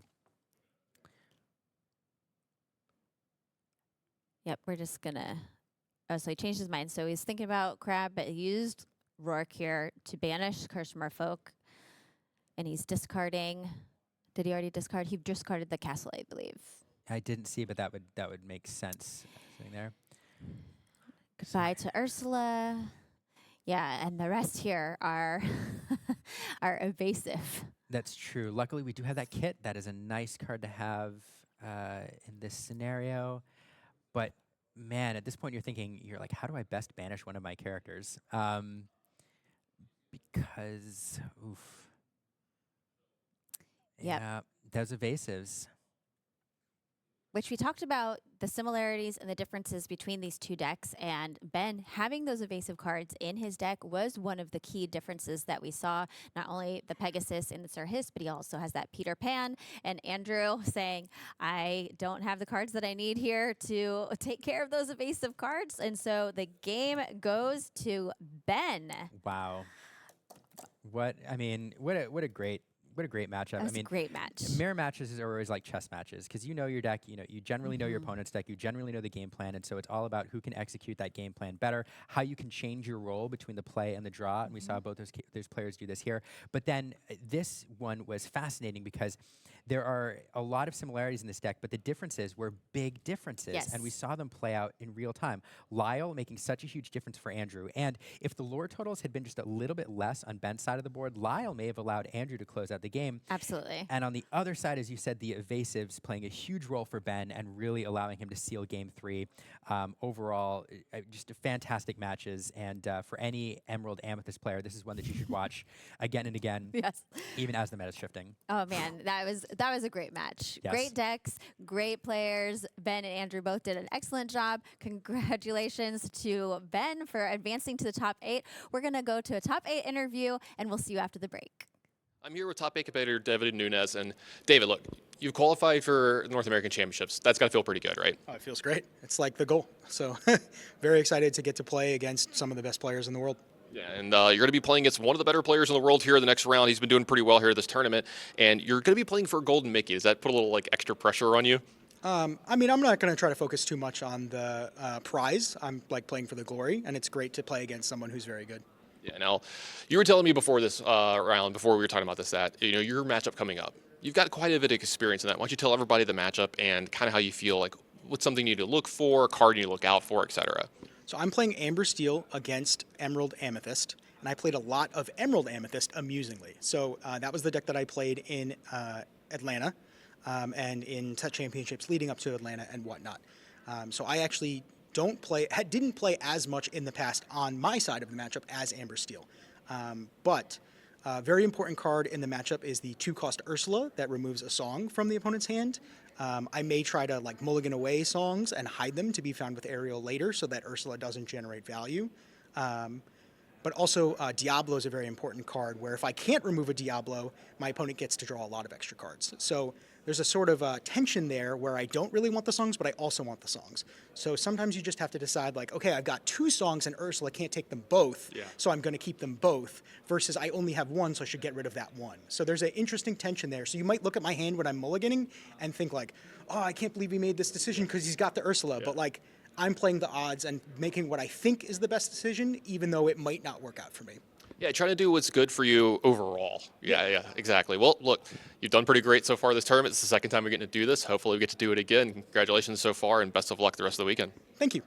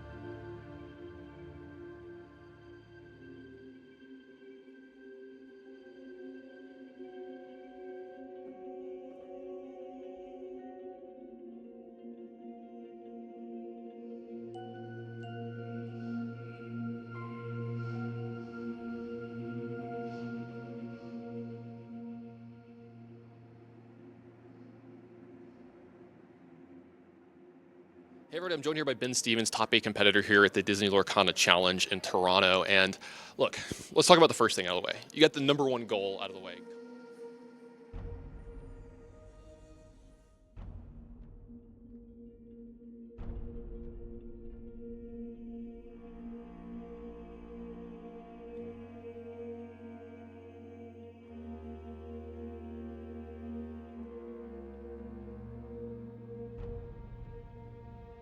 Hey everybody, I'm joined here by Ben Stevens, top 8 competitor here at the Disney Lorcana Challenge in Toronto. And look, let's talk about the first thing out of the way. You got the #1 goal out of the way coming into this. You've qualified for the North American Championships. How does that feel? It feels pretty good. That's honestly what my primary goal was. Everything else is really just a bonus, but that obviously doesn't mean I'm not still anxious. But Speaking of being anxious and speaking of an extra bonus, you're about to play your top 8 match here, and this is probably the biggest match you've ever had in a TCG. I would assume so. You're playing for a Golden Mickey. How nervous are you? pretty nervous. I mean, the previous round was actually, I believe, my first feature match ever for any card game, despite playing a bunch of them. Now I only play Lorcana, but yeah, so it's pretty nerve-wracking, but I'm glad I've made it to here, and if I walk away without it, then I'll just have to try again next time. Maybe do a little better in Disneyland, you know? Yeah. All right, so you know your matchup coming out. Why don't you tell everybody at home what you're playing, what your matchup is, and kind of give us like a preview of what's to come. So I'm playing Emerald Amethyst. I'm playing slightly more aggressive, evasive version than what a lot of people had. My opponent's playing Amber Steel Song. They're playing a pretty stock list, and so there are some cards that aren't particularly great in the matchup. Like they do have World's Greatest Criminal Minds in there, but that's always inkable, so that's not really a huge deal. They do have 2 Grab Your Swords. I know a lot of people have been trimming on those recently. I was kind of expecting that for if I had to play against Steel Song, but having 2 does make it a little tougher. I am on the draw, most likely, and so I feel like I am unfavored, honestly. But if I'm able to take like break serve and win one of the games on the draw, I think on the play I'm heavily favored against it still, even though it is quote unquote a tough matchup. Sure. So yeah, I'm just trying to play card advantage if he tries the tempo game and hope he doesn't have like a whole new world at a key point. That's really the problem with the matchup, is if I'm able to get control, if I go that route, then they can oftentimes just top deck a whole new world and all of a sudden they have a bunch of cards in hand again. And their plays are generally more impactful than my plays, so I have to eke out a little bit of advantage here and there, and then they can have one turn where it just swings all the way back. Well, thanks for all the great analysis and best of luck the rest of the way. Yep, thank you. And we're back. We are ready to cast the top 8. So this will be our first match of the top 8. We're going to be bringing you at least some of all of these matches. And this is a big deal. All of these players have qualified for the North American Championship. So we'll see what happens. But this game is particularly special because these players are playing for the Golden Mickey. The Mickey matches, as it were. Yeah, and we're going to take a quick look at the journey these players have been on to get here. Yeah, so David Nunez coming down the top of that bracket with a Steel Song list, and then Ben coming up from the bottom with Emerald Amethyst, having to battle through some Emerald Amethyst mirrors all the way. Both players battling through mirrors to get here. You know, one of the things about these top 8 interviews is they take all of your talking points, because I think Ben did a fantastic job highlighting the strengths of his deck against the Steel Song, but particularly the weaknesses, because I think this is a challenging matchup for Ben. Absolutely. And so we'll see how this goes. Yeah. I do think, you know, the play draw is really important here, and Devin being the top seed, though, being on the play with the Steel Song list. Again, this is a really challenging match for Ben. Let's see how he navigates it. So we have Ben on the left and David Nunez on the right. You know, Steel Song, both of these decks are actually decks that have been around since set 1. Steel Song, a very favored list, and Emerald Amethyst was a list that was very popular in set 1, disappeared for a while, but it's always been on the margins. Have you played either of these, Becky, or are you fans of these lists? Always been a huge fan of Emerald Amethyst. It just has so many different utilities in it, so many different directions you can kind of build it with, that there's just a lot you can do with it. I do love mid-range decks because they're decks that can shift their identity. They can shift their identity and be more aggressive or be more control-y depending on the matchup. And tempo decks to me are just a lot of fun to play. Oh yeah, absolutely. Yeah. Yeah, but talking about Steel Song for a second, you mentioned how the Emerald Amethyst list, you can change it and morph it, and there's all different options available in Tool It specifically, but Steel Song 2 has gotten a lot of tools in the last few sets, which means that players are coming into these events with, you know, a lot of Amber Steel lists, but there are multiple identities for this deck. There are aggressive versions which run the Harps and the Piglets and try to get lore really fast early. David, though, is not playing that aggressive Steel Song list, playing a more traditional list. He does run the Queen shift line, allowing him to sing a 5-cost card on turn 2. 5-cost cards including a whole new world, or importantly, Grab Your Sword. Grab Your Sword is a card that Ben highlighted, you know, has worked its way out of the meta a little bit, especially since the Bucky errata, but that card could be used to great effect in this matchup against Ben's lower willpower characters in this game. Yeah, absolutely. Kind of always with the Emerald Amethyst, kind of focusing on those smaller characters and using their other skills other than, you know, the large bodies and strength. We say David dropping the Mr. Smee, a fantastic second play here with the 3/3 line with the 2 lore. can get a lot of lore extremely quickly. And with Ben playing the Ursula Deceiver, he gets to look at David's hand. And I mean, playing an Amber Steel song deck, you don't want your songs discarded. No, you don't. I mean, Deceiver is one of those cards that Ben is going to be altering his hand pretty heavily to find, if possible. Great to take a look at what your opponent's going to do, and being able to pick one of those early songs always feels good. Yeah, absolutely. And dropping the Lawrence Manservant. Right now, David has a fairly tanky board with that 4 willpower on there. Yeah, this is a fascinating turn of events because I do think in this matchup, we think of the Emerald Amethyst player as the one that wants to be aggressive and drive the lore total. But David here, not singing any songs yet, but with 5 lore on the board, really taking an aggressive line. Yeah, absolutely. I'm excited to see that. Oh, we're our first Mana Mim Fox dropping in, taking out that singer, which is a great choice because as long as David can keep playing songs, he is a threat. That's true. Cinderella, not only a great singer, but in this deck, I believe we're running the Floodborn Cinderella. We are Yes. the Cinderella Stout-Hearted, who is so powerful. Definitely always good to not be able to shift her because on turn 5, much scarier than turn 7. Yes, absolutely. Lawrence here challenging into the Fox, removing that. Lawrence, of course, gets +4 strength as long as he had no damage on him. I think that's what we used to remove the Fox. No, how do we, I missed it. How do we remove the, oh, we sang Strength of Raging Fire. Thank you. Yeah, so Lawrence singing Strength of Raging Fire, which will do 3 damage because there's 3 characters on the board. And Ben forced to rebuild the board here with a rabbit. Lawrence, an underrated singer for sure. I don't think he sang in the movie, did No, he? he does not.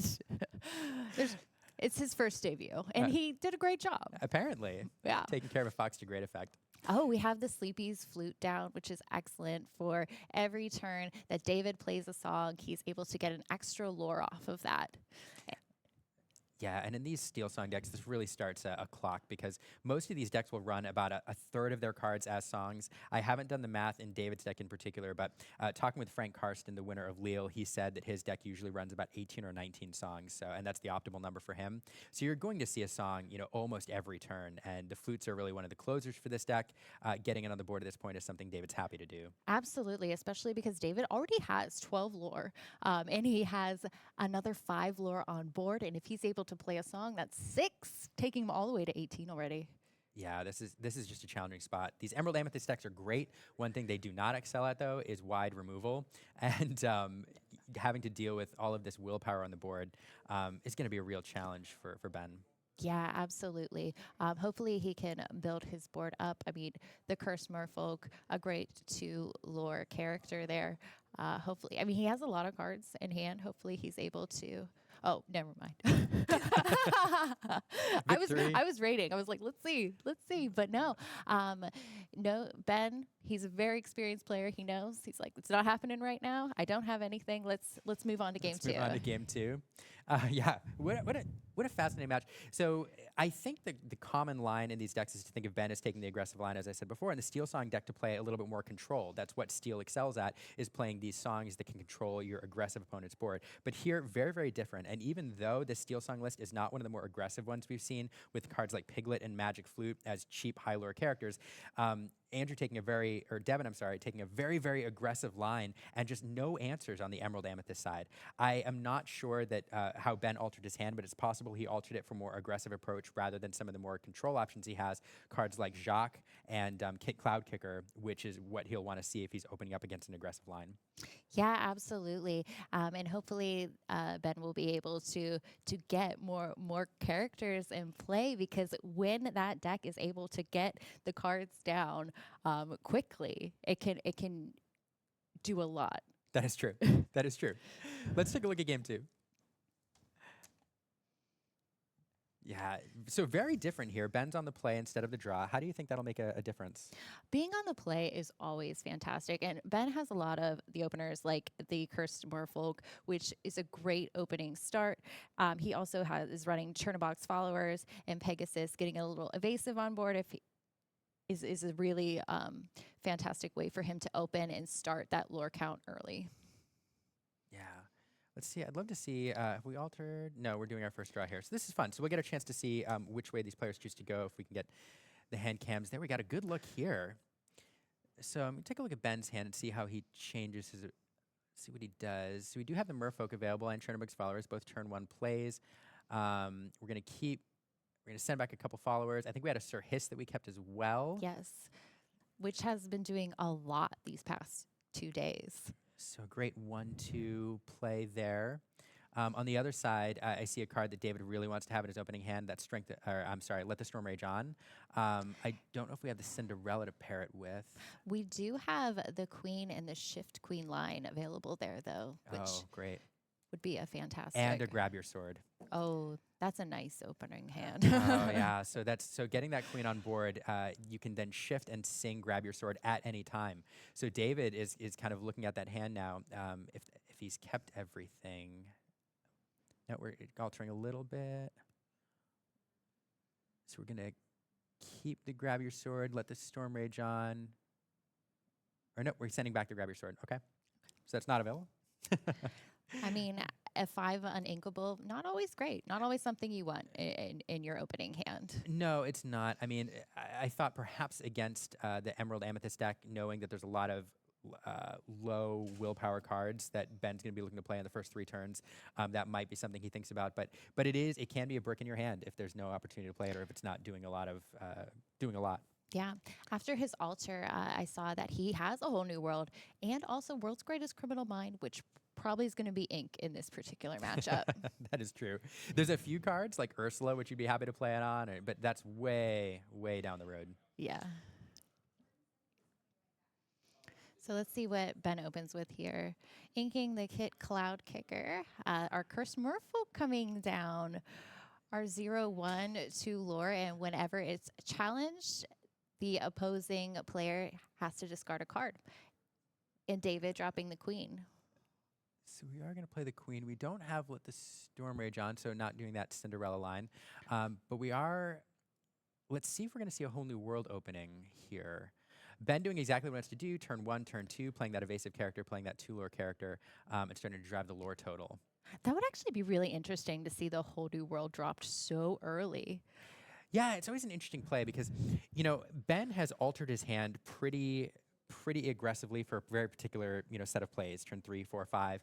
And you oftentimes throw your opponent off their game plan. Not only do you get a whole new set of cards, but you force your opponent into a hand that they did not choose.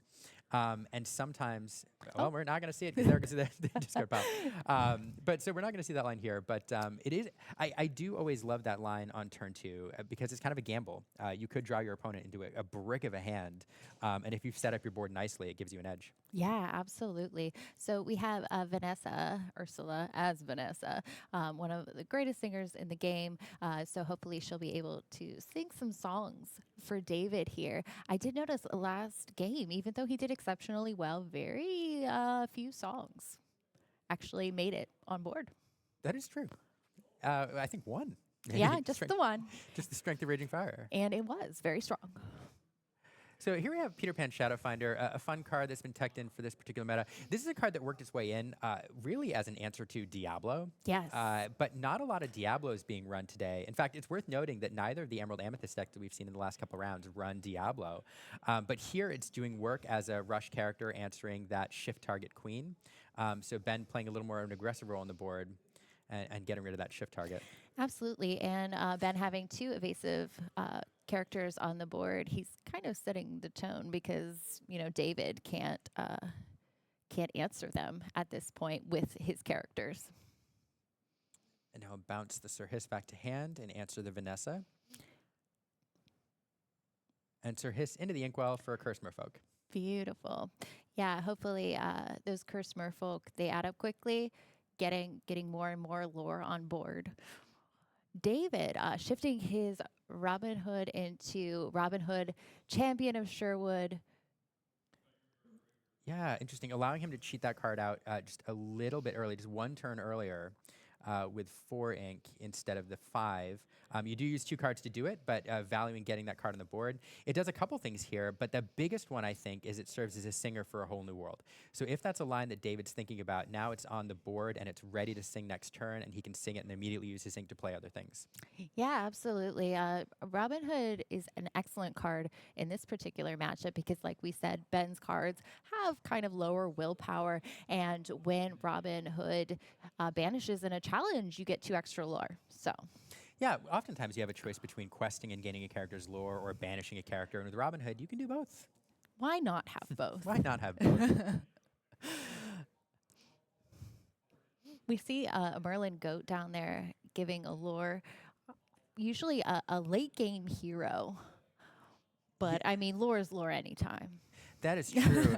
It also is one of the stronger strength characters in this deck. Absolutely. So when you're facing a card like Robin, Champion of Sherwood, that's likely to, oh, here we have it singing. Grab your sword. Grab your sword. A great counter to evasive when you have no evasive characters of your own. And like I said, with kind of the smaller bodies, the squishier little guys, they can't hold up to those swords. No, we talked about how the grab your sword may make a difference in this matchup, and here we see it used to great effect. Although a fantastic answer here, I think, by Ben. Absolutely. Queen's Castle, such a fantastic card with the 2 lore, and moving that Merlin goat onto it, able to draw another card on his turn. Goat loose in the castle.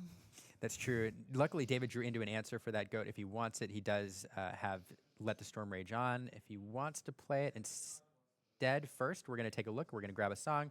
I think we have one option available. World's Greatest Criminal Aligned. Take that to hand. We'll see if we want to deal with this goat. We talked about Vanessa's played instead. Well, we talked about last game that very few songs were played, but David's hand is lousy with songs right now. Vanessa and Ariel are ready. Unlikely duo, but they have the same voice, I guess. It's true. That's true. So one of the things these Steel Song decks, speaking of voices and singing, they do have the same voice. I know. The exact same voice. Jodie Benson, underrated for doing Ursula's Vanessa so well. That's true. Voicing multiple characters in The Little Mermaid. Yeah. So one of the things that the Steel Song deck is trying to do is get powerful singers to stick, or high-cost characters to stick, allowing you to do like 3 times ink worth of things than the ink in your inkwell by singing songs instead of playing them. And so David, with plenty of songs available here and plenty of singers on the board to make use of that, including a whole new world if he wants to cycle his hand again and then leverage the other 2 singers to sing songs immediately. Yeah, absolutely. We do have the 2, which means 1, you know. We've talked about it before. You don't want more than 1 in hand, but able to play a lot of things with those singers on board, and also a decent amount of resources in the inkwell. Absolutely. Ben, though, setting himself up in a really good position. I mean, anytime you get to 14 or 15 lore with an Amethyst deck and goats are available, it's just really strong. That goat represents a 15th lore on the board right now. Yes. And not only do you have to deal with the goat and any other characters Ben drops, but that Queen's Castle, it's so effective in this matchup because there's not a lot of good answers in David's deck. I don't think I'll have to check if he's running Rise of the Titans. I don't believe so. he is. He does have, and then Along Came Zeus. Okay, so that would be the answer, and we see it there. Ta-da! It's like we summoned it. So we do have Along Came Zeus, so that's one answer to deal 5 damage to the Queen's Castle, and then we can challenge into it with something else. I think at this point you kind of have to deal with that castle because getting another 2 lore off of it is not Unacceptable. great. But instead, we're going to deal with the goat. We're going to send that to the inkwell.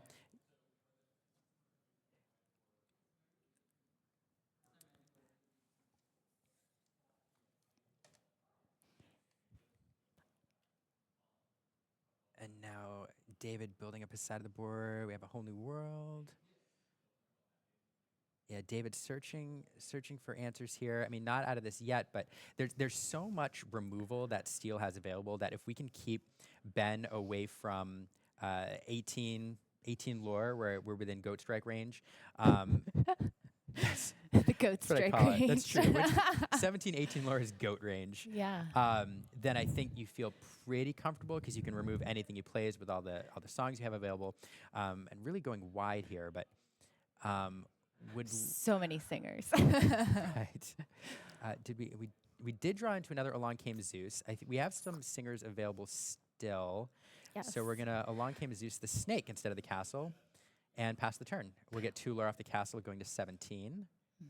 There is something nice about the Queen's Castle is these locations, they don't fight back. So you could just forward onto them with your characters with no repercussions. And here we go. Goat coming out, getting 1 more lore. Yes. Should be 18. Okay. So at this, Ben will have the game if David is not able to take out that. And now we have 19. 19 lore. So Okay. So this is it. David has to win the game on his next turn because we know we have the goat. So I say that. David doesn't have to win this game on this turn.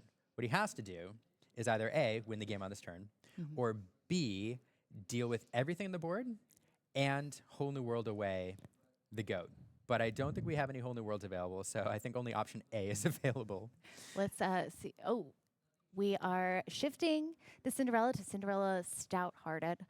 She's very powerful, and when she challenges, she's allowed to challenge exerted or unexerted characters, which we see right there, taking out that Madam Mim snake. Taking out those threats, we still need to deal with the castle. We have all of the strength to do it if we use everything. The problem is that goat, though, Yeah, unfortunately. still hanging around. Yeah. That was a nice board wipe, but yeah, the goat, there we go. Just, I mean, so tight. I mean, so close. I think that Queen's Castle stuck around 1 or 2 extra turns more than Devin would have liked. But wow, so we're seeing the difference on the play draw, I think, here is one of the differences between these games. The Steel Song deck being real aggressive early, and the Emerald Amethyst deck being able to be aggressive on the play in the next game. What do you think the keys to game 3 are?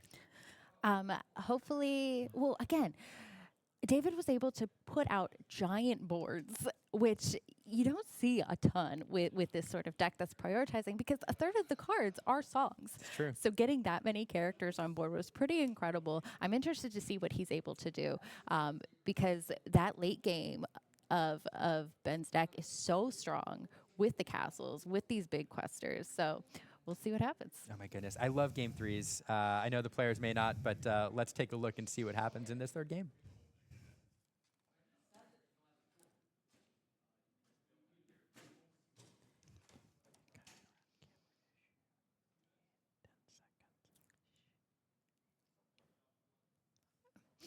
So David opening by inking the world's greatest criminal mind to play that Cinderella ballroom sensation. An excellent singer if there ever was one. Yeah, and this sets up a great turn to play. Let's see if we have Let the Storm Rage On. We do. This is a fantastic 1-2 play in this deck, especially when you're answering an aggressive deck. And not only does it remove Ben's character and sets back his tempo a little bit, but it draws you a card, keeps your hand going. This is a great opening from David, answering that early threat. And the Mr. Smee coming down kind of uncontested at this point. And this is very similar to the game 1 opening that we saw with a turn 1 character, turn 2 Mr. Smee, allowing David to take the aggressive line and start gathering lore, forcing Ben really into response mode. And unfortunately, again, Ben doesn't have a lot to respond to wide board states. He does not. I see he has the Ursula Deceiver in his hand, which would be a fun. Yes, here we go. So allowed to eliminate a song. Unfortunately, there aren't any there, but it gives Ben some great intel on what is in David's hand currently. And the play draw difference seemed a huge effect here. I mean, if David is on the draw, Ben plays that Deceiver and picks that Let the Storm Rage On, and it completely changes the dynamic of this game. However, David's able to play it before the Deceiver is available, and it makes a huge difference here and really gives David the momentum. Into a turn 3 Lawrence, which is what we saw in game 1. David, very similar game plan to his first game win here. Absolutely. Mr. Smee exerted without a captain to lead him, so he takes a single damage. And let's see how we respond here. I mean, we are able, so that Lawrence is less than 2. And so instead we have the Fox. We're going to bounce the Ursula Deceiver back to hand, take care of that Smee. Honestly, not bad. Being able to replay that Ursula Deceiver to kind of keep check on what songs David's having and kind of eliminating those threats. It's not bad because a 2-drop, I mean, you know. It's funny you mentioned that because here's an interesting choice. He drew into a whole new world. He's going to take another whole new world because he knows that he has the Deceiver. Of course, you know, oftentimes a whole new world is no good for you. You'd rather not discard it, perhaps send it to the bottom in the hopes that it cycles up again. But now that'll be available for him if Ben chooses to pick that first whole new world. Absolutely. David already building up kind of a nice board state. We've seen he able to put characters on the board and they stay on board for kind of a while. Ben's deck provides some burst damage, but it's not kind of that consistent attacker challenging role that we see so much. Yeah. We do see that whole new. Ben is very excited at this point. He's like, I see you take a whole new world. I don't want you to play it. You're down to 2 cards, and unfortunately sees a second whole new world in there. So it's unfortunately an almost useless Deceiver at this point, other than seeing that the other card is a Cinderella. Yeah. He's looking for some faith, trust, pixie dust. So excited to ink that, to play the Cinderella Stout-Hearted, Wow. and then do a whole new world. That was beautiful. Yeah. David got exactly what he wanted there. He was excited for that, and so am I. David with a little showmanship there, getting that inkable card he needed to get the Cinderella on the board and the whole new world. Wow. And of course, when a song is sung, Cinderella Stout-Hearted can challenge ready characters, and there goes Ursula. Because we know what Ursula represents on the board. Cinderella can shift, but so can Ursula in Ben's deck. Yes, and Ben has that Ursula that when she is played, opposing character can't exert characters to sing songs. So it really gums up the works because David wants to be singing with his singers. If there's one thing Steel's songs deck likes, It's singing. Can you imagine? But Cinderella, that Cinderella stout-hearted with that 3 lore, a 5/5 plus she has resist too. She is a tank, so it's really going to be hard for Ben with his deck to be able to deal with her, and she will need to be dealt with fairly quickly because Ben is already working at a place of being behind. There's just not many answers for that card in this deck. The biggest one is the Fox Crab combination, which will allow you to overcome that resist, but you need to set that up, and especially with such limited ink right now on Ben's side of the board, it's going to be a challenge. David again with a lot of characters in his hand. No songs in this Steel Song deck.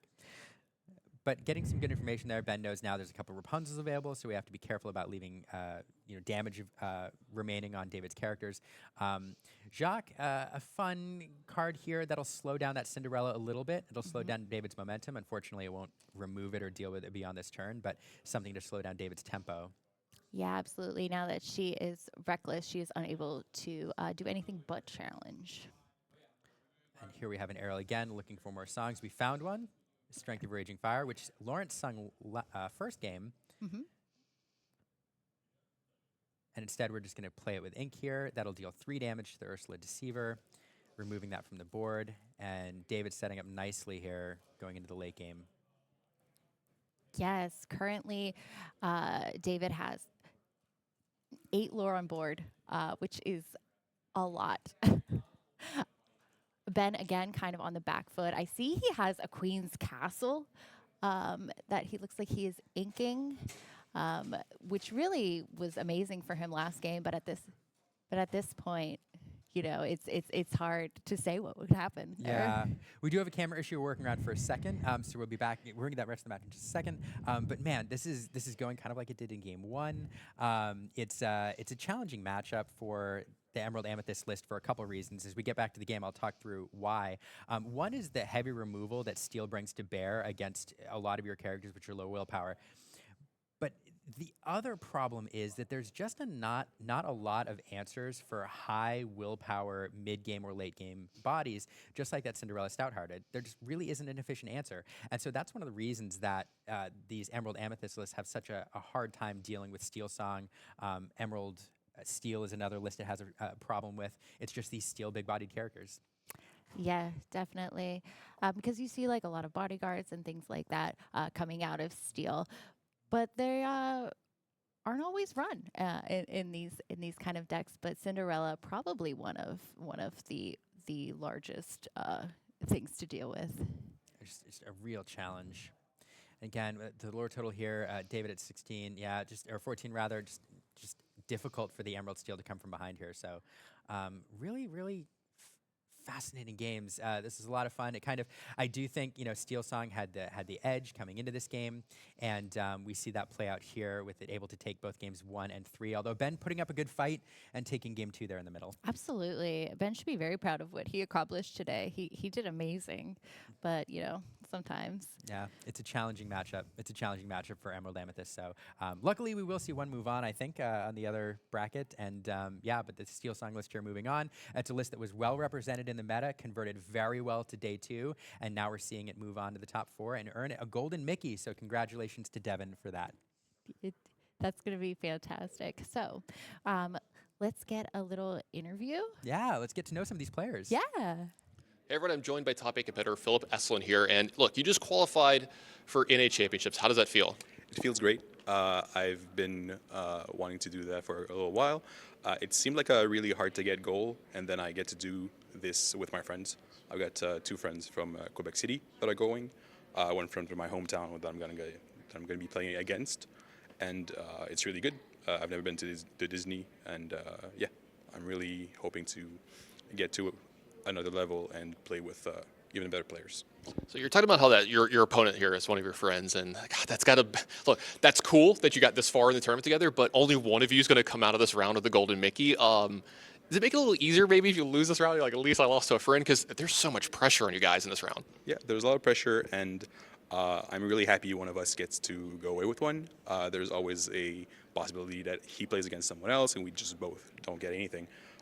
So I'm good with that. Yeah.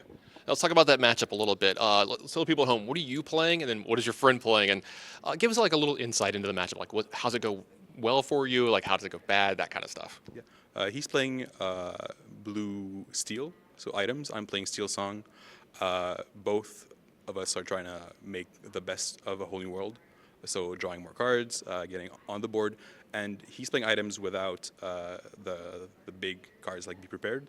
So he needs to do damage on my creatures, on my characters, and it's a little harder for him to deal with the things that I want to put out. So I'm not super psyched to play against that, because he's playing items, but it's a little better than versus blue-red. So I think it's pretty much 50-50. He's going to get the play, so it's not great for me, but I'm all good. Well, look, you've been doing great all weekend long. What's one more match? Yeah. Best of luck, bud. Thank you.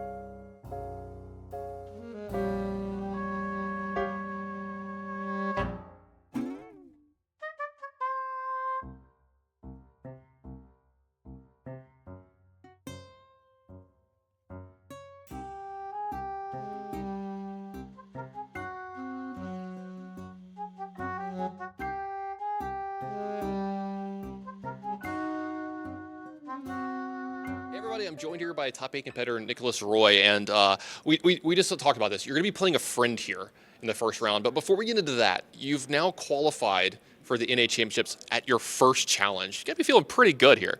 Yeah, it's kind of crazy. You don't really realize it. Maybe tomorrow it'll kind of sink in. Yeah. But yeah, it's like you got one shot. Every round is super intense, and yeah, you're qualified, going to Disneyland and everything. So yeah, no, it's a super good feeling. Yeah. Speaking of being really intense for one round, you're probably playing one of the biggest rounds of your life here in a TCG the next round. It's up against a friend.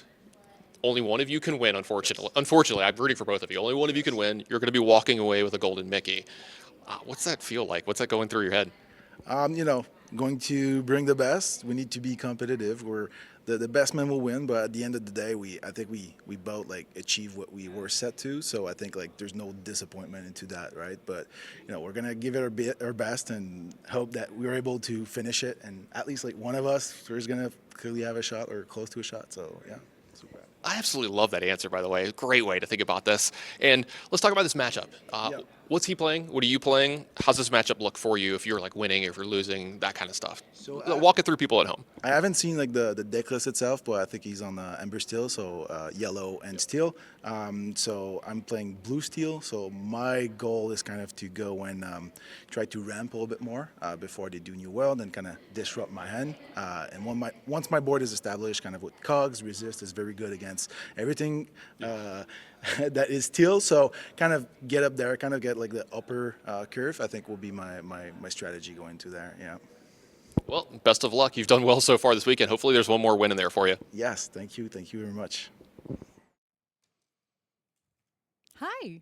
I ran really fast from the interview area. That over here. was speedy. I've been to the gym a lot lately. You know, I've been working on my fitness. I had to just rush over here and get ready because we're getting into the top 8. Players are playing for Golden Mickeys. These are some pretty big matches. Yes, absolutely. Right now we are looking at the Elsa bracket.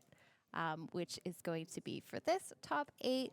We see the journey that these players have been on to get to this point. We got Nicholas Roy.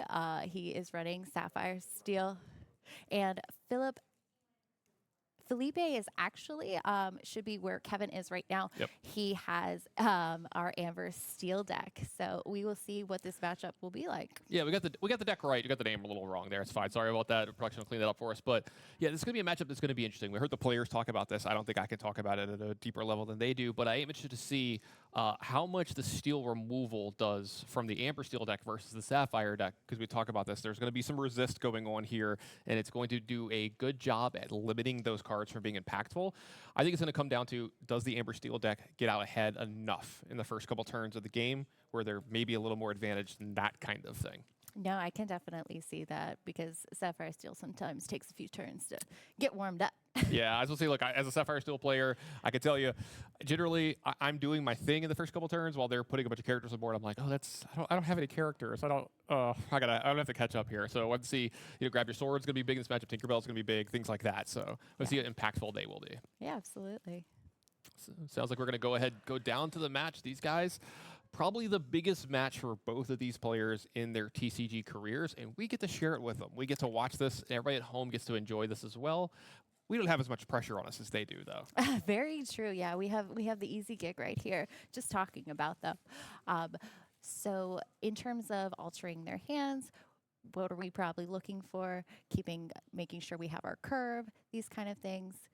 Yeah, I think it's going to matter a little bit like who's on the play, who's on the draw here. I forgot which one of them is going actually first. If I remember right, I think it's Felipe that's going first. So he's going to look for it's Nicholas is going first. So a little bit different kind of sculpting your hand here. When you're going first, you're not going to be under the gun right away. And so you're looking for, Cogsworth, anything to kind of ramp you up there, the cards that are super impactful, grab your sword, things like that. But you're also just like aggressively mullining, changing your hand to try to get those cards that will push you into the later game and make sure that you're there as quickly as possible. Yeah, absolutely. Felipe looking into trying to determine what he thinks he needs for this match. And we talk about always kind of taking that little risk, seeing what you might get back to you. Mm-hmm. Yeah, looking for items, honestly, out of Nicholas early. Popsicle, Fortisphere, Fishbone Quill. Those are the 3 that you're looking for early from those. One jump ahead is pretty big here. If you can have that or Fishbone Quill in your opening hand, you'll take either one of those hands. Baboom isn't a horrible one to have in your opener. If Felipe has like one of his classic really good aggressive openings, it can kind of maybe mess that up a little bit. And it does look like a Popsicle is going to be here on turn 1 for Nicholas. Which is just what he was looking for, I'm sure. A great way to open. Felipe probably trying to get something on the board, some early singers perhaps, just inking the Lawrence and passing. Yeah, you got to feel pretty good about that if you're Nicholas. No turn one play is nice. No free lore for them. No free stuff like that. And look, if you're not going to have a one jump ahead, Smee is one of the ones that you're going to want behind you. Really impactful in this matchup because of the fact that Felipe doesn't get to just, quest and sing for free in the first few turns. Right. Smee's going to sit here and challenge anything very well. Other than this Lawrence that we're seeing on the screen, that would be kind of rough. But hey, Smee v. Smee. Smees abound. Smees abound today. And I wonder if Nicholas has got a fishbone quill here. If he does, this is a very strong opening for him. And it looks like it's not, but that is going to be a smash taking care of that Smee, and that means that he's free to quest for 2 here. Honestly, not a bad trade at all. That Smee can get carried away quite quickly. So being able to kind of, because Smees v. Smees, I mean, it gets a little chaotic. Yeah, absolutely. And that smash being gone, you're not feeling too horrible about it if you're Felipe, because I believe he has an aerial singer in his hand. And He does. If that happens, We would much rather sacrifice the Smee than the aerial spectacular singer. Oh, absolutely. And looks like I can't make out his entire hand here, but I think he's thinking about what to ink here. And yeah, he is going to go the route of the aerial. And you were talking about this before the match, like how important it is to get your singers out and your songs. This card does both. Yes, exactly. Let's see if he's going to get a song, or with the way this is going, I believe he's got choices on the song. Yes, he has the opportunity to look and see. It always feels good and bad for your opponent when your opponent plays aerial and they don't get a song. You're like, well, that's a little lucky. It's good for me, obviously. But when they take their time on it, you're like, oh, this is bad for me. This means you have you have songs, you have plural, so you get to choose which one. And let the Storm Rage on is the one that's going to be found here. An excellent choice. Easy to sing by a lot of different singers. Not Idina Menzel, of course, but others. And being able to draw that card and potentially taking out that Smee if able. Yeah, I think you pointed out a really good point there. It's already got a really good, ready and willing target for it here. It's good at keeping the stuff going on. And speaking of really good starts, look, if you're not going to have one jump ahead, if you're not going to have a Fishbone Quill, a turn 4 Hiram Flaversome with a Popsicle in play is pretty good. It looks like he's going to go forego trading in the Popsicle here, and he is going to quest for 2, though, and put another damage here on this Smee. Absolutely, but he is in great shape, having that Hiram Flaversome ready to be his guiding card draw engine for the rest of the game, as long as he's on board, of course. Yeah, we're seeing the 2 prototypical engine-type characters that can come out early for these. The Amber Steel deck with Aerial Singer here, and then Hiram Flaversome on the other side. These are the 2 characters that, if they come into play early and then they aren't immediately dealt with, can really start to progress the main way that your deck is going to win. It starts to progress that down the line much further, much faster, much more effectively. Absolutely. One interesting card that Felipe is running is he has the Aerial Sonic Warrior currently in hand, which is a shift 4 onto Aerial, a 3/8, so does a lot of willpower there. And whenever a song is played, you can pay 2 ink to deal 3 damage to any chosen character. So very strong card. Yeah, 8 willpower, huge in this matchup. A lot of the steel cards don't take care of it. It would take a lot of challenging to go on, and Nicholas does not have that in play. Maybe something like Let the Storm Rage On would be something that could maybe take care of it, or you can't just Along Came Zeus that card, and you see why Felipe is going for this very aggressively. Absolutely. This is a big time threat. Also, it's going to go ahead and sing immediately to take care of the Smee and draw a card. Then, yeah, no trigger here. No more ink left over, but still the body left behind by this aerial, very, very difficult for Nicholas to deal with this. Only a few ways possibly to do it. And it's going to have to be like, I think I misspoke. It's Let It Go is one of the ways that you're going to be able to possibly take it here. And a card that you and I have talked about here, this could be pretty impactful. And you can see why he maybe waited just a little bit here on turning the Popsicle into cards. The fact that he wanted to get this Cogsworth in play and make sure that resist 1 is up to ensure that this Cogsworth's going to possibly get, Haverstone's going to get multiple activations this game. Yeah, that is a really good protection on Hiram Flaversome. Aerial is 3 damage. I know, of course, challenging is not her forte, although she is a fantastic warrior. But doing that extra, or getting the resist +1, makes this attack even less effective. Yeah, you can't just challenge Aerial and sing a song and then pay the 2. to immediately do 3 more damage, that wouldn't work. Well, in normal circumstances, it would. So I don't know if Nicholas is particularly playing around exactly Aerial Sonic Warrior, even though these two are friends and probably know the other person's deck list pretty well. That's a good point. Yeah, I wonder if that was specifically playing around this play, because if he was, good on him. Absolutely. Felipe actually playing some really interesting cards in this deck that we don't always see. He has a Stitch Carefree Surfer that is great for getting some characters, as well as he's playing a Sing Together card, Sing Together 7 for Look at This Family, which will also allow him to get character cards into his hand. Yeah, I had to look that one up when I saw it in his list. I haven't seen that one too often lately. And all right, looks like Along Came Zeus is going to go ahead and take care of that. Haversam. Going to go ahead and read his own. All right, let's make sure, because this is an ability not a lot of people have activated a lot. Even though this is in his deck, I guarantee this hasn't come up a ton this weekend. You know, I think it was it a 1-of, I believe, in his deck? I think it was. Yeah, so he was able to get it, and there she is. But not quite enough ink to do what needed to be done. Still, you can see why this card is so good and it's been in play. It's so big, the body's so great, and this is going to be a problem for Nicholas to take care of. Take a look at Sam. I see another Cogsworth. No item in play here, though, for Nicholas. Yeah, that is unfortunate. Okay. Looks like he's going to go ahead and ink this instead. Moving up to 5. This is another Cogsworth. Wow. So Cogsworth's ability does stack, where now it's 2 resist for anything else that Nicholas plays, but they get to protect each other with the plus resist. Yeah, that's pretty nice. As we'll say, if he gets another character in play, it's going to be really hard to deal any damage to that character. Which is honestly fantastic, because we have the Aerial with such a large body, being able to kind of mitigate that on both sides. Nicholas playing the whole new world, so everybody gets a fresh, beautiful start of 7 cards.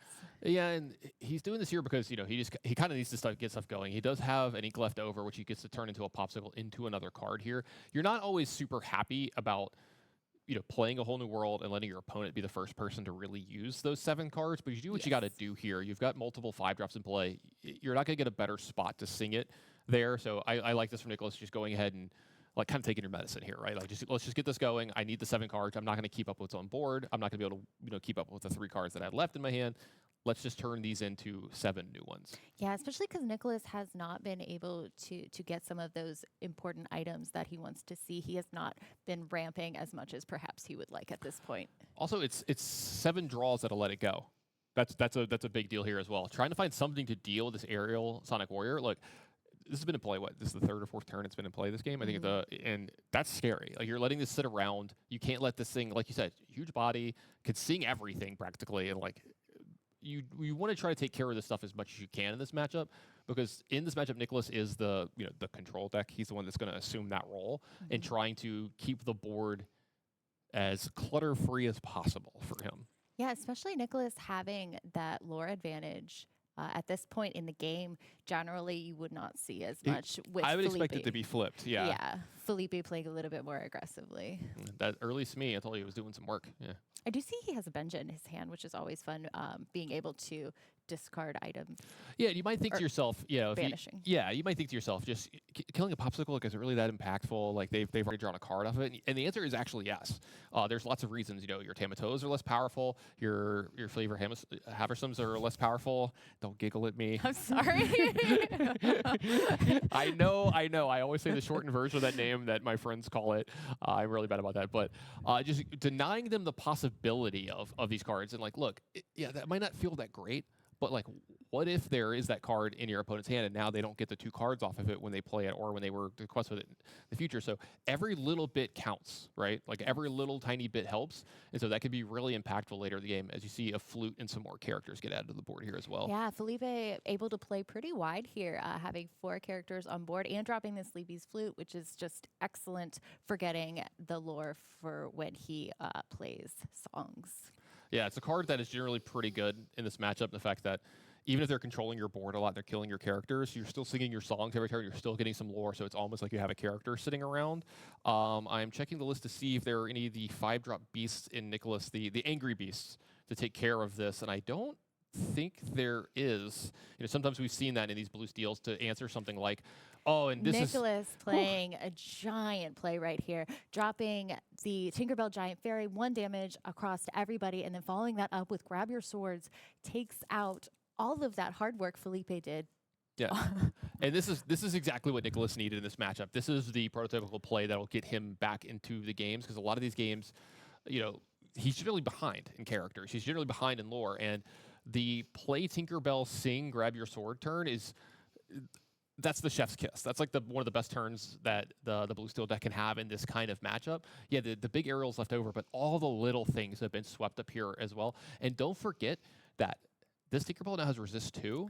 Yes. So Felipe has to realize that if he can't deal with this Tinkerbell, that for the rest of the game, anything that he quests with, this is really scary now, because Tinkerbell is going to be able to challenge in, deal damage to that character, and then more to another one as well with having resist 2. So this Tinkerbell is going to be very hard to deal with on this board and make it really difficult for Felipe to quest. Absolutely. She can make some giant waves now with that resist 2. I like that one. Yeah? I like that one. Because she's mad at the boat. Okay.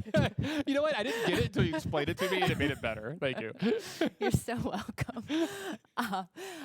Felipe, in his hand, I see he has another Sleepy's Flute and a few songs in there. I'm wondering what his strategy might be, because, again, that double resist is just so much to contend with.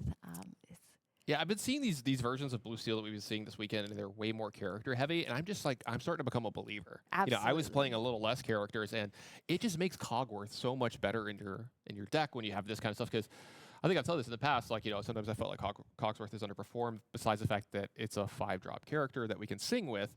Now we're really utilizing the ability on the card a lot more. Yeah. Inking Strength of a Raging Fire. Yeah. We see the whole new world. We see the... Yep. And I was just about to say, looking at Felipe's hand, I kind of like just cashing in here, because, yeah, you have to sing with Ariel, but you're going to get 7 new cards. You have, 3, 4, 5, 6, 7 ink here, so you're going to probably play at least 2 or 3 more cards. You still have the flute left over to gain some lore here this turn. And I like doing this because you're the first one to the board. Yes. With your whole new world. And you weren't going to be winning or getting out of what you were into with the cards that were in your hand. So let's start over. Let's go again. Mm-hmm. We can get a whole new 7 here. It looks like he's picked up a few good things. The second flute, I think I see Along Came Zeus, another whole new world. So he can start deploying everything that he possibly can. And if this hand isn't good enough, sing a whole new world again, possibly next turn. Yeah. Has it ready. He can dig for whatever he wants, really. I mean, this, 14 cards? It's a lot. Oh, double Cinderella Ballroom Sensation. Gorgeous art on that. Yeah, absolutely. He's going to be able to sing practically anything that he wants next turn, especially as long as that big aerial is left over. But we'll have to see. Nicholas with possible ways to sweep up some of the stuff here as well. So another Tinkerbell who's bad at the boat. That's her new official name, by the way. It's Tinkerbell Mad at the Boat. Look how mad she is. No more is she a giant fairy. She's just mad at the boat. She's Giant Fairy is Big Ariel, Giant Mermaid. Yeah, there you go. I like it. We'll see if Nicholas wants to, because he could use Tinkerbell plus a Tinkerbell challenge here to. Here we go. This is this is about to get out of hand. All right, so we're gonna have 1 damage coming across all of this, and then the Tinkerbell is going to challenge here. Yes. Put 3 more damage here, and then 2 more damage there, and then only 1 damage is going to come across here. So yeah, this is a very, very good challenge. So that one's dead. There's 1 damage still left on both of the characters. And then this is going to get followed up by a Baboom to take out the other Cinderella. So look, we're okay. Yeah, no singing for you. No songs to be had. No fun to be had. Nicholas is anti-song. That was beautiful. That Tinkerbell, 2 of them. The strength of that is insane. Able to do so much with that. Playing 1 song, 2 Tinkerbells, and it was just able to decimate. That's crazy. And now Nicholas is, of course, in a fabulous position with all that resist, all these characters on board. He has 8 lore there. Yeah, I'm trying to think of how Felipe gets out of this. He may be considering playing a character and then with ink playing a whole new world again. And it would suck to give Nicholas 7 new cards, but I don't know if he can get out of this with the cards that he has. So it looks like he's going to ink. Maybe he's just going to play a whole new world. It looks like he might keep the Cinderella. It just matters what he thinks he has to do on a turn after this. But no, he's going to go ahead and just go to a whole new world. So he's going to have 3 ink left. Yeah, he paid the full retail. Ugh, you hate it. You always want the discount. Yeah, I always want the discount. Yeah. Look, I've already paid 5 ink into something else. Let me get the whole new world for that. So it looks like he's going to follow this up with an aerial. Okay, if he could find maybe some removal here, he can get back in this. These flutes are still active, but they're not going to keep up with what's on the board. And Nothing. oh, that's a that's a big miss here for as well. And I've got to believe that with that turn, Nicholas is now firmly in the driver's seat. Absolutely. There's not a whole lot that can be done. I guess I would be kind of surprised if he did anything but quest. Oh, the Yep. lucky die. Yeah, that's going to be enough for that's this it. turn. That's yeah. it. Because like even if he does start to find removal from here, all the characters from now on get to technically quest the turn they come into play because of Lucky Diamond. He's never going to be able to get away from that or keep up in the lore race there. So really great stuff from our blue steel player there in the game. That's generally the way this matchup's going to go. There's going to be some stuff on the board on both sides, and then if you could ever get Tinkerbell advantage or a really good grab your sword, that's where they really start to wrestle the control of the game away from the Amber Steel player. I mean the Amber player, because they don't recover as well as you do. They're going to be drawing like 1 drops and 2 drops, while you're drawing 5 drops, 6 drops and stuff. So. Wow, that was beautiful. And that timing of that lucky dime, that was like the final nail Yep. in the banished coffin. That's awesome. So up 1-0 in the match here. Got to be feeling really, really good here about his chances to take home one of those golden Mickeys. But this is best of 3 now, so there's still 2 more games to be played at the most. At least 1 more game to see. Let's see if they can even it up and make it into a game 3. But first, we got to get into game 2.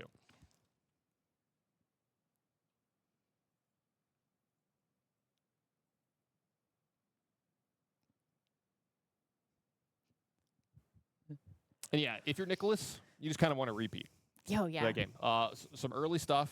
The Smee was really good. If not Smee, then you want to 1 jump ahead. Mm-hmm. If not that, then we want a Fishbone Quill, something along those lines to make sure that we're playing those Tinkerbells on turn 4, those Tinkerbells on turn 5.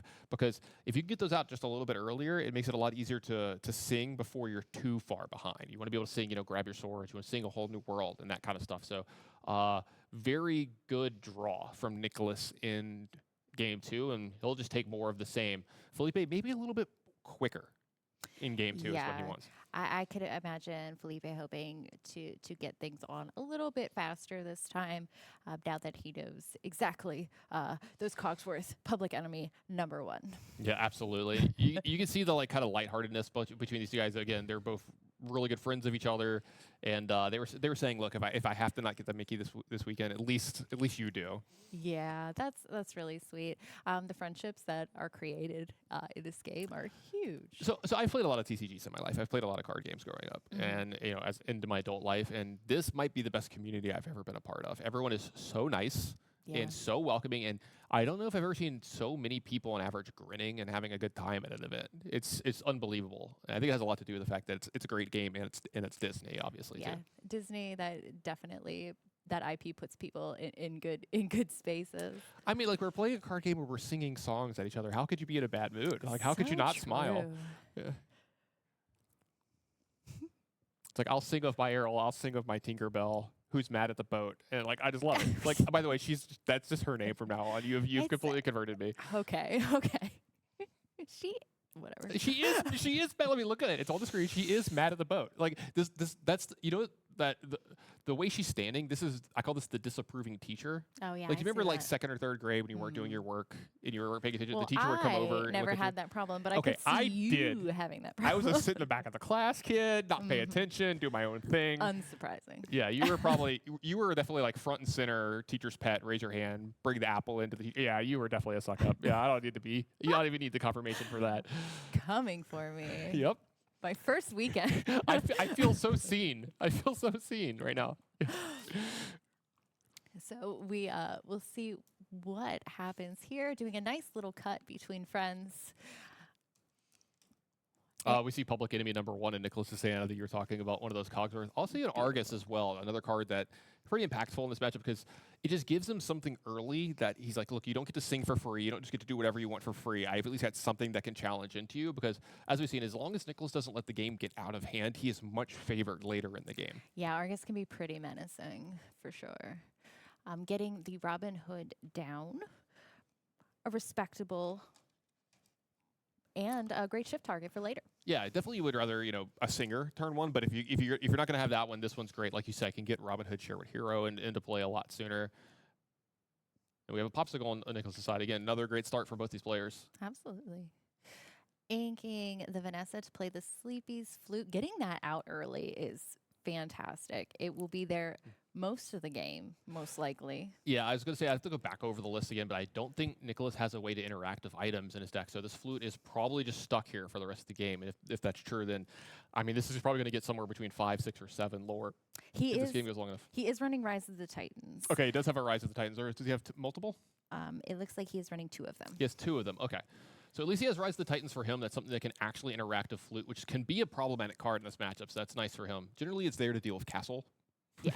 But yeah, a better trade on a location for sure, or a higher value item. an item that costs more than Rise does. Like a yeah. lucky dime. Sure.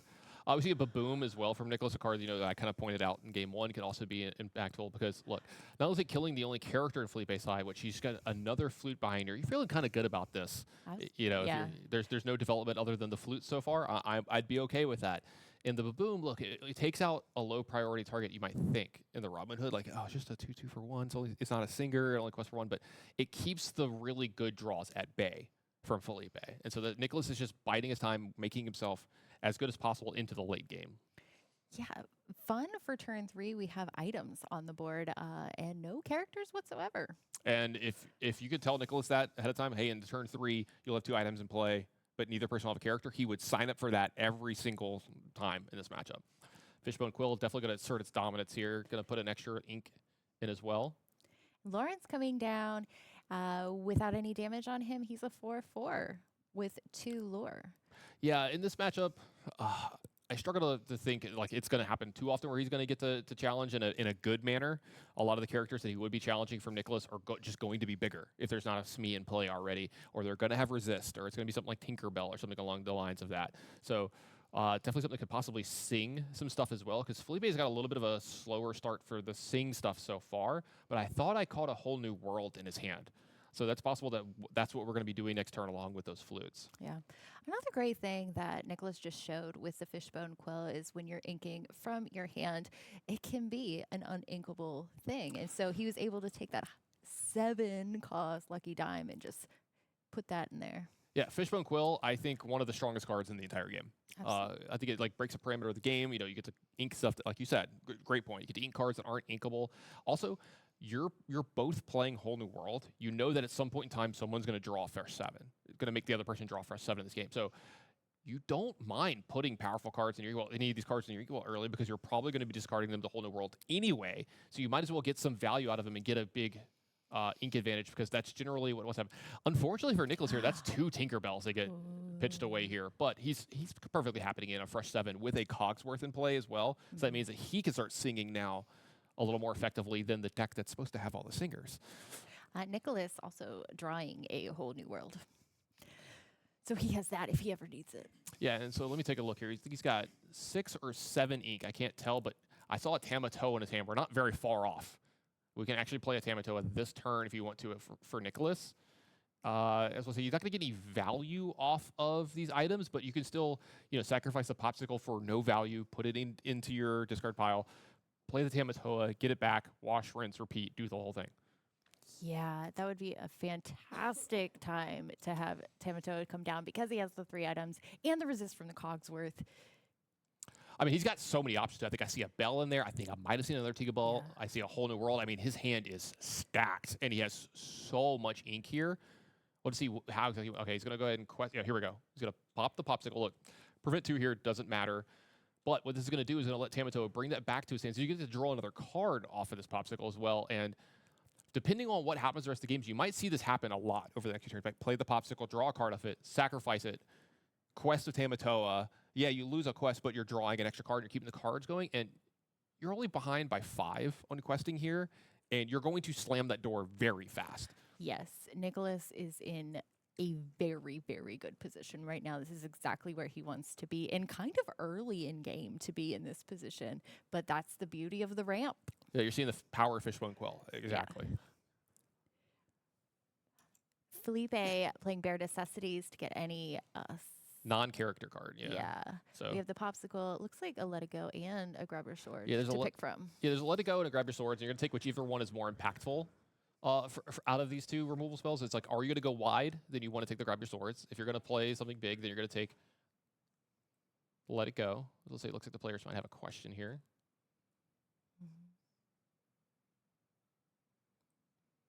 But Bare Necessities is, for only 2 ink, is really an exceptional card. Even having to not be able to sing it, definitely worth its weight. Oh yeah, absolutely. It's really good in these kinds of matchups too, where there's like one specific card you might be worried about, which is, you know, Grab Your Swords. You know, saw how impactful that was last game. You see 2 Tinkerbells already in there and a Grab Your Swords in his discard pile. That's huge for Felipe. And look, you're going to see him double Smee here. He's going to go ahead and quest up for 4 here. Look, now this board's getting a little better. He's at 9 lore. Now you're starting to worry a little bit if you're Nicholas. You need to interact now. Yes. Otherwise, you're going to start falling too far behind.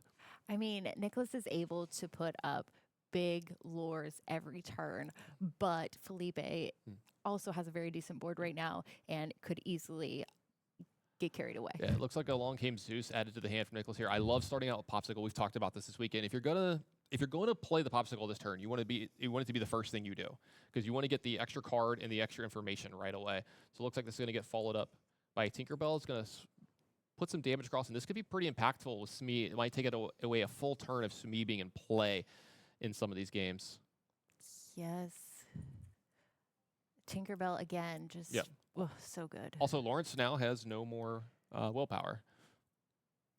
It can not deal damage in a challenge anymore, and it looks like Tamatoa, we don't see this very often, Tamatoa is going to go ahead and challenge a character down here.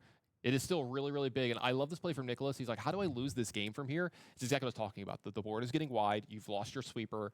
There's these 2 lanterns these 2 flutes that you're probably not going to interact with this game. It's very unlikely. So what he's doing is he's identified that if I let him, sing a little bit, quest a little bit too much, I might fall too far behind since it's already 9-0. So let me clean up this board just a little bit. Nicholas unknowingly did something that Felipe particularly did not enjoy. He has the Carefree Surfer's Stitch in his hand, which when it's played and there's 2 other characters in play, you get to draw 2 cards, but, clearing the board just me, there's no card draw there. That's a really great point. The fact that when you start to think about those spots, like, how do I lose from here? What's the biggest problem? You can think directly on board, but you can also think about, like, what's the best play my opponent can make? What's the worst thing for me? How do I lose from here? Like, what's a play that gets them back in this game? And Stitch is a really big play. It's a 4/8. It'll challenge okay into this board. It's something that you can quest with and not worry about Tinkerbell immediately starting to punish you for questing. And also just drawing extra cards, so drawing extra songs, because I think one of the only ways Felipe stays in this game is if he sings a song every turn for the rest of the game. Yeah, has to get those sleepies, flutes off. One thing that's interesting is Nicholas has had a fairly wide board here with some really strong questing characters, still at 0 lore. He's reacting to what Felipe is doing instead. I love that you brought up the point that it is 0 lore here. This is a really good point. We've talked about this. Felipe in this matchup generally is going to have a lot of the lore and a big lore lead. And then Nicholas is going to get all of the lore over like a 2-turn span and win the game from there. Might be 3, could be 1, depending on lucky dime shenanigans. But you see the Tamatoa in play, another Tamatoa in play in hand for Nicholas here. He can turn this lore lead into an even or even a lore deficit very, very quickly. He's got 3 items in play. Having multiple Tamatoas in play, you'd be able to quest for 4 every single time. It'd be pretty crazy. We see, a lot of questing going on here. Not a bad turn here from Felipe to get back into this. The Rapunzel allow him to draw some extra cards. And then damaged it again with his Let the Storm Rage On, allowing him to draw a card. Nicholas, I see he has another Tamatoa in hand. Also a Heron Flowersham, if he's interested in that route. I thought I saw a Bell Strange But Special. Yes, he has a Bell Strange But Special, which really kicks off when he has 10 ink in his inkwell, which either he has or he's extremely close with. Yeah, he's really close to that. And then Let It Go here, taking care of the Rapunzel, a character that quests for 2. Again, Nicholas just playing this as careful and as positively as he possibly can here. He's going to go ahead and quest for, I think, 6 here, right? So there, he's up to 6. And then, here we go, Popsicle. Do the Popsicle thing. We've seen the Tamatoa, and if I was seeing this counting from Felipe's side of the board, I would not be happy, because it means a second Tamatoa is coming down. And I need to do the math on this, because he's going to be able to play the Popsicle again. That's 4, 8, 9, 10, 11, 12, 13. I think he could do 13 or maybe 14 next turn. He might be able to actually end the game next turn or effectively end the game next turn. Yep. Yes. With another item down. Yep. With another item down, he is beautiful. He is showing 20 lore next turn. So Felipe has a tall order here. He has to deal with so many things, plus actually put himself in a winning position from here. And I don't know if he's going to be able to do that. I don't know how he could. Yeah. There's so much for him to deal with here. And then resist 1 on everything is a big problem as well. Absolutely. Wow. That was beautiful. What a beautiful job Nicholas did there. What a Sapphire Stone masterclass of getting that board wide and beautiful and questing for so much. Yeah, I'm a big fan of this deck. It is my favorite deck in the game, so I'm happy to see somebody representing it here in the top 8. It looks like they might be representing it here in the top 4. It might have gotten the Golden Mickey. Both these players kind of, I think, going over some stuff here, making sure we get everything right.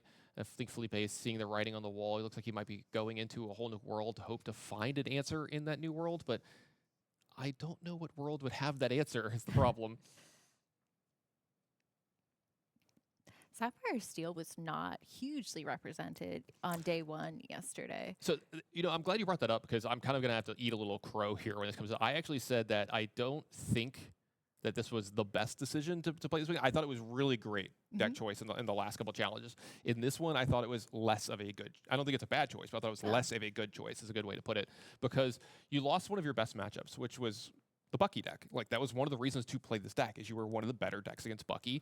And then the problem that I thought that arose is how much Amber have we seen this week? We've seen so much Amber, right? Like Amber Ruby, Amber Steel, like all these decks. And like those are decks that can give you problems with these decks. But also you've seen the progression of these decks changing. We're seeing the Smees come back in. We're seeing the 3 drops. We're seeing them interact a lot more in turns 2 and 3, not just ramping. Because Nicholas, yeah, he's ramped a little bit in these games, but he hasn't gone like full on ramping. He hasn't had 1 jumps ahead and stuff. And we're seeing him fight for the board with every ounce that he has, and it's been very, very successful. And honestly, I'm very happy to see it. Yeah. Felipe doing a whole new world and then dropping a Smee and a Vanessa. It looks like Nicholas probably just has to quest out here. Yeah, the 2 Tamatoas are 8. So put him at 14. So that'd be 15, 16, 17, 18. All right, I think, are we just a little short? Do we have any more? Let's say they're 5 apiece. That's 10. So it'd be 16, 17, 18, 19. I think I see 20 on the board. So I think Nicholas is just going to make sure. Yep, it's going to go ahead and destroy a flute. Hey, you know what? Look, just for good measure, I'm going to take away one of those flutes. No, absolutely. Especially when you're playing your buddy. You're like, just so we're clear, I could have done this. Still had all this. Let's see. Yep, there we go. Another item. That means this one's going to quest for 6. That's going to go up to 17. And I think we're going to have our first Golden Mickey given out here this weekend. Wow. Yep. Looks like Nicholas Roy is going to be taking home that first Golden Mickey. If you could choose any number Golden Mickey, which one would you choose? Oh, 42. Is there a specific reason? It's the meaning of everything. Hitchhiker's Guide to the Galaxy. I thought it was like 7 or 11 or something. Is it 42? Yeah, it's 42. Okay. I think I would pick like 101 because like 1 is a cop out answer, right? Like everyone would pick like 1 or whatever, but I think 101 for me. Nice. Yeah. So it looks like we're going to have our first Golden Mickey given here away this weekend with a dominating performance, I think, here from this matchup. Really, really good stuff from our players. Absolutely beautiful. I feel like this Golden Mickey is so well deserved after that performance. That was amazing. Absolutely love it. Yep, and it sounds like we're going to take a very quick break and get into some more matches for Golden Mickey, so don't go anywhere. Be right back. Hey everybody, I'm here with top 8 competitor Diego Saz. Now Diego, you've qualified for NA Champs. It's got to be a good feeling, right? Yeah, feeling really good. Really, really good. The qualification's all I needed. Anything more is a little bonus on top. Hope to get the Mickey, but yeah, qualified. That Mickey might be a pretty big bonus on top. Anything going through your head going into this match? Is it something that's going to be, you're going to be thinking about that, or? I've held my composure so far. I'm feeling good. The matchup is going to be green-purple aggro, and I'm on the play, so higher seed.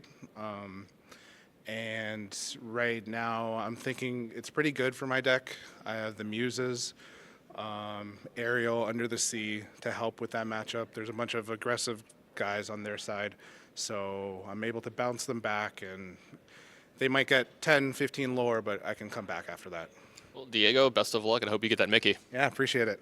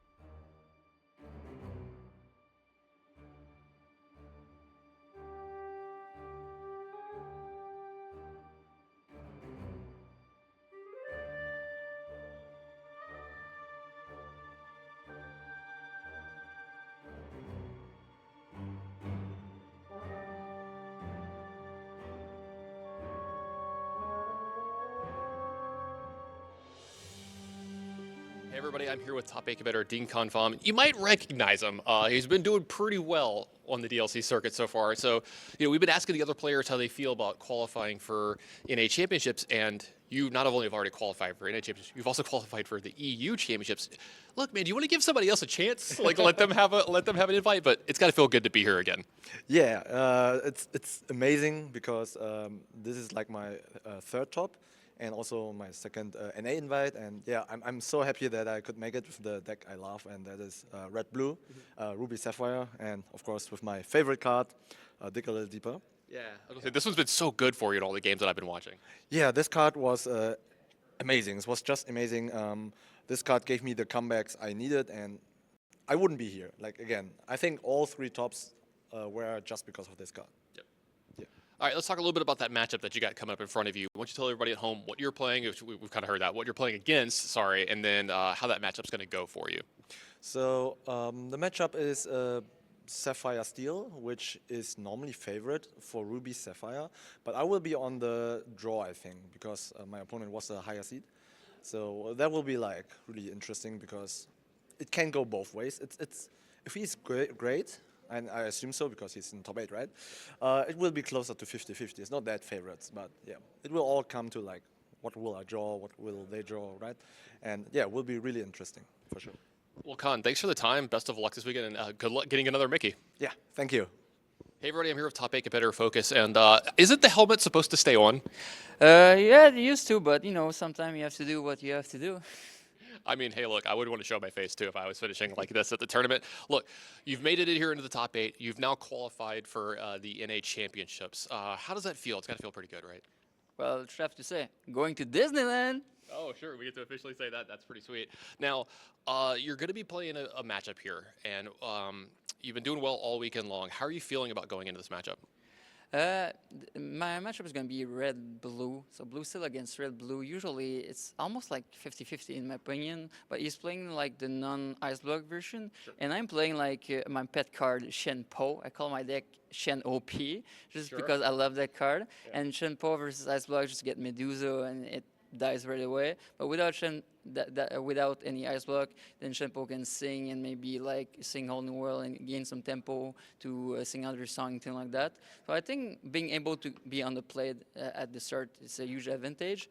Also, I run some beasts, so I can destroy his quill, I can destroy a lot of items. He does play 1 Judy ups, but the moment I see if he ink it, if it I only will it, then I'm sure I can play my them for free. But nothing's sure, everything can happen, you can always break. Yeah. Now, this match, pretty important for you. It's probably one of the biggest matches of your life. You're playing for a Golden Mickey. Yeah. What's going through your head when it comes to that? I try to stay calm because, I'm kind of on a cloud right now because I never really expected to be that far. It's my first real big tournament. I just wish to do it on day 2 and just let it go. You know what I mean? But then I keep facing amazing people. All my opponents have been so gentle. We talk, we crack some joke, and laugh about my accent. But it was amazing. So every what happened, I'm a victory. I don't mind if I don't win. But if I does, sure. Yeah. Great attitude. The community's been my favorite part of Disney's Lorcana as well. But hey, look, man, best of luck, and hopefully you get that Mickey. All right, thank you. Yeah. Hey everybody, welcome back to the booth. We're going to be going into that top 8 match that we just set up here, and we're going to have to find out, is Matthew playing Sapphire Steel, if that's the way, or if Ruby Sapphire here is the actual way to play it here this round. And let's talk about Dinking Fam for just a moment here. Yeah. What has the guy not done? I don't know. He seems to be at every challenge, and he performs well every time. It's exciting to see him do well here again. And the consistency of finishing like that high so many times, that says something about his preparation, his deck building skills, and what a fantastic player to follow. Yeah, you said it seems like he's in every challenge. I think he actually just probably has been at every challenge. Like you said, this is his 3rd top 8. He's already gotten some Golden Mickeys. He's already qualified for both NA and EU. I think he's still the only player to have done that. The only one I'm aware of. Yeah, the only one that I'm aware of, which, by the way, that right there, that might be like the accomplishment of the season. Right. That might just be the best accomplishment that he plays. So that's super. Not taking anything away from anybody else, but that is awesome. And he's been playing this deck in almost every single deck. He saw the the dig card that's been doing super well for him. So hey, let's see if it gets him through yet another round here and gets another Golden Mickey for him. Yeah, let's see if he can dig a little deeper and go the distance. He does modify his deck for every challenge. It's fun to see what little spice and things he changes up every time. And yeah, Great. But on the other side, I did not have a Mandalorian in the top 8 on my bingo card for this weekend. I didn't either. Like, I don't know if you're a big Star Wars fan. I'm a pretty big Star Wars fan, so I'm pretty happy to see it. He promised that if he wins, he has the rest of the outfit. He's like, I can't wear the entire outfit because I have to play. Like, it gets in the, the armor gets in the way, right? It's tough. So hopefully we get to see a fully armored Mandalorian here this weekend. That'd be great. Yeah, I might ask him to put it on just for fun later on. Same. Yeah, I might actually try it out myself. Oh man, I'm gonna put the helmet on. Oh, it's so good. Yeah. I don't take the helmet off, though, so that might be a problem if I put it on. I don't know how You never take it off. TSA tomorrow might have a problem with that one, so we'll have to see. But enough talking about it. Let's go ahead and see the match. Let's go down to the feature match area and get this round started. Again, both these players playing for a Golden Mickey. A lot on the line here for them. Yeah, this is always a fascinating matchup here. This is kind of a soft mirror. Both players on Sapphire here, and they play very similar end games with the Tamatoa Lucky Dime engine they're trying to get going. But the color that they're splashing in, the Steel versus Ruby, changes the dynamics of these decks. I do think that in the mirror, the Ruby deck does have a bit of the edge. Its removal is better. It's more efficient. And that definitely can allow in the late game Matthew here to take this game. Ding to take this game over Matthew. But both players able to come away with this. These decks, it's not an overwhelming advantage for the Ruby Sapphire deck. Yeah, when you point that out, I think it's something really good to point out. It's because the removal is damage based on Matthew's side, and then it's more targeted based on Ding's side? That's exactly right. And the problem is that in these decks, there's a lot of high willpower characters that you're trying to deal with. In the mid game, it's Flavisham. Finding a way to remove the Flavisham is very important. And then in the end game, it's the Tamatoa. 8 damage is a lot of damage to apply to your opponent's character. So if you can remove it with a card like Be Prepared, then it's a lot better. Yeah, looking at Brawl, Maleficent, Monstrous Dragon as well. I think those are going to rear their ugly heads here, or beautiful heads, depending on if you like the card. I mean, I like the dragon that myself. Card is fire. Yeah. Oh, that's a good one. I like that one. Yeah. Depending on who you are, absolutely. But it looks like we got a decent start here from Matthew. Turn 1 popsicle hit for him here. Definitely something you want to see out of these Sapphire decks, and we might have the mirror start here from the two players. Yep, we do. There it is. We talked about fire a second ago. Now we see a little ice. That's the way these decks want to start. A little bit of everything nice. Let's see if Matthew has that good second turn as well. Does he have a 1 jump ahead? Does he have something that's going to be important here? I see some more items for sure. A Baboom as well. Yeah, interesting note. Like you mentioned, the 1 jump ahead and the ramp. How players choose to ramp is kind of important. Some people prefer the Mickey. Some people prefer the 1 jump ahead. And here, Ding is playing the 1 jump ahead version of this deck. And then on the other side, I don't think we have. No, we don't. We have the Mickey Mouse instead. So 2 different choices as far as the early game ramp options. But we don't see that. We definitely don't. We do see a good 2-drop out of him. We see a Mr. Smee, a card that's been really impressing me here this week. And I've always thought this card was good, but I feel like it's gotten even better somehow. And what do you think makes it so good?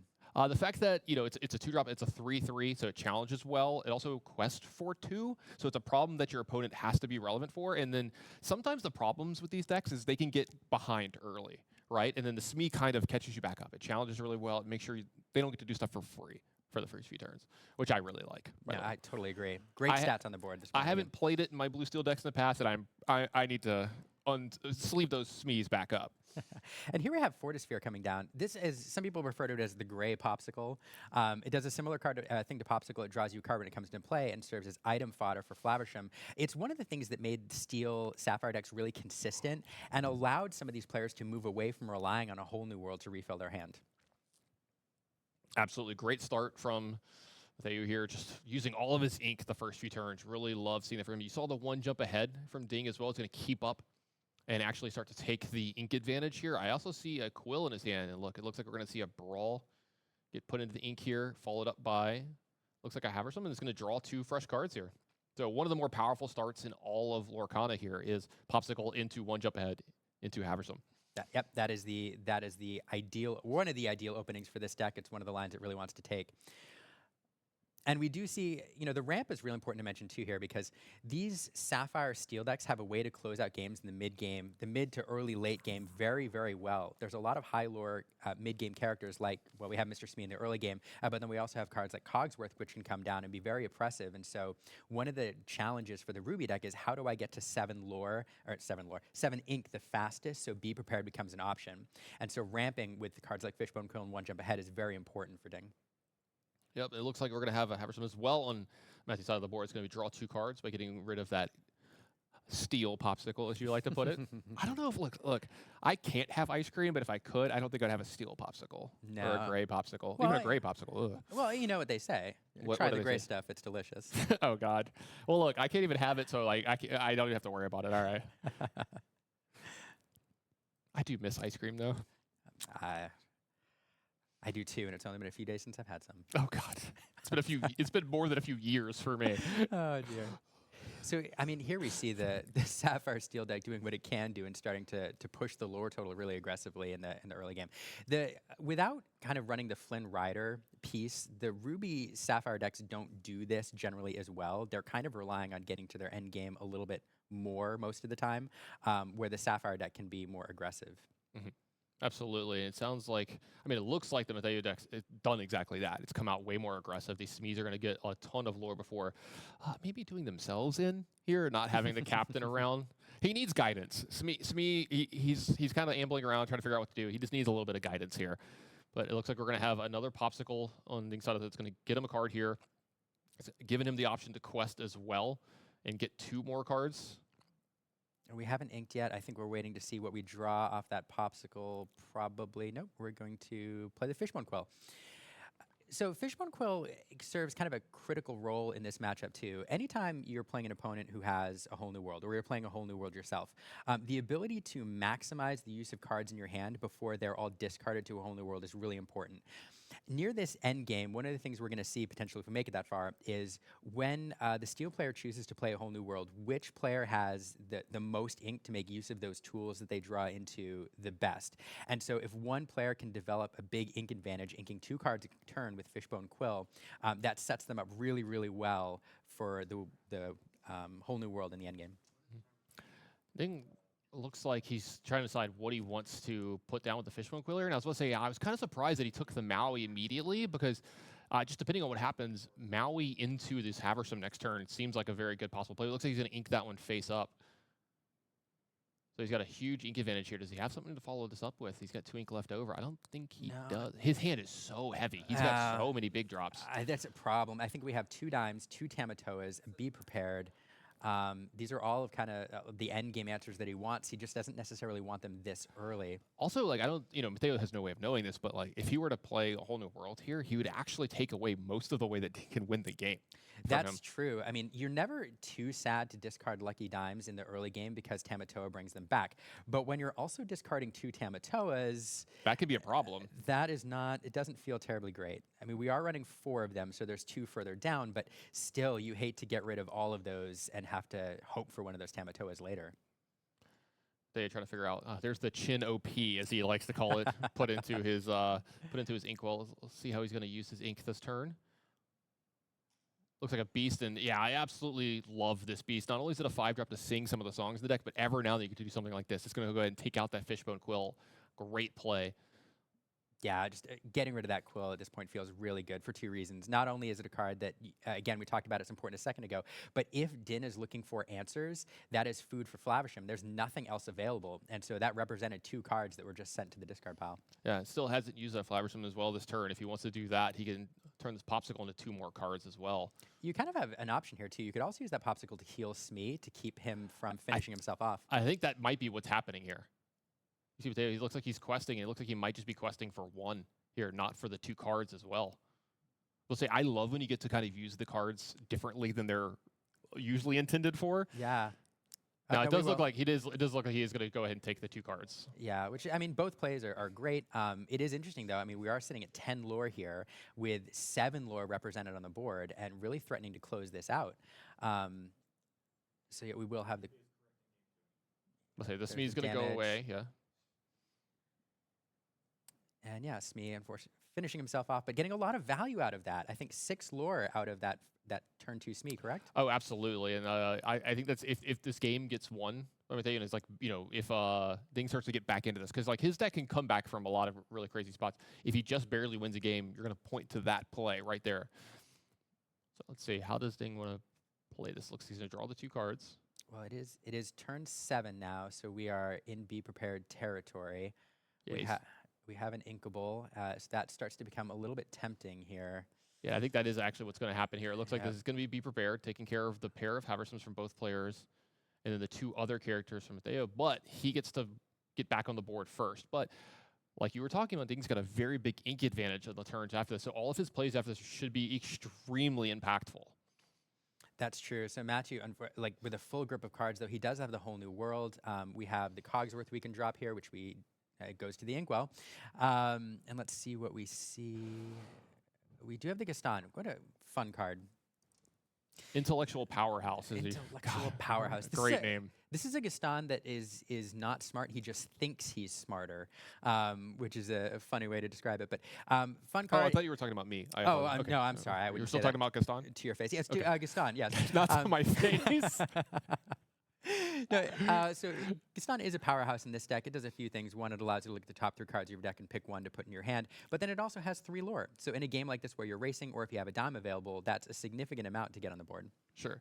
Looks like Tamato on the side of Ding here picked up a Popsicle, then a fresh ink has allowed that Popsicle to come back into play and draw another card. And we've seen this with these red-blue decks, or these blue decks in general, when they get to the late game like this. The Tamatoa, like recur items, recur popsicles can just be so powerful. You're just never going to run out of gas. No, and at this point it becomes a little bit of a race here because, as we talked about before, there's not a lot of good answers in Steel for this high willpower Tamatoa, and so it's likely to stick around for quite a while. And pulling items back, allowing Din to draw cards, finding the cards that he needs, and then we also know we have the Lucky Dime there, which we could spend a turn playing to get online. So Matthew's trying to think about here, how can I close this game out in the next probably 4 or 5 turns without allowing it to get out of hand? Well, he does have 3 lore on the Gaston here as well. That would put him up to 14. That gets pretty close and starts to put the pressure on Ding to do something about this as well. And the thing is, does he have to kind of walk a tightrope here? Like, he doesn't want to extend too far into a second be prepared, or is it something where we're just going to start playing our stuff? I mean, this is going to sound weird, but one of the best answers to that Tamatoa for Matthew is a be prepared that he forces Din to play. And so there's a bit of that, but here we do have Gaston singing the whole new world. So not choosing to quest there, instead recharging his hand. Yeah, he did actually make an ink here as well, so he does have, 5 fresh ink behind this as well. So you will get to be the first person to put something onto the board, and it looks like it's going to be, there we go. I was going to say, this is one of the cards he needs to find. I was just about to mention this. A Let It Go would be really big for him here. Answers that Tamatoa. That is the only direct answer for it in this deck, unless you're running Hades, which some people We've seen that running. this weekend, yeah. On the top end. But yeah, perfect card to draw into. That's kind of what he was looking for, and now forcing Din to find another answer. So 1 Tamatoa in the discard pile, at least 1 into the Inkwell. We have both Lucky Dimes in the Inkwell, or in the discard pile, so Din kind of digging now for perhaps another Tamatoa. Yep. Develop your brain, definitely going to help dig just a little bit because to see 2 cards.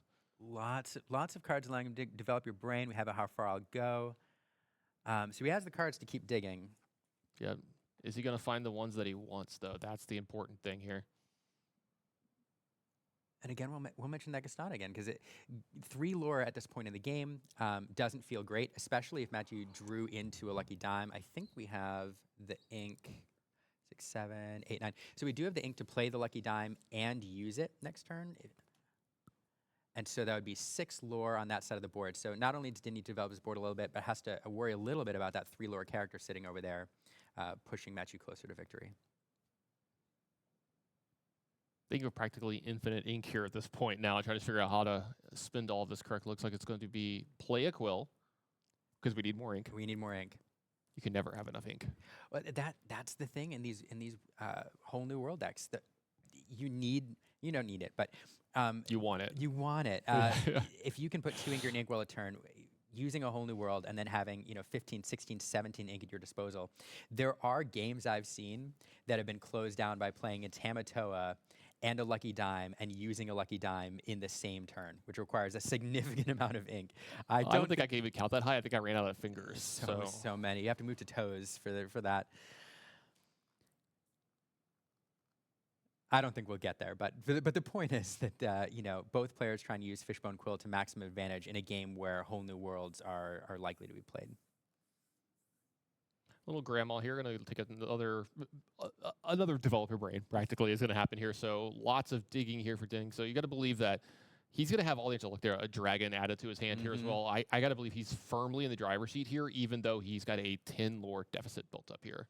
it just, in this point of the game, it just has all the removal options. Here we have a Judy Hopps. This card, not used often, actually. You see 1 or 2 teched in occasionally into these builds, but it's there primarily to deal with, you know, important opponents' items. The Fishbone Quill here, yes, giving Matthew a card, but yeah, removing that from the board so it can't build that ink advantage.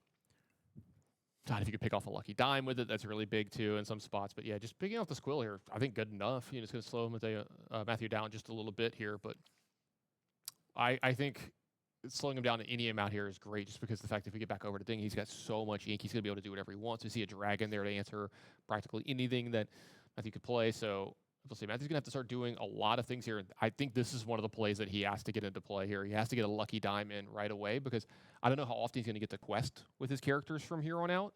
And this means that every character that he has around will get to quest because of the lucky dime. And this is a huge play for him here. He goes up to 17 lore by getting 6 this turn because of lucky dime. And this might be game breaking. Yeah, this is a problem. You know, I bet you Din's looking back on that Judy Hopps and thinking, oh, goodness gracious, I wish I had that in my hand again. Yeah. Because I'd love to use that on this dime. This dime is a threat on the board. Any character now that Matthew plays, you can immediately gain lore off of. And we actually have, we're pretty close to being able to play 7 + 2. Yeah, so we could play a Tamatoa and use it right away. And we're really, you know, a turn or 2 away from victory here for Matthew. Yeah, it just depends on what he's got left in his hand. And Ding's going to start that lore quest up himself. Looks like he's up to 3 now. Yeah, and we'll see. I mean, you're almost never out of the game with these Lucky Dime decks. With the amount of resources you have available in your Inkwell, and Lucky Dime able to gain you lore instantly, there are ways to swing games really, really well. So at this point, Din's hoping that Matthew doesn't have a high lore character in hand or the cards to draw into it. And so he could be lucky, but the luck is usually with the person with the dime. And at this point in the game, it's Matthew. It looks like how far I'll go is going to get played here. So more ink and more cards for Ding here. But like you said, he's got to just fade. Matthew has in his hand here, looking to fade a card that has at least 2 or 3 lore here. Yeah, and I was just checking. There is only 1 Judy Hopps in this list. So there she is. Yeah, because Ding's got to be careful about the next 2 turns. He needs to fade anything that has 2 or more. If there's only 1 and 1 gets added here, he might be able to play multiple turns of the game. But if there's something with 2, he's only going to get 1 more. Yeah, I mean, if Matthew doesn't have the game in hand, you're 1 top deck away from winning. And then, of course, a whole new world there. If he doesn't have it, he can try to draw into it. Yeah, with his ink count, though, I'm trying to think. I think he's seen all 4 Smees already this game, so he can't find a Smee that he could play and use dime and play a whole new world on the same turn, because that's, what, 9? Yeah, I'm trying to think of how much he'd have to do here to dig, because it looks like he might be considering that. I mean, could you top deck an answer? Let's see. I'm trying to think of what else he has that's cheap that still has a high lore count. Be able to play it and Lucky Dime and a whole new world in the same turn is all difficult. All right, so it looks like he's going to ink up a boom here. Yeah, because he's got a decent bit of reactionary cards here. Look, along came Zeus. Yeah, I do see the That's going to take care of the dragon. I see the Flaversham in hand. I don't see any other. I think he has a Cogsworth. Yeah. Do you have as a well. Cogsworth? Okay. All right, so Flaversham's going to get played. Not going to use it, but he's going to use the Lucky Dime to gain 1 lore. And look, the dragon got taken away by Ding. You got to feel like that's a little bit of a win for you here. You might have a shot now, because he does have a Madam in his hand as well to take care of this Flaversham. It does give you another turn, but at this point, any 1 or any 2 lore character is a win for Matthew. All right, so he's going to start with Haversam here, and I got to believe, yeah, this Popsicle's going to go away, get 2 cards. Maui also added, Dragon added as well. Ding might have been able to find enough that if he doesn't lose next turn, he might have a shot here. All right, so Sisu's going to take care of this. Is going to put a high lore character into play. Oh, goodness, I'm kind of on a knife's edge here. I want to see. Yeah. I mean, there are ways out, but it's going to take some luck. All right, another item played here. He's going to quest for, I think, 3 here this turn. Go up to 7, but he's still got to fade a few cards. Yeah. Yeah, I'm just doing the math. I mean, 7 lore on the board, so that brings 14 plus 3 for a dime. If you drop it, brings you to 17. Well, he has a Cogsworth in his hand, doesn't he? I'll say that should be able to do it. Yeah. Yeah. Okay. So I was And he looking drew a at the other side. Tinkerbell as well. Yeah, Oh, I so couldn't either even. one. Yeah, I couldn't see it, but like, yeah, Cogsworth, play Cogsworth, use Lucky Dime, go up to 20. Game 1, over to Matthew. Yeah, we talked earlier about how my opinion was that the Ruby deck has the edge here because of efficient removal, but unfortunately for Din, the hand that he draw into in the early game was not terribly helpful. 2 Lucky Dimes, 2 Tamatoas, not a lot of the options he needed to kind of shut down the aggression early game, and just a bad luck draw.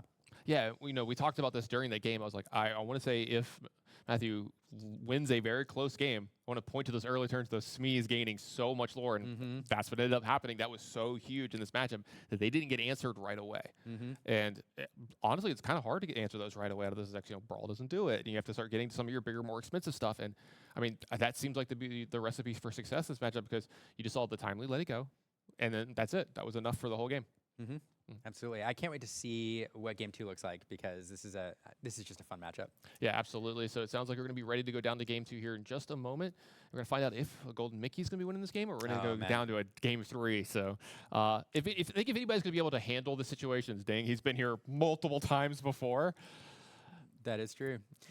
That is true. Yeah, so one thing to talk about here, the way I like to describe these matchups, and I've done this in previous versions of this, is there's a couple of sub-games that are being played here. One of them is who can get a Flavisham to stick and get maximum value out of that mid-game. Whoever can get the most value out of the Flavisham and prevent it from getting removed, it stands a significant chance of running away with the game. The other one is who can find and activate the Lucky Dime first.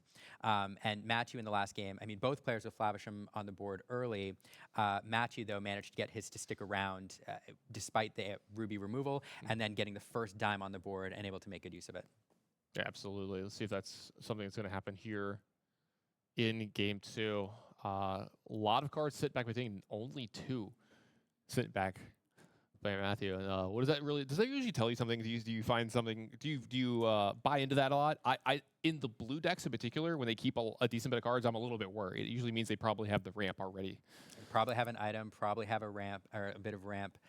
Yeah, I mean, whenever your opponent only sends back a couple cards, you're like, oh man, they've got it. We were doing some testing the other day, and I was playing this deck. I was playing blue steel, and I just kept a 7. My opponent's like, wait, what? I was like, yeah, like my hand's just perfect. Like I'm gonna play 1, 2, 3, 4, 5 with this hand, and I have enough Inkables. Like I was like, I don't want to send something back, miss on an Inkable, and like whatever. I was like, I'm not gonna mess with perfection, Yeah. It's a tricky skill. One thing I've done, oftentimes in my early days of playing Lorcana is you have a hand and you're like, oh, this hand is great, but this 1 or 2 cards I'd rather have something different, and you send them away, and you get uninkables, and you've totally ruined your hand. So knowing when your hand is not perfect but it's good enough is a skill for top players. Absolutely. It looks like we're going to have items drawing cards on turn 1 from both players. Powerful cards put down in the ink. Dragon on the left, Haversam on the right. Another powerful card in the ink. That is a Tamatoa as well. Ding's hand, again, really heavy this round. Oh, yes. I mean, we see Maleficent in there. We see another Maleficent? Yeah, I think so. Another Tamatoa. See a Be Prepared. Be Prepared. Yeah, really heavy on the top end. I was hoping he'd get a beauty hand this game, but instead we may have another beast. Oof, I like that one, by the way. And we have another Smee. That was really good, by the way. It took me a second. Thank you. And drawing into a second Be Prepared. Again, you like to have him in this matchup. You don't necessarily like to have 2 early in the game, especially when you're under a scary opponent, whole new worlding them away. So one of them going into the Inkwell, because, yeah. Yeah, that is a Fishbone Quill on turn 3, so at least a little bit of help here for Ding. His hand is really heavy, and that's going to do some lifting for the next few turns and making sure some of those play. We do have a Chinpo OP right in his hand here. I wonder if he's going to get around to playing it this turn. I mean, this game. Fishbone Quill as well.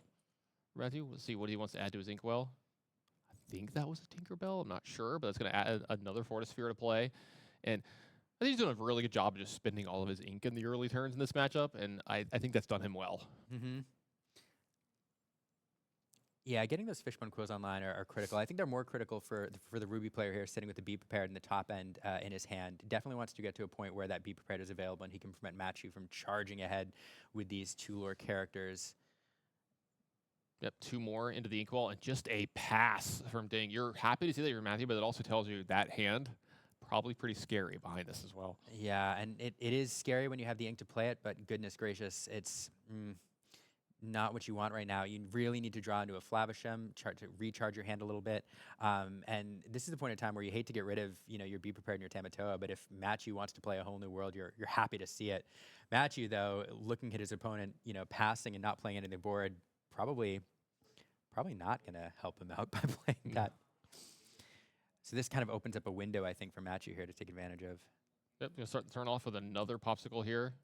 Has an Argus. I think he has a Haversam in his hand as well if he wants to, dig a little bit deeper into his deck. Got some Inkables. All right, looks like the Quill is going to happen. The Argus is going to go down into that Inkwell.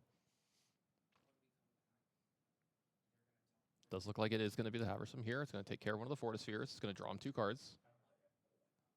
The Flaversam. The Flavisham. Yeah. Flavisham. So it's one of those words, if you say it too many times, it loses all meaning. That's right. Yeah. There's a word for that. I forgot what it is, but it's not like I talk for a living. I probably shouldn't know words. Let's see. Cogsworth into the Inkwell. Yep, so yet another item. Just building up the item base here. I mean, those items are Flavisham food, and they're also great ways to power Tamatoa in the late game. Especially with this early lore lead, and it looks like the Smee is going to possibly get another 6 lore game out of it. Though I do think we're able to get a Be Prepared here. It's going to sweep this up. See if Matthew's got a good way to recover from this. That ink lead definitely showing its strength here. That's a lucky dime added to Matthew's hand. No way for Ding to remove that, by the way. He inked away his only way to remove that in the game. So Judy Hopsman in the Inkwell? Yeah, Judy Hopsman in the Inkwell, and I think he'll turn 3. So this lucky dime will be long for this world whenever he gets it into play. Yeah, it might be an opportunity now. Whenever you play these decks, you oftentimes have to spend a whole turn playing Lucky Dime in the early. Now, sometimes you get to a point where you have 15 ink and you just play it later. But at some point here, oftentimes there's a turn where you have to find the right moment to take a whole turn off to get that Lucky Dime on the board and start getting it going. Might not be the right time for it now, but at some point, Matthew's trying to think about how do I just pause for a second and get this in play. Yeah, I think he's thinking about actually playing the Lucky Dime here or the Tamatoa. It's one of the two. And here's the thing. Against the red decks, I love this. He's putting the Lucky Dime in place. Against the red decks, I had to learn this the hard way. You want to get the dime into play first because it allows your characters to, I'm in quotations here, I think you can hear the air quotes, quest the turn they come into play. Because a lot of times against these red decks is you'll do something like you'll play a Tamatoa, you'll play one of your big cards, and then they just dragon it or they Be Prepared it, and then you never got to actually quest with your card. So you're not getting that advantage out of it. See the Tamatoa start on Ding's side here, but now Matthew, when he has enough ink from now on, is going to be able to play characters and get their lore the turn they come into play. I had to learn this the hard way. I kept losing in these spots, and I was like, "Why do I keep losing? My hands are great." And they're like, "Look, play the dime." Yeah, my friend Jimmy actually was telling me about this. He was like, "Look, play the dime ahead of time. That way you get to do this." And I was like, "Oh, my brain I developed my brain." Well, here, Matthew taking that exact line, getting that dime into play. Din answering with a Tamatoa. I mean, it's really his only play. And I'll see your Tamatoa and raise you a Tamatoa. Yeah, it looks like he's going to go ahead and put something into the Quill. He's going to play the item as well, so that gives him 2. It lets him put the dime 6 to work. Yeah. 6 lore on that Tamatoa. Yeah, so already up to 10. So 10-0 here because you've got to feel like with the way this game's been going that Ding has a dragon or has another Be Prepared here. You hope it's Be Prepared, but it is the worst case scenario for you. It is dragon.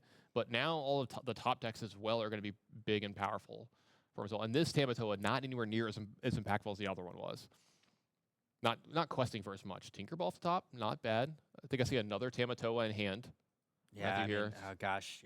This game might be over real soon, by the way. You play then having that Tamatoa in hand, that's, oh man, what a heartbreaking sight to see if you're Din playing that next Tamatoa, getting back the Popsicle. He's like, what do you get? He waves his hand, what are you going to do?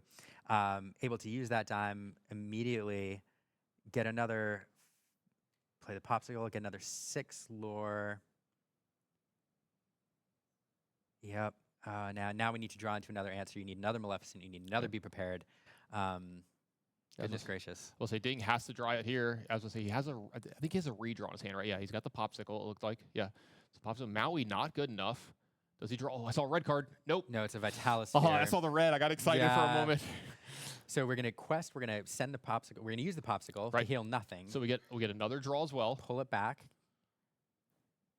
think he still has enough ink after this, or Man, should have enough ink. Din is using that popsicle to try everything to find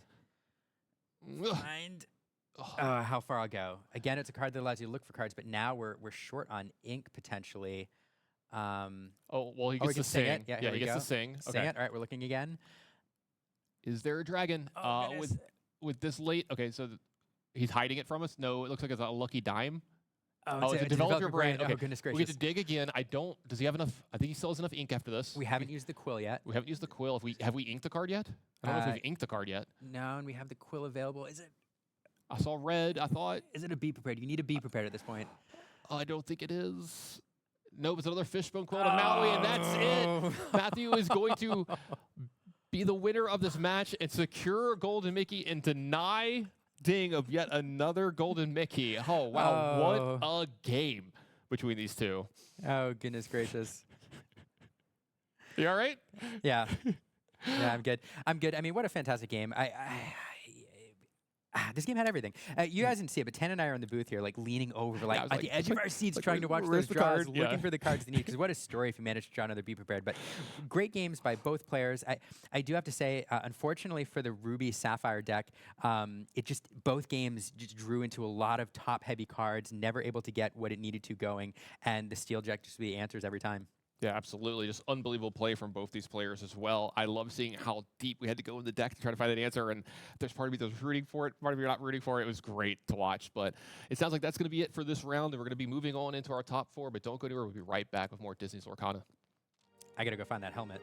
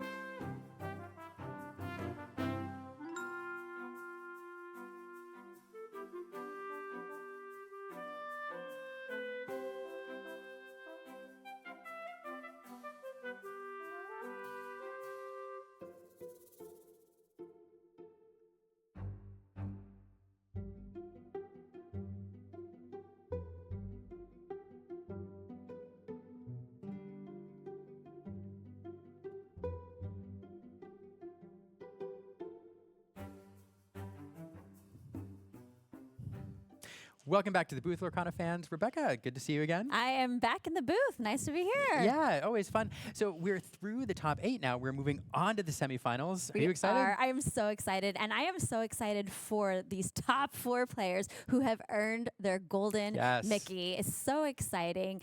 And let's go ahead and take a look at the 4 players that we're going to see here at the end of the day. So we have Nicholas Roy and David Nunez facing off over here. This is the battle of the steels on this side of the board, Sapphire Steel and Amber Steel. And then Matthew Bertrand with his Sapphire Steel deck against Diego Saz, that Emerald Amethyst deck. This is our Mickey bracket, and gosh, what a fun ending. One thing I'm noticing here, though, do we know what you don't see in this at all? Oh, that's a good question. Liam, what don't we see? You don't see any ruby here. No ruby. No ruby amethyst represented, no ruby sapphire represented. So it is steel heavily represented here, and then we have that one emerald amethyst player over there trying to sneak into the finals. And yeah, I'm really excited for these matches. Really exciting. Well, congratulations to all these 4 players for earning that golden Mickey Brave Little Tailor. Let's go ahead and take a look at how they got here. Starting off with Matthew, he went through the Rapunzel bracket. Starting off here over on the right-hand side, you'll see that he faced off with another Sapphire or Amber Steel deck in that first round. Yeah, this is a match we're going to see here in a bit, but yeah, these are a really interesting journey here, a variety of decks along the way. He did play a Steel Song deck, then into I call it a citrus deck. Citrus, a lemon lime, deck, a citrus discard deck, which can be a bit of a challenge, but made it through that just fine. And then beating Din here, and we saw that match just a short time ago. This is a challenging matchup, I think, the Ruby Sapphire deck against the Sapphire Steel deck, and handling it, though, with a plum and on to the semifinals. Excellent. And Diego is our next competitor. He was on the Maleficent bracket. Let's take a look at his journey, Liam. Yeah, Diego playing a color combination that I personally love. I think I've made no secret about that. But actually, a bit of an easier journey, I think, for him, because the Ruby or Amethyst deck is a deck that I think Amethyst Emerald likes to play. And so seeing that twice here in the first round and the second round of the in the octafinals, and then in the quarterfinals playing the Mirror, a very challenging matchup there. Those were some fantastic games, and really had to earn his way into this semifinals. Yes, and Nicholas Roy is our next player who has earned his way to that golden Mickey, making his way through the Elsa bracket. And Nicholas Roy, of course, is playing that Sapphire Steel deck. He had to face off with Ruby Amethyst, and then he faced off with a Ruby Sapphire deck in the octafinals. And then quarters, he faced off against a Steel Song deck and made his way here to the semifinals. Yeah, a challenging journey for him through this bracket as well. A couple matchups which I don't think he's very well favored into. Not a terrible matchup, but a slight edge to the opponent, and handling it well, though, earning his way into the semifinals. Another impressive journey from Nicholas. Yes, and our final competitor, David Nunez, went through the Cinderella bracket. And talk about this journey. Oh, I mean, first I need to comment on how appropriate it is that David is on the Cinderella bracket here, because I think he runs this exact card in his deck, so kind of fun here. But look at this fun journey. A mirror matches here, in both the first round and the octafinal, Steel Song on Steel Song, Steel Song on Steel Song, and then making it through a deck that I think he's fairly favored into, that Emerald Amethyst deck. But again, fantastic play all day from David, and I'm really excited to watch his match. Absolutely. Well, congratulations again. All 4 players played excellently. They have bested about 1,000 players here in Toronto and earning that golden Mickey. I was excited to chat with each of them about earning that golden Mickey. So we're going to go ahead and throw it over to those interviews and our chats with the players. I can't wait to hear this. I'm here with Matthew, and congratulations, you got a golden Mickey. How are you feeling? Feeling nervous. You know, I tried to not be on stage, but it was so ridiculous. And my opponents are so good. Everybody is so nice.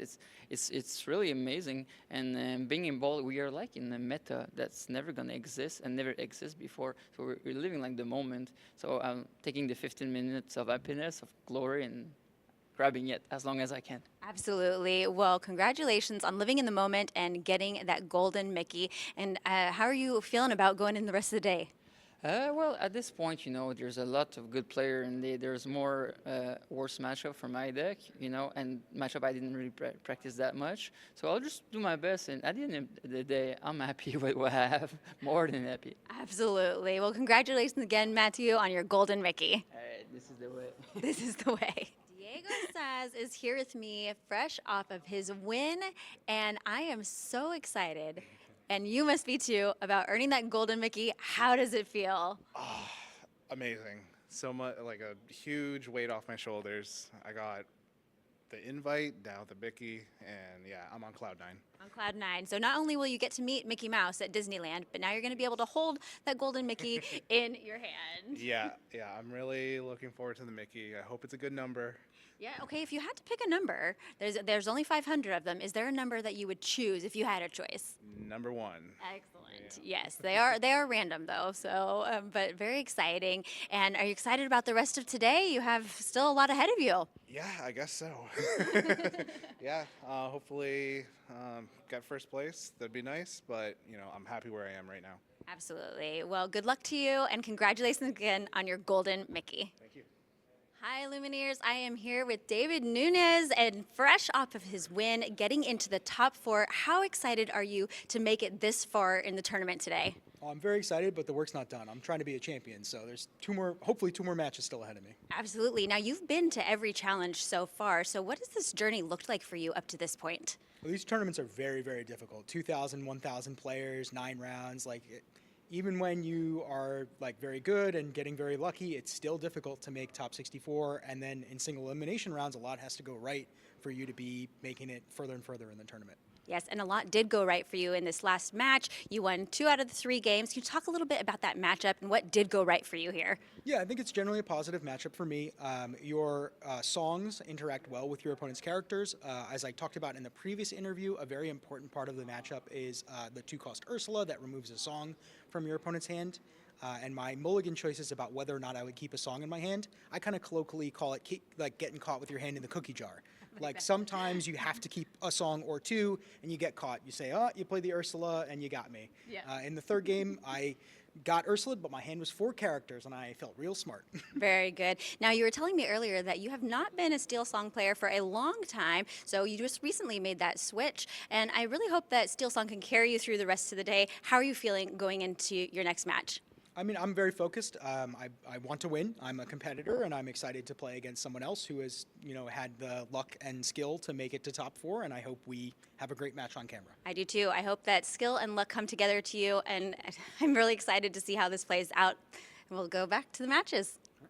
I am here with Nicholas Roy, another top 4 competitor, and congratulations, you have earned yourself a golden Mickey. How are you feeling about that? I mean, I'm pretty stoked. It's the kind of thing that you're like, I come here for this, but in the end, is it really going to happen? And finally happened. I think it will settle down probably more like tomorrow or the day after, but it's kind of crazy. Honestly, it's like not dream come true, but close to, right? It's very limited, super nice to have. Absolutely, Disney dreams, and I can't wait for you to get that Mickey in your hand. They're beautiful. Have you seen one in person before? No, not in person, only on picture, yeah. So the first one you see in person is going to be your golden Mickey, and not only that, but you've also earned a chance to go to Disneyland Resort, California, to play in the championships. How are you feeling about that future for you? Very excited. I mean, it's going to be a lot of good players as well, coming from all the challenges, but I can't wait to just go and enjoy again the game and community. I think it's going to be like a great event, yes. Yes, and before we get to championships, though, you have to make it through the rest of today. And how are you feeling going into your next top 4 match? I will need to check what I'm playing against. Once I have the pairing, I'll need to kind of do like a little plan, and then from there, you do your best, and every decision counts. So small mistake can really cost you a game at that level. So, yes. But yeah, look really forward to it. Yes, or a small opportunity can give you the win. So we hope you all the best. Congratulations on your golden Mickey, and we'll see you in the top 4 match. Thank you. It's so fun talking to these competitors about their wins, getting that golden Mickey. They were all very excited, as you just heard. And they still have a lot ahead of them, though, for the semifinals and hopefully onto the finals. I do have one question. We know Mandalorians love Beskar. How do they feel about gold? I don't know. That's a great question. Anyway, let's get into our next match. All right, so we have Nicholas Roy facing off here with David Nunez, and we have Sapphire Steel and Amber Steel going. And are you ready to dive in? I'm ready to dive in. Here we have a fun little, this is kind of a soft steel mirror. One of the things that each player is running in these lists is a whole new world. You know, obviously these decks operate very, very differently based on those other colors, but one of the things that's going to be fun to see is when each player chooses to use that card, because when you're playing against a deck that also likes to use a whole new world to recharge their hand, it's a very difficult decision. Yep, we do see that David has a whole new world in his hand, but choosing to put that back. He has that queen, which is really a lovely card, that little mini queen that has the possibility for that shift target. Yeah, I think it's not uncommon to send back a whole new world. It is a key card for you sometimes, but again, in this matchup, it's a little more tricky. The problem with the whole new world is, oftentimes, unless you're running the shift and going to sing it on turn 2, it's several turns before you can play it. And one of the worst things you can do is draw into a second one, which is basically just a dead card. So I think it's not uncommon to send that whole new world back, and I'm not surprised to see it done here. And of course, you do have that Aerial Spectacular Singer that can help you find that card later when you really want it. And that's when you really want to find it. Yes. So this matchup's going to be interesting. A couple of key cards I want to talk about. The first is on the Sapphire side, Fishbone Quill, and some of the other ramp cards, but Fishbone Quill is a big one. One of the things that the Sapphire player is going to be trying to do here is to build up a significant resource advantage through ink, so that later on in the game, if Whole New World is played, there's a ton of ink to use to rebuild the board. On the other side, David is trying to build a resource advantage through singers. He wants to get several high-cost cards on the board and or powerful singers, so that when he draws into his songs or uses a Whole New World to recharge his hand, he can do many inks worth of things with these characters on the board and not have to rely on his inkwell. Yeah, many inks worth of things. I like that. And Is there's that shift queen that we were just talking about, and bringing out Along Came Zeus. And then along came Zeus. That's a fun one to sing. It's Along Came Zeus. And I found that amusing. Yes. He hurled his thunderbolt there at Smee. And Smee, we've talked about how that card can just be such a really great lore gain early in the game. But David saying, I'm not going to let you keep that Smee on the board. No, it's interesting because with the Sapphire Steel deck, we think of it oftentimes as a more control deck working towards the end game, but we've seen it be aggressive in this tournament, and it can be aggressive with cards like Smee and some other high lore characters getting on the board early, able to get to 10, 12, 13 lore by the mid game. And on the other side, David is capable of doing the same thing. Cards like Lawrence, which have 2 lore, can come in early, Smee as well. And so both of these decks able to take that aggressive line. And so I'm not surprised to see David choose to immediately get rid of that Smee with the Queen and maintain that board presence. Yes, and he actually does have both Smee and Lawrence in his hand. Here we see that Lawrence being played. This is a fun card. He does quest for 2, like you were saying. He is a 0/4 character, but while he has no damage, he is a 4/4 character with that +4 strength. Yes, and we talk about the powerful stat line of Smee being a 3/3 with 2 lore on turn 2. Lawrence is essentially a 4/4 with 2 lore on turn 3. So doing a similar thing, and really it's the questing that you're often looking to get out of him, although he also is a bit oppressive. Although we talk about the strength advantage there, strength is a little worse against your opponent's characters when Cogsworth is on the board. Yeah, Cogsworth giving all of your characters that resist +1 and can really hold back that ability to clear off your opponent's characters. Something else Cogsworth is doing here, that 5 stat line makes him a little difficult to remove. David's going to have to devote numerous cards to dealing with him unless he sends the Queen. But serving as a 5-cost singer here, so Nicholas with several 5-cost songs in his hand, 4 or 5 cost, and Cogsworth now able to sing those for free if he would like. Yeah. You know what's fun here is you have that Lawrence that has the +4 strength, and also that Queen that can give another 4 strength to a character when she quests. And unfortunately, David had to let it go, let that Lawrence go into his inkwell, and then that Storm or Zeus taking care of the Queen. Yeah, so Nicholas, spending quite a few cards here, getting rid of those characters on David's side of the board. He knows the power of singers, and he also, really, more importantly, though, David's really looking to push that lore lead. Sleepy's Flute on the board is a great card to get on the board at this point in the game. It basically starts a clock on a deck with probably around 20 songs.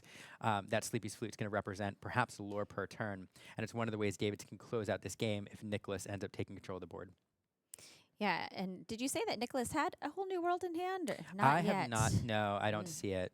His hand's getting really low. I'm sure he wouldn't mind getting it. But here, I think top decking that Flavisham, it's a great top deck, able to get 2 cards off that delicious, delicious Fortisphere. The delicious Fortisphere. Yes, not quite as delicious as a popsicle, but it'll do. It'll do. In a pinch. In a pinch. Yeah, David did play the aerial and was able to pull out another Along Came Zeus. And I think we've just really seen that card, how strong it can be. One of my favorite songs in Steel. No, it's a great card to find because, we talked about during the last match how important it is for these Sapphire decks to get a Flavisham online early to do a lot of work in the mid-game, draw you 2, 4, 6 cards perhaps. And so Along Came Zeus can do a significant amount of damage to that Flavisham, although that resist 1 from that Cogsworth there is going to help him out a bit. Just a bit.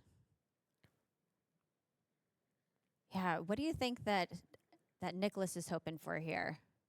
At some point, I think a whole new world. A whole new world. And which David has and is going to play it. So recharge the board here. Now, David recharge hands. David likes to play this card a little bit more when he has more singers on the board and able to immediately make use of the songs that he's drawn.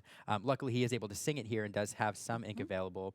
But the thing about playing somebody, Sapphire Steel decks, is when they have a Fishbone Quill and are able to dump extra cards into their inkwell every turn, in a game where you're going to see multiple whole new worlds back and forth, that's really going to allow Nicholas to build up a healthy ink reserve for the late game. Yes, and of course, since he played a whole new world this turn, he's able to trigger Sleepy's Flute to gain 1 lore, like you're saying. It's kind of a clock there for Nicholas. Yeah, and I think, David at this point, at some point, would love to see another flute. Drew into some cards, but yeah, Nicholas now with building up his board, that Cogsworth giving that Bell resist as well. Of course, whenever Bell's played, we have to immediately count the ink in the inkwell. Take a look what's there. He has 8 ink right now. 9, 8. 4, 5, 6, 7, 8. We just inked another one. So with Bell and Fishbone Quill, we're able to ink 3 cards a turn now. And again, just making maximum use of the cards in hand. At some point, playing a whole new world, it starts to feel really unbalanced based on the ink disparity. Smashing that queen to banish her to the discard pile, and then Flaversham taking out Ariel there. Yeah, an unusual role for Flavisham. He usually likes to sit inside his laboratory, quest a bit. And another whole new world being played, this time over on Nicholas's side of the board. So David showing what's being discarded, and now we're drawing into cards. And again, with Bell on the board and the Fishbone Quill, that's 3 cards you can send back from your hand. So as these whole new world, as we see more and more worlds. Yes. That Fishbone Quill is just going to do some work. We do see another flute in David's hand, and he did pick up a few more songs, as well as the Cinderella Singer and a Rapunzel. Yeah, Rapunzel, great card to have. Not as good when you have no characters on the board for her to choose, and just not a lot of great mid-game cards here for David. I'm trying to see. He does have some removal, but nothing to sing. And these Steel Song decks, if there's one thing they like to do, it's sing rather than playing cards using your ink. Yeah, and Nicholas has really been able to build up. He has a lot of items. He has some good characters there. That Bell getting ready to quest for 5. I think he's got 9 ink. I think so. Which is, that Bell questing for 5. Anytime a character is on board that's going to quest for 5, that's can be very scary. Yes, indeed. I never considered Bell to be scary, but she is right now for David. Strange, special, but not scary. Yes. So here we're playing that card, put some damage on Bell for 2 reasons. 1, just to play a song, so now we can get a couple lore out of it, and then 2, perhaps drawing into a card that'll help us. But in this instance, we do have a Cinderella who will serve as a 3-cost singer for any more cards we draw. And I mean, not terrible. Getting that second flute on the board and going is great, but still, that's another 5 turns before you're able to close it out with just the flutes alone. Yeah. And that other board, the other side of the board, is starting to look really scary. Yeah, and Nicholas is sitting at 0 lore right now, but of course, as we've said again and again, these Sapphire Steel decks can just swing. And gosh, I mean, yesterday I think we saw one of these decks take 17 in 1 turn. So Nicholas is not out of this. No, not at all. I mean, Nicholas definitely with a lot of lore on his side of the board. You have 5 with the Bell, 2 with the Cogsworth, and then of course we're questing for 1 each turn with the Flavisham. So 7 lore represented. We're a lucky dime away from being able to get another 5 lore off that Bell each turn. And yeah, it's just, so the problem with Steel is it does have removal, but all of its removal, for the most part, is damage-based. And so when you have high willpower characters across the board from you, or characters with resist, all of your cards become just a little bit worse. And so David, with some decent damage-based removal over there, he's got Let the Storm Rage On, Strength of Raging Fire. It's just not enough. It's just not enough. Yeah, and the only characters he has in hand are a Robin Hood, a 1-drop Robin Hood, and the singer Ursula. So she is a 2-cost character that is a singer 4, but none of his larger characters that he might want to see at this point in the game. No, at this point, David, I think, is thinking about how he can close this game out with songs. Oh. Oh, and that doesn't feel good at this point. Just as I'm saying he wants to close this game out with songs, losing one of your foods doesn't feel great. Rise of the Titans, I think, is in most of these decks to deal with locations more than items, cards like Queen's Castle, but occasionally you find a nice, juicy item sitting there waiting to be waiting to be smashed, and the Titans going to town on that flute. Yeah, what are David's outs here right now? Because I feel like this game really has kind of swung over here in Nicholas's favor right now. Even though he is behind on lore, we're going to see this drastically change here.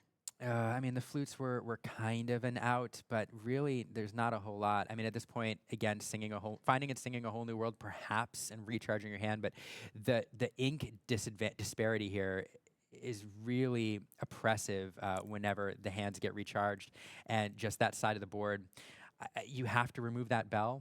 Yeah. There's not a great way to do it with that. Perhaps another Along Came Zeus will buy you some time. Yeah. Yeah. He did choose there to use World's Greatest Criminal Mind to banish Simba.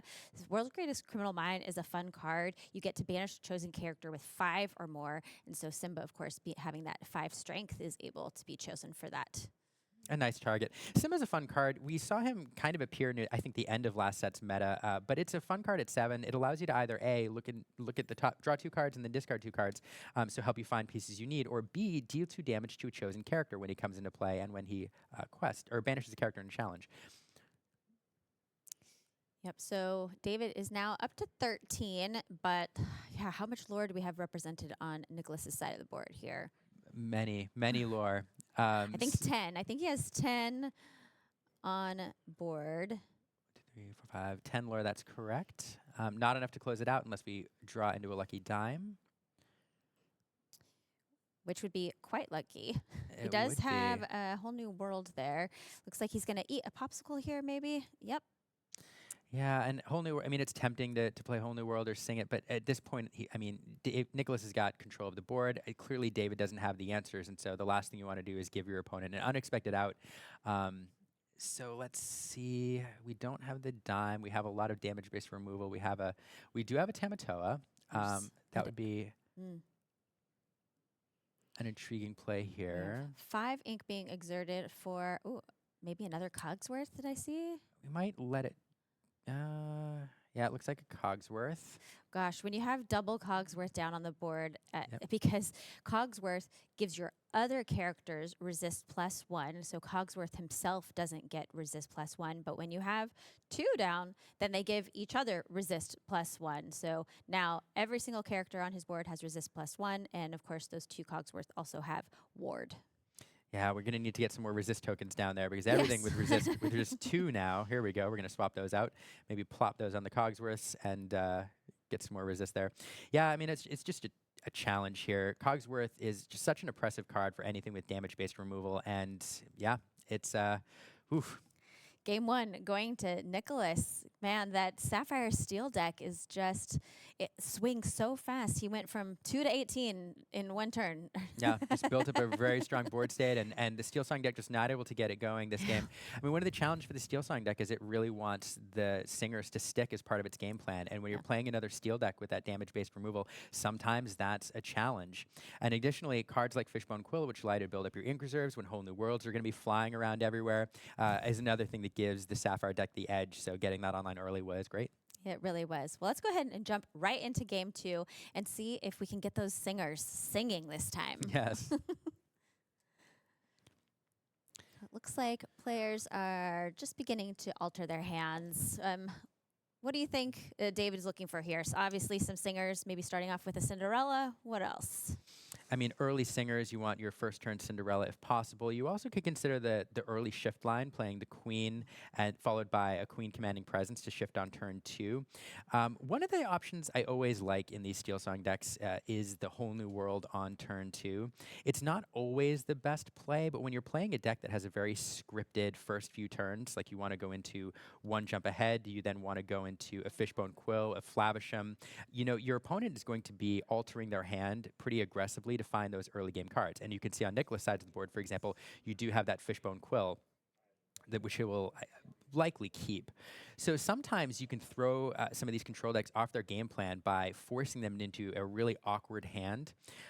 So that is a line available to David if he finds the right cards. Alternatively, I mean, you're just looking to get some singers to stick and for some early removal. But yeah. Yeah, this Sapphire Steel deck, it's been so interesting because, like you said, it is kind of a control deck, but it also can be aggressive. It's like morph, you know? He can shapeshift into anything that he wants to. That's true. I do want to mention, going back real quick, something I forgot to mention on that Whole New World play on turn 2, that feels extra good when you're on the play and your opponent hasn't been allowed to play their turn 2 card yet. And here, for example, where Nicholas is looking to one jump ahead, if you can interrupt that by that early Whole New World, that's a fun combo. That is anyway. a fun combo. I'm not sure if David has Whole New World. He does have the Shift Queen in hand. He does have a Whole New World, and he does have the Queen target as well. So that might be exactly what we see here. And a singer, big Cinderella, stout-hearted, going into the Inkwell. I hope we get to see that card later. It's a fun one. It is a fun card. And one card that I think could help David take this. It's a hard card for Nicholas to deal with. Yes, with the resist +2, right? Yes. So here, I think we're going to see, a Smee. Another great, I mean, David is able to be aggressive early, especially if he draws into or has a Lawrence available on turn 3. So getting that Smee on the board and questing early is also a great choice. And over on Nicholas's side, he has the Quill in hand? Ba-boom to your queen. Knowing that is available gets rid of that queen. So now that shift not able to do that. He does have another one. So double queen. There we go. Yeah, see, he puts it down. So we have a queen and our little singer, Cinderella Ballroom Sensation. She is quite sensational. Judge reaching in there and making sure that we rotate that number a little bit. Yes. Here we have that Fishbone Quill. Again, another card that I think is key to this matchup. Nicholas probably going to use that, knowing that a Whole New World is possible. Get that extra ink in there if we're going to discard those anyway. And back over to David. All right, and here we have that Shift Queen into a Whole New World. So there it is. Unfortunately, Nicholas able to get that Fishbone Quill out is great for him. Now he can, as these Whole New World stack we talked about, make maximum use of the cards in his hand, and drawing into a lot of his endgame cards. That's not the best hand for Nicholas. I think he has 2 Lucky Dimes in there. He does have a Bell, which he can play and ink an extra card every turn.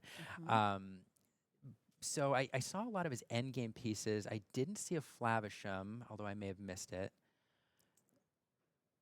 Yeah, and we've seen before how key Flavisham really can be in that Sapphire Steel deck. You need the card draw, and that's really, really in the Sapphire Steel one of the primary ways that you can draw cards.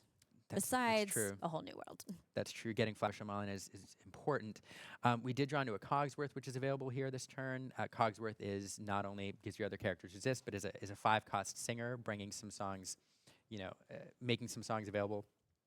On the other side, a fun combo is Smee and Rapunzel. Yes. Rapunzel is often paired with cards like Mother Gothel, which have damage when they enter play. On the Steel side, though, you have Smee, which damages himself several turns in a row, and then you can play Rapunzel to draw a couple cards off of that. There's a fun little combo I thought I'd mention. Cogsworth coming into play now. Bell into the Inkwell. Inkwell. Into the Inkwell. No, not quite. Yeah, I suppose that works.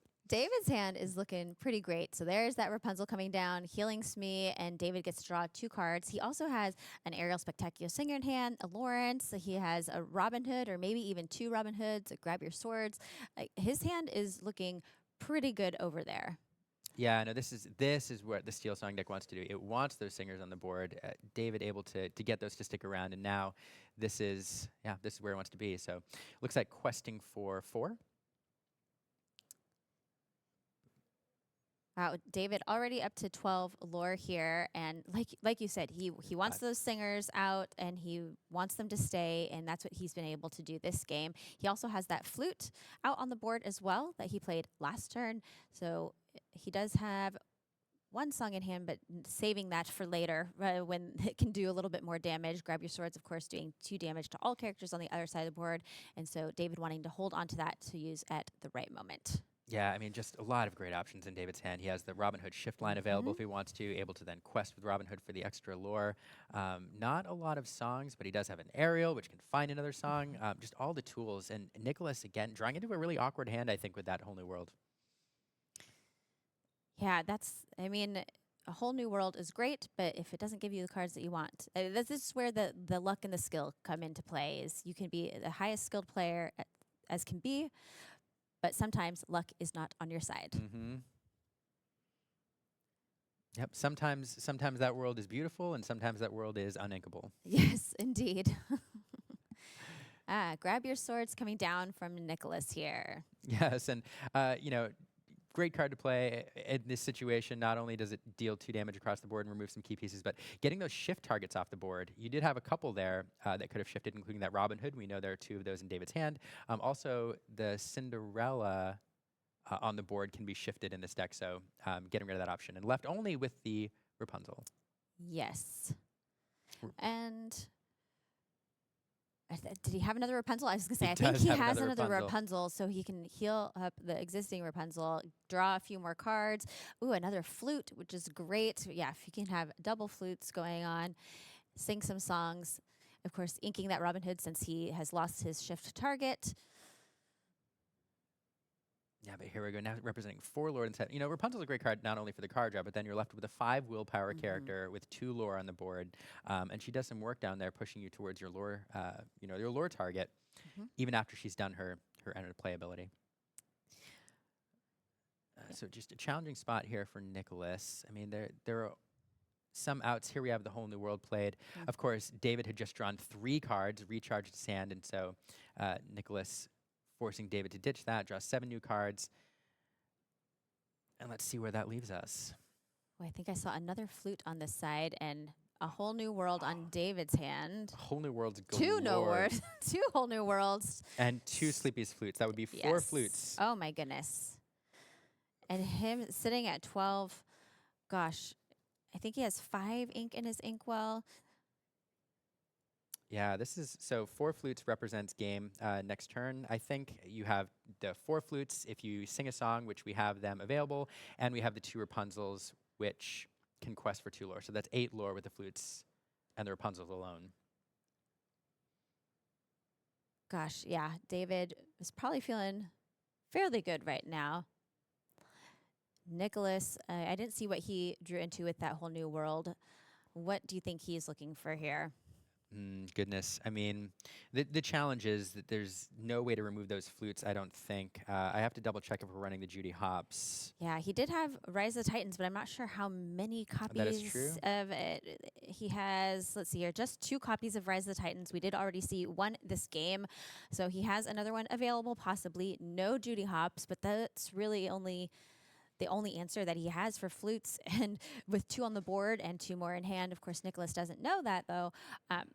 It's not much that Nicholas is going to be able to do about that. No, it's just a challenge. And 5 willpower on those Rapunzels is also challenging.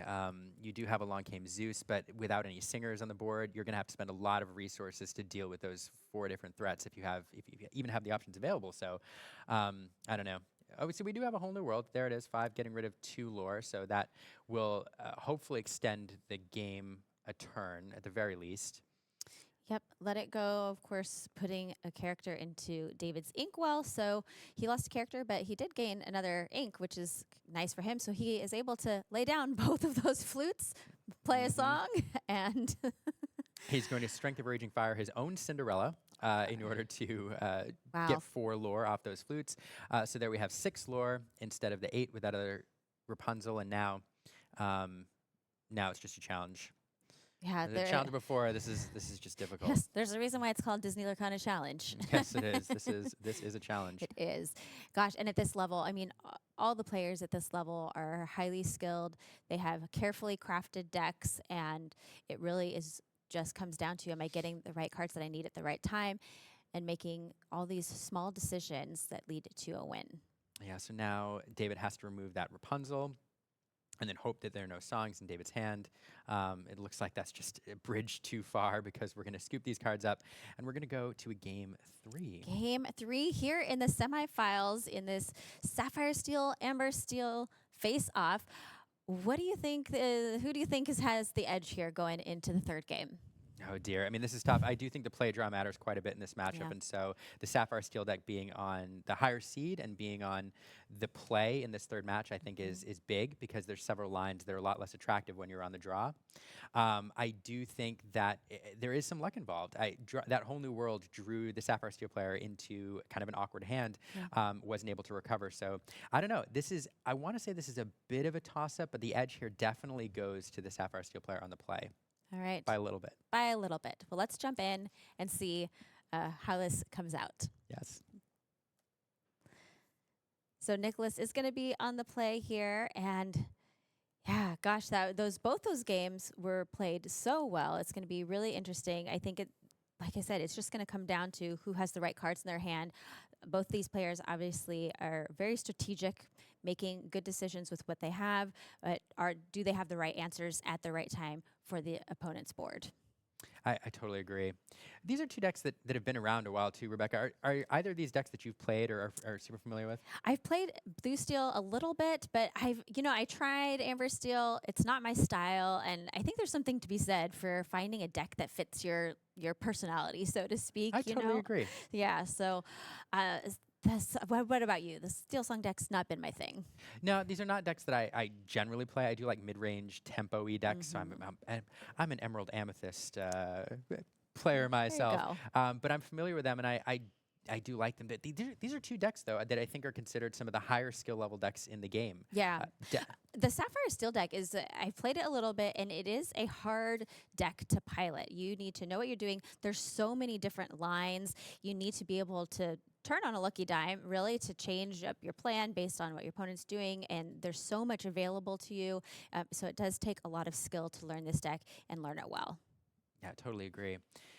So we did see Nicholas. I paid attention to his hand altar. I didn't see what David sent back, but only sending back 2 whole new worlds, drawing 2 new cards, and definitely had some of the key pieces he needed in the early game. I think I did see the 1 jump ahead, the early turn, or the early game popsicle. So Nicholas kind of happy with the hand he had. David, and I'm not sure what he pulled. We shall see. Yeah, the Steel Song deck I know has been very popular ever since Cent 1, really, and it kind of went away, came back, but I feel like it's kind of maintained its place in the meta consistently, maybe going up and down a little bit, but it's kind of always been there. It's one of the, I think you'd call it one of the 2 original decks in OG. Lorcana. Yeah, I do think Steel Song and Ruby Amethyst were 2 that appeared right away. Steel Song is, of course, one of the decks. Songs are a very important part of Lorcana, one of the things that makes Lorcana and Disney special. And so Steel Song felt like the perfect deck for this game. And yeah, it's been around ever since Set 1. And people either love it or they hate it. Yes. And we have the Queen coming down here. We'll see if it sticks this time. And Nicholas on one of his ideal openings, Popsicle on turn 1, 1 jump ahead on turn 2, ramping into turn 4, either the Fishbone Quill or the Flavisham available now on turn 4. So Nicholas definitely where he wants to be. David with the choice here. So Smee is what he played last time on turn 2. We do have the Queen Shift available. I don't see, it's me going into the inkwell, actually. And we're going to Queen and we're going to go wide here. And this is not, I mean, this is an interesting play. Nicholas does have a lot of targeted removal. He also has grab your sword, and we actually see that he has it in hand. But that is the only way to deal with a wide board, and there's nothing right now to sing it. So David kind of taking a gamble, going wide here, and trying to close out the game with lots of characters, which would be difficult for targeted single removal cards to deal with. Yep. David does have that Shift Queen and a Whole New World in hand, and also another Smee. So we did see one go into the inkwell, but he has one waiting in the wings. Let's see, both players thinking here. Yes. Yeah, it's kind of waiting with bated breath here. I know. Nicholas, I think he's still deciding what to ink, which I know that, you know, besides altering your opening hand, which is such a key piece to Disney Lorcana, the other thing that is really strategic is deciding what to ink. Yeah, and this. Let's talk about this play. Like, there are some plays, you know, that I think are fun to talk about. This is one. There's a lot of players, I think, especially newer players, who would say Flavisham is the right play here. You want to get that card draw going. And we consistently talk in these Sapphire decks about how Flavisham is an engine you need to get going in the mid-game. But this deck has a whole new world. And we've talked again earlier how getting that Fishbone Quill on the board, allowing you to make maximum use of the cards in your hand as they're being wheeled, is super important. So Nicholas inking the Flavisham instead of putting it on the board, getting that Fishbone Quill online, prioritizing that. And I think it's paid off here because not only did we get the extra ink last turn that would have otherwise been discarded, but now as the wheels continue to wheel, he can make maximum use out of the ink in his hand. Yes, and that Fishbone Quill didn't get put in the discard with a Whole New World. It stays there on the board. Yes. Now, so another interesting conundrum here, though, is we do have a wide board here. We have a lot of 2-strength characters. We did have Grab Your Sword available last turn on turn 5, and David just wheeled that away. Interestingly, Grab Your Sword is a card that kind of faded a bit from the meta, or people thought it would once the Bucky errata happened, because it was a card that dealt efficiently with Bucky, it dealt with Diablos, and so I think and it was in a lot of decks just for that reason. And so I think a lot of people who ran smaller characters hoped it would kind of fade. But Nicholas running 3 of them in this deck, kind of not choosing to move many of them out. One of them is in the discard pile, but there's still 2 available to deal with this wide board. Along came Zeus here, throwing that Thunderbolt at that Queen, and then taking out Robin Hood, which, you know, that Robin Hood and then the big Robin Hood that can come in as a shift character. We have not yet seen David play that Robin Hood because Nicholas knows that he has it in hand, and so every time he sees that little Robin Hood come out, then he won't let it stay on the board. So get out of here. Yes, and we have Ariel singing here. She says, "Look at these songs, aren't they neat?" Adding more songs to hand, and then questing here with a Queen and a Cinderella. Gosh, that's so interesting to me that the Queen and the Cinderella are the 2 cards here on the board. These, you know, both 1-cost characters staying here and, you know, just questing a couple, you know, getting a couple lore each turn. And sometimes those little, you know, micro gain, lore gain is what wins the game in the end. Yeah, absolutely. David has kind of an awkward hand here. Not terribly great. He does have the Whole New Worlds there. I think 2 of them actually, which he could use to recharge his hand. But the Robin Hood, he'd love to shift that Robin Hood into play if he can, and then perhaps sing, but can't because, as you pointed out earlier, that shift target was removed. He has 2 Grab Your Swords, which are not great cards in this scenario.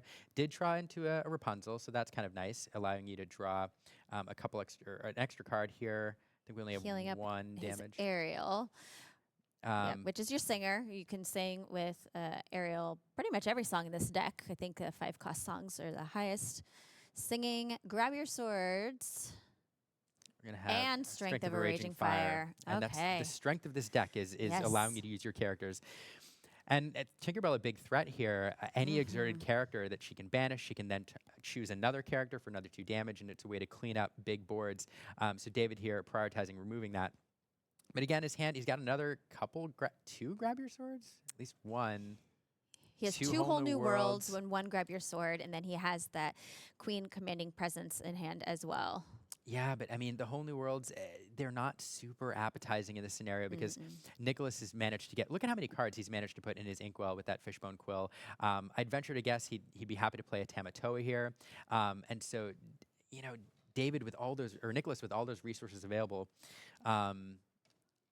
you know, not a lot of options in the hand. Fortunately, he's managed to build a pretty big board, though, at this stage in the game. 1, 2, 3, 4, 5. And so unless another grab your sword is drawn, yep. So we have Popsicle going to the discard pile. Ah, yes.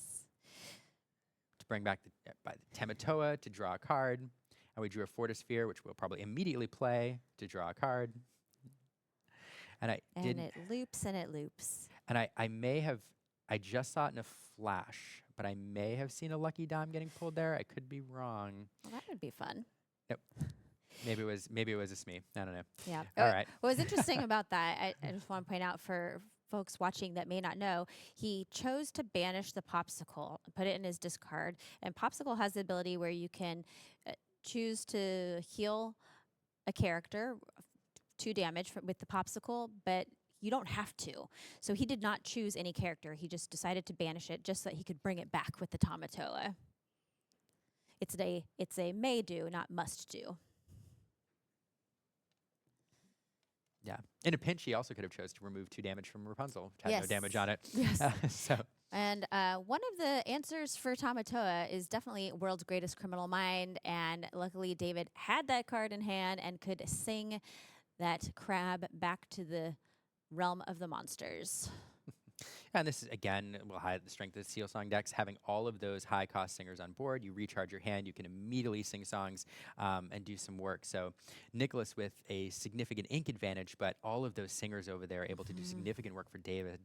Yeah. Nicholas really needs to get a high-cost, high-strength character to stick to start removing some things, or perhaps draw into a Grab Your Sword or 2, or some other targeted removal. Yeah. David has challenge. 8 lore on board, so that's 2 turns unless Nicholas is able to find some answers here. What answers do you think are available here to Nicholas? I mean, the wide removal is what you need here. You're going to have to get a character or 2 to stick. At this point, you'd even like to get, you know, a few Smees on the board. Hopefully you drew into something, you know, a few things that you could put down to go wide. A Grab Your Sword or 2. It's just, it is a challenging situation. There is no Be Prepared in this deck. There is no Be Prepared. Yeah, he's got, let's see here. I saw a bell in hand. Yeah, you know, there's so many items on board. There's also a line where Tinkerbell, that's not a bad option. Clear out one of those characters, and then anything left exposed next turn, you can challenge into perhaps banish 2 characters. But the problem again is when you give a Steel Song player a grip of full cards, they're likely to have Strength of Raging Fire, Along Came Zeus, things that can deal with those cards. We do have a Strength of Raging Fire in David's hand, so that Tinkerbell is probably not going to survive this next turn. Yeah, and there's also a Sleepy's Flute in hand as well, which is just really going to put David in prime position to take this 3rd game. Of course, each of these players has taken 1 game here in this 3-game match, and so either of them could move on to the finals, but right now it's looking really like it's in David's favor. Yeah, so let's see what we do. I think we're going to ink here. We may play the bell. No, we're going to 2-cost. So I'm trying to think. So there's so many items on board that there is a line here where if Nicholas can do enough to remove a few things from David's side of the board, he has so many items in play. Tamatoa with a lucky dime will enable him to close this game very, very quickly.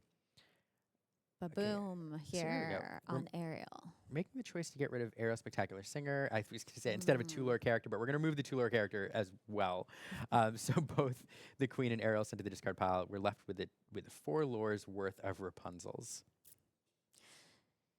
So we have 4 lore on the board, plus there is that Sleepy's Flute in hand, so that's potentially 5 if he's able to sing a song this turn, which would put him up at 15. Yeah, and I was going to say that did a couple things, removing those characters. It made Strength of a Raging Fire a lot less strong. But now we've drawn into a Let the Storm Rage On, which can do 2 damage, as well as a Strength of a Raging Fire. We have 2 more characters anyway, so yeah, there we go.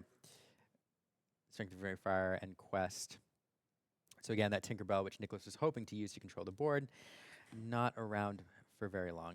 Yeah, Nicholas, it seems like every character that he's able to get out, that David just has the answer. And David placing the precise amount of lore he needs to win onto the board. Again, it's funny with these Lucky Dime decks, if Nicholas is given like a turn off, a little bit of room to breathe where he can get a Tamato on the board, Lucky Dime, etc., he could close this very fast, as we mentioned, but able to, it has to play offense here every single turn to prevent David from closing that lore. Mm-hmm. Putting his Flabbershim down here. Gosh, I can't see what else is in Nicholas's hand. Like, what are the outs here for Nicholas? I'm trying to see. So he does have a Let It Go, I know. So that's a little bit of removal, but again, it's 5 ink to play. There's nothing to sing it, and it only delays things a little bit. Yep. Live another turn. Oh, Which goodness. we do. Yep, he is putting one of those Rapunzels into the inkwell here. And of course, Nicholas doesn't know that there's 2 Sleepy's flutes in David's hand right now. So we're inking an Argus, and then now Bell down. Bell does represent 5 lore. David counting here: 1, 2, 3, 4, 5, 6, and 7, 8 would be the flute. So all we need to do is play 1 flute, and then a second flute, and then sing a song. There it is, and that's 8. There it is. It closes out the game. My goodness, what a game! Yeah, I mean, masterful by the Steel Song player. Yes, yeah. David Nunez really piloting that Amber Steel Song deck to perfection. Yeah, I mean, this is an interesting matchup. I love watching this matchup. The wheel on the wheel, both players trying to figure out when can I optimally play it without advantaging my opponent too much, and then hoping to luck into the cards they need. But the key for any Steel Song deck is getting your singers to stick on the board when you start to wheel. That happened here. Grab Your Sword, not available at the right moments, and man, the Steel Song deck just running away with it in that 3rd game. Yeah, really did. Congratulations to David. Well played by both players. We're going to go to break and have another semifinal match for you. Yes.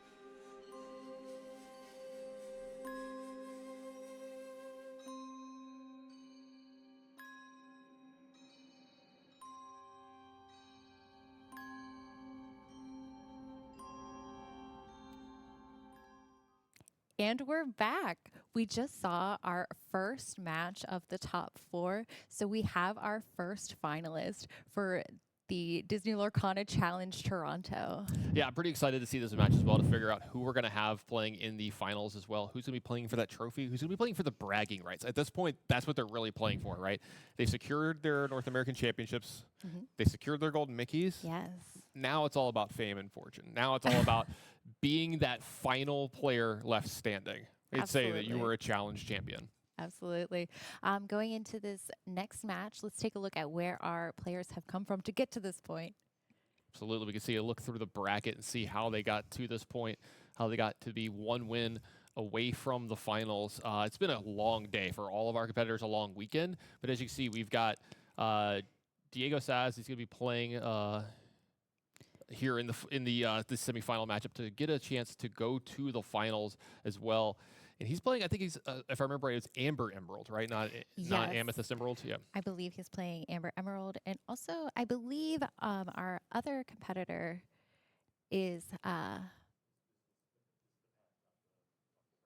Okay, yeah, so this is the path just through. I was going to say, this isn't the actual top 4 bracket just yet. Yeah. So. Yeah. So Diego has gone through a lot of Amethyst Ruby and a lot of mirror matches. Yeah, absolutely. I was also point out he went through one of my friends as well, Tarek Patel as well. There, my friend that I pointed out earlier. He's only been playing the game for 2 weeks coming into this weekend, so kind of unreal that he got here and got to even compete this late in the tournament. But Diego, as you see, has just been through everybody this weekend and is making headway into the finals here this weekend. So let's go ahead and pull this back, start maybe getting towards the match here, because you know what? We've been talking about it a lot. Let's go ahead and get ready to get down into that feature match, get this match going, see who's going to be playing in that final, because I'm ready to see some more action. I'm ready to see some more Disney Lorcana. Yes, we're getting closer and closer to that finish line, so every single match is more intense, more exciting, more on the line. I mean, watching Lorcana, this is the way. So, like, as we see, we got Matthew on the left here. So we're playing against Diego here, and they're up against it here. They're going to be playing for quite a lot, and we saw Matthew play a really, really great match to get here earlier where, in a matchup where I felt like he might not have been favored that often, but a nice 2-0 victory for him there. Got through, played really well. Lucky Dime was on his side as well to get him through. He's going to be playing his nice Sapphire Steel deck here, which I'm a big fan of. And then we're at Amber Emerald on the other side, one of the decks that can kind of give this deck some problems sometimes. If you don't draw the right stuff early, the right removal spells, the right time, this could be a matchup that can be tough for you. Diego's kind of biggest role right now is to disrupt Matthew and his plan as much as he can. Hopefully trying to set up a nice big combo with the Under the Sea. Yeah, absolutely. We've been seeing this. I love calling this deck just Lemon Lime. I don't know why. I love the nicknames the players come up with for the decks. We've got Blue Steel, we've got Lemon Lime. Yeah. And yeah, lots of really crazy things Diego's deck can do. Both these decks have, some okay early games can really come out of the gates, but once they get to the mid-late game, they start playing their higher cost characters and singing songs. They can do some really, really powerful stuff. Yeah, absolutely. Matthew playing the Popsicle first, a great first move for him. Absolutely on track of what he needs to do. I did notice when I was looking at Matthew's deck list that he is playing Detective Mickey in the 3 slot, which you and I have differing opinions on. But I know you're a fan of it. I know Matthew's a fan of it. I'm not the biggest fan of it. I like it in his build. Look, I'm coming around. Look, well, you've never seen a hypocrite before. Look, I've been wrong before. I will be wrong again. Mickey's great. It's a great card. I personally like, Quill 1 jump ahead a little bit better, but I can't argue with these kind of results, can I? I know. Look where he is. And Mickey helped. So that's always fun. And I mean, when you're playing it kind of the turn after the 1 jump ahead would have been, so he is like kind of a turn behind where it would be otherwise, but he has a body on the board with that 3 willpower, which is pretty good at surviving most things that 1 and 2 cost characters could throw at him. Yeah, that's a really good point. The body being left behind it's not trivial. It's not nothing. We got to see a turn 3 Diablo here from Diego. It's pretty good. After the Ursula Deceiver on turn 2 kind of cleared the way, make sure there's no songs over there. going to go ahead and back this up with one of the better plays that he can make as well. And this is a really, really good start for Diego. Absolutely. That Diablo is great. Being able to, and then Matthew puts his kind of card draw engine online as well, being able to sacrifice those items to draw cards, whereas Diablo allows his owner, Sure, his player, to draw cards when he's exerted, when his opponent is his artist. Maybe? artist. Yeah, because you're filling up your ink well. You're like, You mean a Lumineer? okay, yeah, Illuminator is probably a better word. You're probably right there. Look, I was trying to help out, and then you did that to me. Okay, I'm so sorry. Ariel's Spectacular Singer coming down, drawing 4, going to see if there's any songs there. It looks like there was not, which is unfortunate. But, I mean, Diego still has quite a few songs in his deck, like this one, Bare Necessities. yeah, this is going to reveal Matthew's hand, and he's going to be able to take a non-character card here, and it looks like the only option is going to be a Whole New World. And that's interesting because like the Ursula didn't get this one, but Bare Necessities is going to go ahead and take care of that one. And then Diego gets to breathe a little bit of a sigh of relief. While there is a Tinkerbell on the other side, there's no Grab Your Sword, which is something that could take care of the Diablo from here. And that's kind of where Diego wants to be, is if he can keep this Diablo on the board for multiple turns and Matthew can't answer it, he's in a pretty good spot. Very true. Taking a look at Matthew's hand, though, he has some really great cards in there that will be able to scale really well with him. Yeah, and the other thing to talk about here about the Diablo being left in is as long as he has the Diablo in play and he has it exerted with no way for Matthew to take care of it, this kind of negates some of the advantage that Hiram Flabbersham is going to have here. Because whenever Diego exerts the Hiram to quest and gets rid of his Popsicle and draws 2 cards, so will Diego. So while you are getting more cards, you're getting more velocity, your opponent is also keeping up in card count as well. So it kind of mitigates some of that advantage that that card would have for him. Very true. Unfortunately, yeah, we get to share the fruits of Hiram's labor. Oh, you thought you were drawing? We're drawing. We are drawing. Yeah, together. we are drawing. We're doing this together. Yeah. It's a team effort. That's not how you want to play this game if you could avoid it. Yeah, absolutely not. Looks like Matthew considering what to do here with his 6 ink turn. We know I'm a huge Cogsworth Grandfather Clock fan. Getting that extra resist is always fantastic. It looks like questing there, discarding the Popsicle to draw 2. Ooh, we get a Whole New World and a Grab Your Swords, which 2 very good songs. And I'll just say, look, if you're going to let them draw 2 cards off it, you better hope one of them is Grab Your Swords. And Diego's like, oh, come on, man. You didn't have that when I looked at your hand the last 2 times. Right? Sneaky. So really, really good draw there for Matthew. Now, Diego no longer gets the benefit of Hiram's card draw.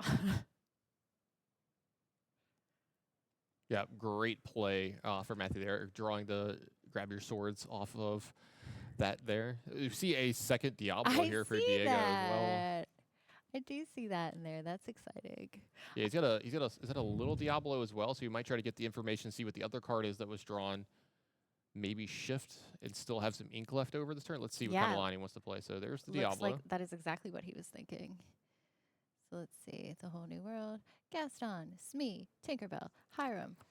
Well, the thing is he's not going to be able to get the Diablo exerted before Whole New World comes off. If Matthew wanted to do Whole New World next year, he won't be able to do the draw 14 for Whole New World, which we've seen a few times and is pretty powerful and obviously pretty great. But I don't know if Matthew's going to be going to a Whole New World next turn unless he sees the Diablo. He might think, look, I might not have a better chance of doing this anytime soon. But that's a really, really good point. Diego having quite a beautiful set of cards. Some nice enchanteds in there.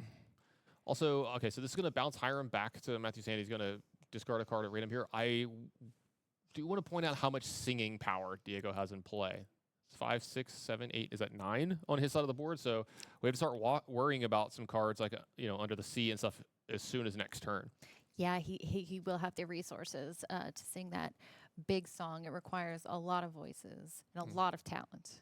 You see Akita going into the inkwell here as well. So maybe that's a sigh of relief for Matthew. He's like, look, if he's inking Akita, maybe he doesn't have the combo to get everything. Yeah. But he would be able to sweep up this Mickey right now too. So a lot of things for Matthew to think about here this turn. Well, especially because Diego got a peek of that hand and saw so many of those stronger characters in Matthew's hand and probably wants to save that big removal to that point.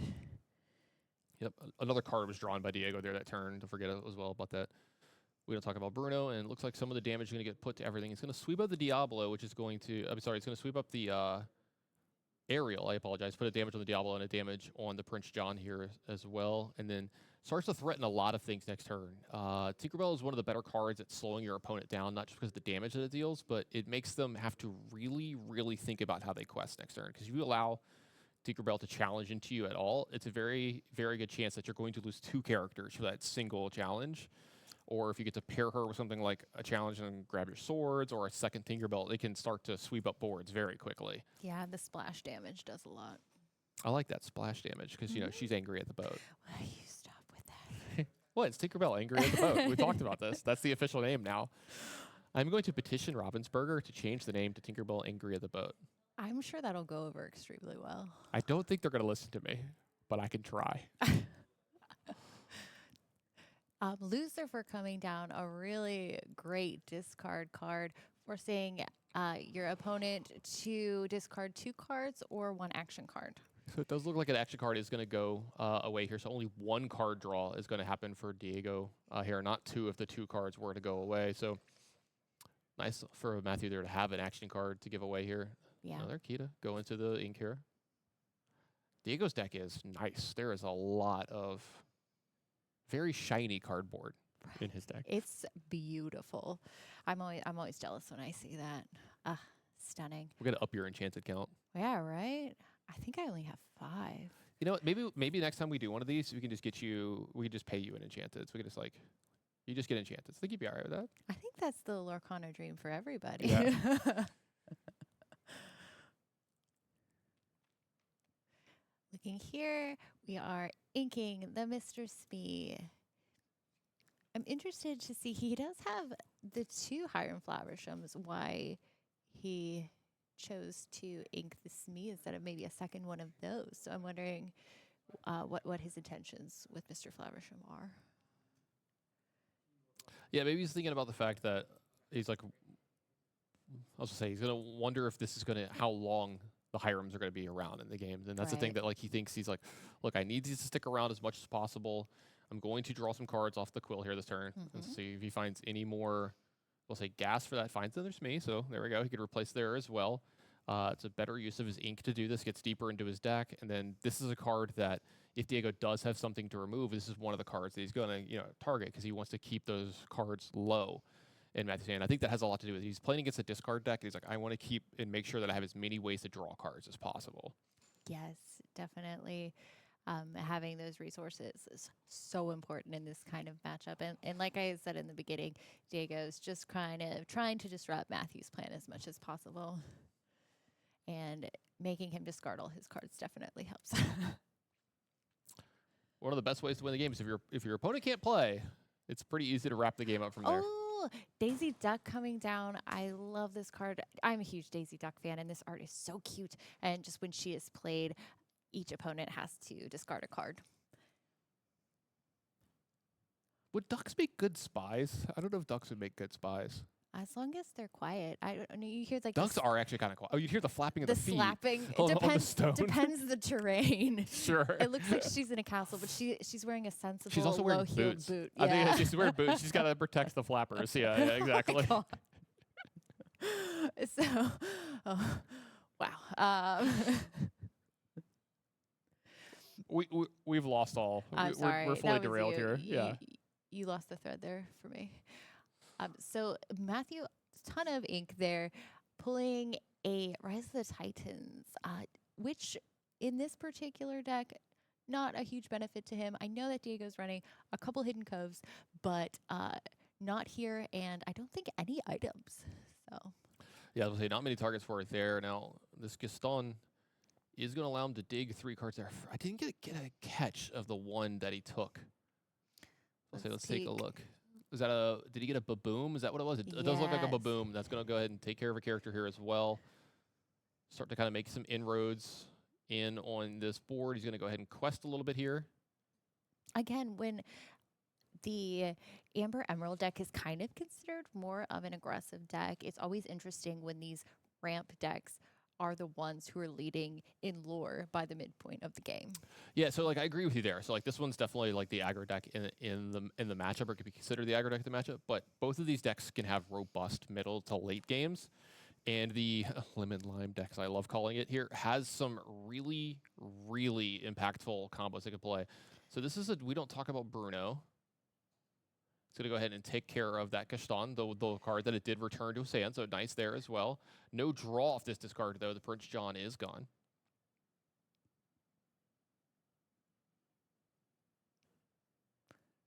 I was just thinking, we don't talk about Gaston either.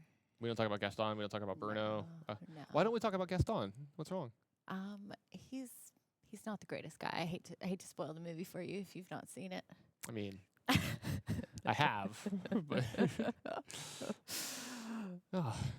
the guy's just sure of himself. There's something wrong with having a little bit of confidence. Yeah, oh my goodness. Is Gaston the real bad guy?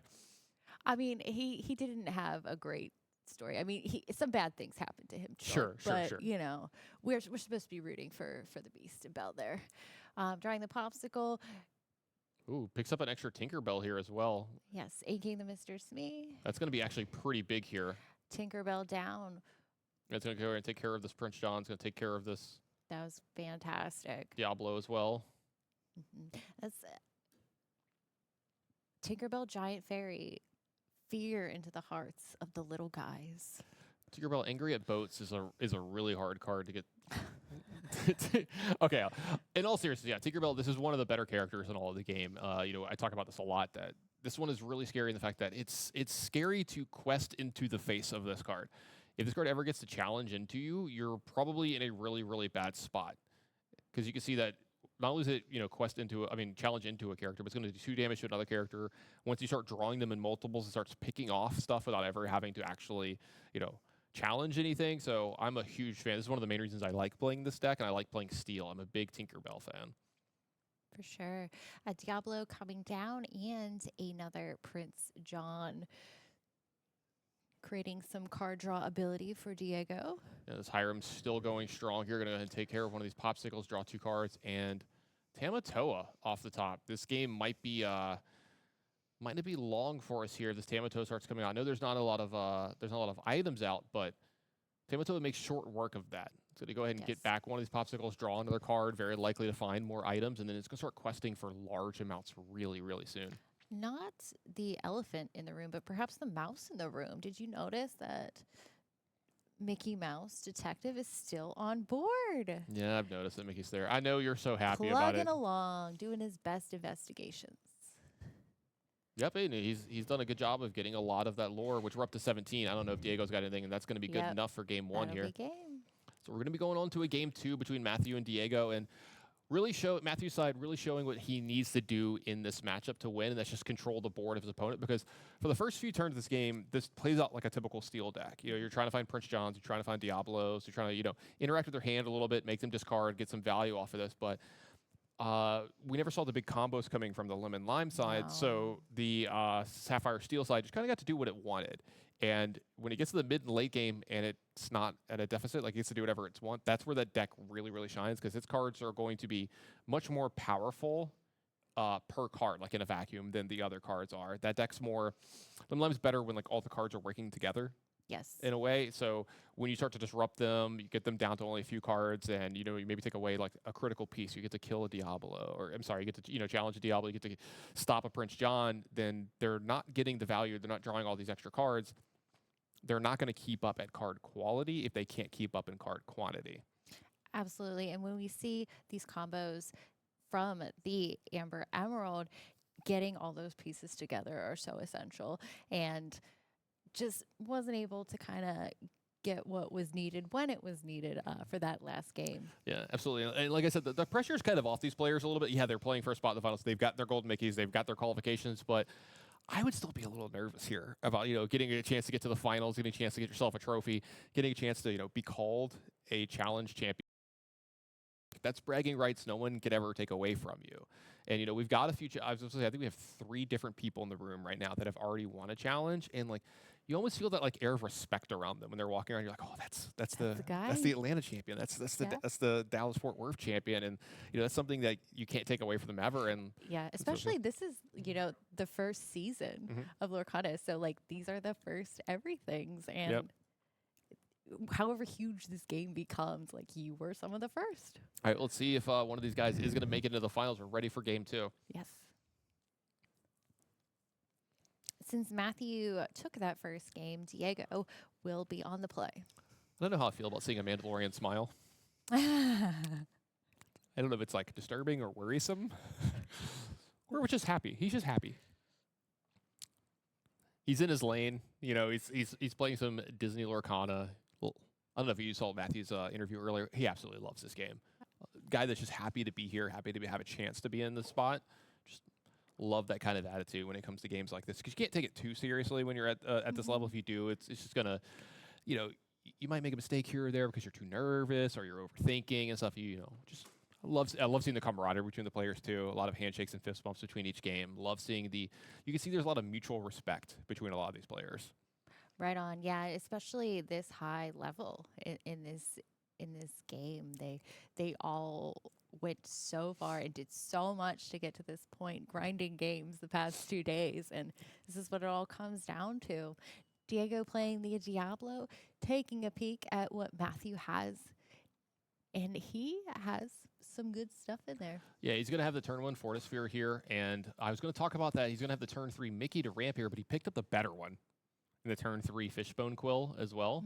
He's picked up another item as well that's a popsicle. So Matthew's got a really nice, speaking of really nice, that's a shift of Diablo on turn 2. And this is one of the things that could give Matthew pause. This is one of the worrisome things that while his draw looks pretty strong, Diego's got a very strong one himself.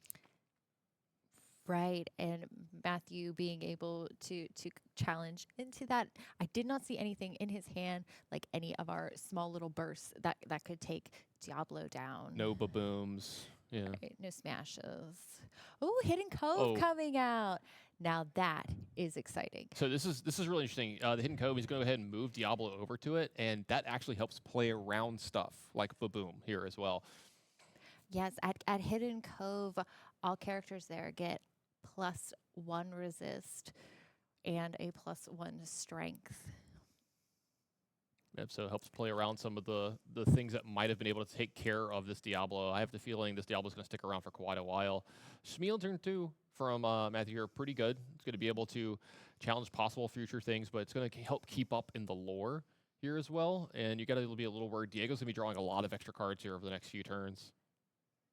So Diego's got an option between a few things here, but it looks like he's gonna go ahead and ink the Deceiver, Ursula, and he's gonna instead have the Sir Hiss, which is going to move over as well. And now he's got 2 evasive threats here that are going to be gaining a lot of lore, possibly singing some songs. He's going to be refilling his hand every turn as well with these extra cards. Especially with this extra resist, those evasives just became even more threatening. Detective Mickey Mouse coming down. Yeah, I love how you talk about the extra that it can take away from damage here, because Sir Hiss, great card. It's hard for them to challenge, but just gets swept up by Tinkerbell quite a bit. But while it's at the Cove, it's going to be able to survive that. So nice little play for Diego here, finding this extra value out of the Cove. It looks like we're going to finally get some discard here on Matthew as well. I love this start from Diego. This is where he wants to be. Definitely. Matthew forced to discard 2. There from You Have Forgotten Me. Diego choosing to trade the Sir Hiss with the Mr. Smee. Inking the Tamatoa. Chien Po coming down. This is a very great bodyguard for Matthew's side here with the 7 willpower. That's a lot to contend with Diego's deck specifically. You're 100%, and that Lucifer is going to come in and take the last card out of Matthew's hand, and Diego is actually in a point where I don't know if he's even going to worry about challenging too much for the rest of the game.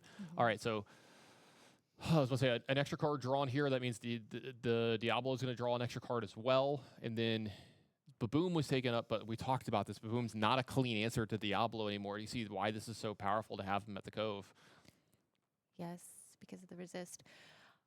So I think you're right. Diego's kind of going to be playing his own side of the board, getting things out, questing when he can, trying to keep that cove full of some defensive things there with that resist. See a couple different options here. Was that a second Diablo here as well for Diego? Yes. Go ahead and keep questing with these. Yeah. And I think Matthew's in a pretty rough spot now. Grab your swords off the top would be really good. Tinkerbell would be all right here. Yes, we talked about we don't talk about Bruno with the Chinpo. If you don't have anything else in your hand, that's the card that gets discarded.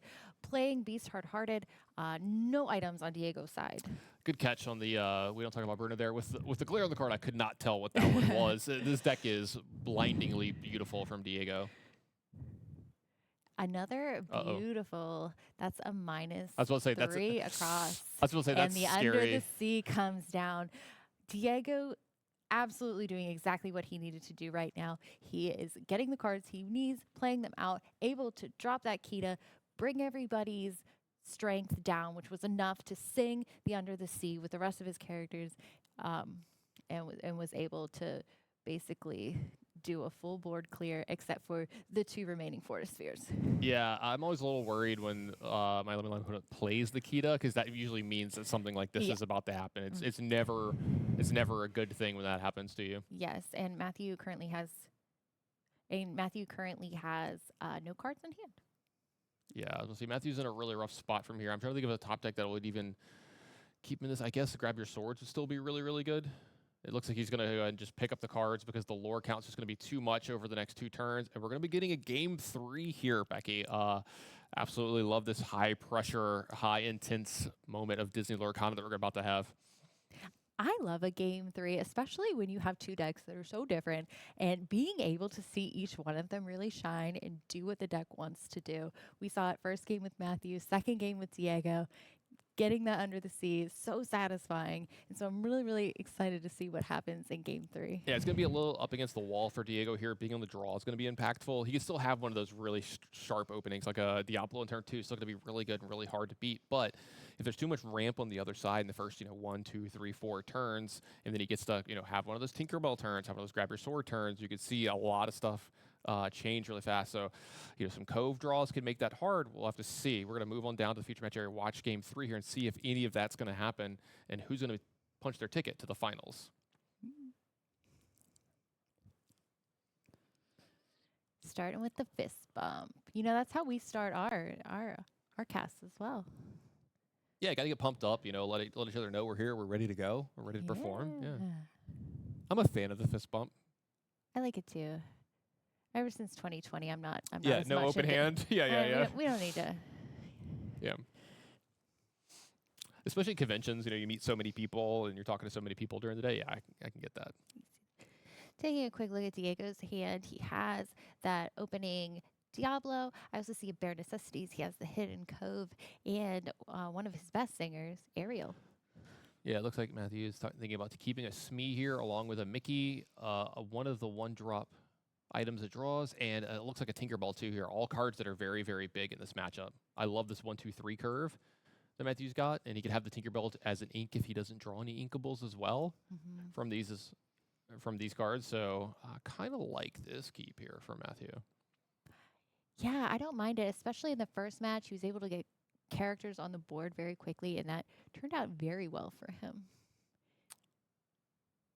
Yeah, Smee can carry a lot of weight early and putting a lot of lore and a lot of pressure on your opponent while you're busy, making a lot more lore, getting a bigger board, making your ink a little bit more than your opponents and trying to get the advantage that way. Except for the evasive early cards that Diego has, Smee can pretty much go head-to-head with anybody.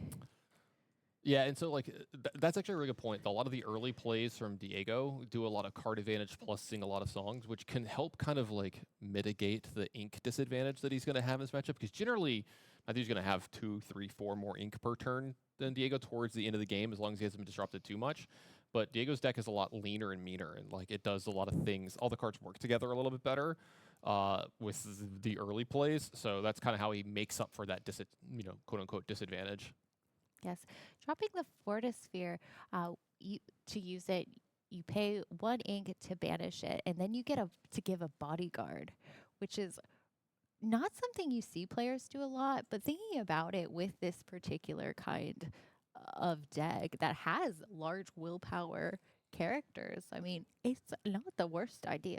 No, there's definitely some matchups where it comes up. I'm not sure this one will be too many unless you see like a Crikey turn from Diego turn where he has to start challenging into things, and there are games in which Matthew can force him to start challenging, but Diego's deck's not really a super high-powered challenge deck. He does have a couple things. You can like paint the roses red on a turn that you're about to challenge, or play a Gita and challenge your opponent, and that helps out a lot there, but that's not the main way that you want to be playing with this deck too often. It doesn't challenge super well. No. See the Ursula Deceiver of All. We also have the Bare Necessities and a Sudden Chill. Yeah, Sir Hiss as well. Tons and tons of options. I think that's a shift to Diablo in the back for Diego as well. So I was going to say, we're about to have one of those super, super great openings. Going to go ahead and pitch the action card here. How does he want to follow this up? He's got so many options. So what he can do a lot here, what I kind of like, is if you want, you can Ursula, take a card out of Matthew's hand, and then there's another card you want to take from there. You can follow this up by singing Bare Necessities. If you see a card you want there, but he's just going to go this route. It's kind of hedges in between. So what he's going to do is he's going to sing Bare Necessities with the Diablo, which is going to draw my shard, but he also gets the Fishbone Quill out of Matthew's hands, and that is huge. Yes. Mickey, though. Huh? Yeah, Mickey. He's going to play the Mickey, get the extra ink here. That's really good, too, as well. And I don't dislike keeping the Ursula around for a turn or two later. What you might do is give him a chance to draw your swords if he didn't have it there, and that'll be able to pick off the draw your swords in a more timely manner and make sure that you can get it. I was going to say, oh, here we go. Sudden Chill is going to be great, too. Sudden Chill, discarding that Lucky Dime. It's a little early for Lucky Dime. And then with the Prince John being able to draw. Yeah, I was going to say, draws the extra card off the Prince John, draws the extra card off the Diablo, and then he's going to draw 2 more cards here off the Hiram activation as well. So Diego has been so far ahead and doing so many things. This game already has 5 cards in his hand behind this, plus he's got another aerial here, which will be able to find even more gas. I love the spot he's in. Matthew needs to start finding Tinkerbells, needs to start finding Grab Your Swords now, as soon as possible. He has a whole new world. I guess that would give him a chance to get a little bit better. The problem is he doesn't have anything that can sing. Right, so he uses, once he's able to play it, it's a lot of resources to use. Yeah, it would probably take a 2-turn type thing because you have to recover. Yeah. So that's the problem here. And while there hasn't been a lot of lore going on, a lot of questing going on, he's still in a spot where he's drastically far behind on this board with what's going on. Yes, curious what he decides here. He has the other Hiram Falavisham, and behind that, is that a Tinkerbell Giant Fairy? I think that is, but he can't play it yet this turn, so he's going to have to be able to do it next turn, which should be able to, pick off the Sir Hiss, maybe get a little damage on some of these other characters, but we're still getting a lot of damage from these, and by damage I don't mean they're not questing in, they're not doing lore, but like they're just getting so much value off these. So say, is Diego about to make him discard 2 here? I think he is, so he's going to discard 2 here and be down to 1 card. Diego's going to draw 2 more here and then draw another one on his turn. Diego is cooking with gas here. Becky, look at this board. It's so hard for you to beat this. No, it's incredible. Diego's absolutely doing exactly what he needs to do. The card draw he is getting right now between the discard and any card draw he's able to gather from Matthew. Yeah, really heads-up play from Diego here to use the Sir Hiss to trade in here and get some kind of value here because he knows it's very likely he's about to get Tinkerbelled here this turn. Very likely. Dropping the Popsicle. Yeah, draw a card for Diego. Now pop the Popsicle to draw 2 cards. Draw 2 more cards for Diego. Wash, rinse, repeat. Tell me if you've heard this before, but Diego's drawing a lot of cards here this game. Look at that hand. He is flush. Yeah. He's flush with cards. Also, I don't even know if, a whole new world would be great at finding some of the stuff that you need here, but another problem is if you do that, Diego's going to draw 14. Yeah, the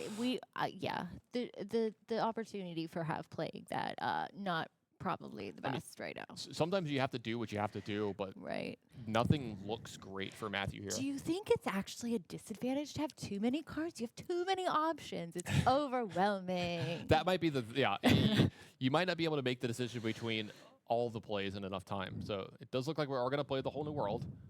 So if Diego wants, he can draw 14 cards here, which he already has a ton. So he's about to lose all of these. Right. And you get to resolve this how you want, but I don't know why he wouldn't just draw the 14. I don't think him losing all of his cards in this game is something he needs to worry about. No, I don't think so either. All right, let's see. So he drew the 7. All right, now he's going to trigger Diablo. Mm-hmm. I think you get to resolve each one of these separately. So if he wants, at some point in time, you get to stop at like 12. He's like, I don't want to be too greedy, too gluttonous, you know. But it's if you're presented with draw 14 or draw 12, I'm drawing 14. Give me all the cards. Why not? You might as well. You'll never know what those other 2 cards, and it'll drive Sure. you crazy. Yeah, so we're going over to Diego here, and so see if he has any more discard effects here. He doesn't, but he has another Diablo, and he has a Prince John, Look, and a Sudden Chill. I like how you're trying to keep up with everything he's got here. Becky, he's got everything. Okay, but he's got 15 cards in his hand.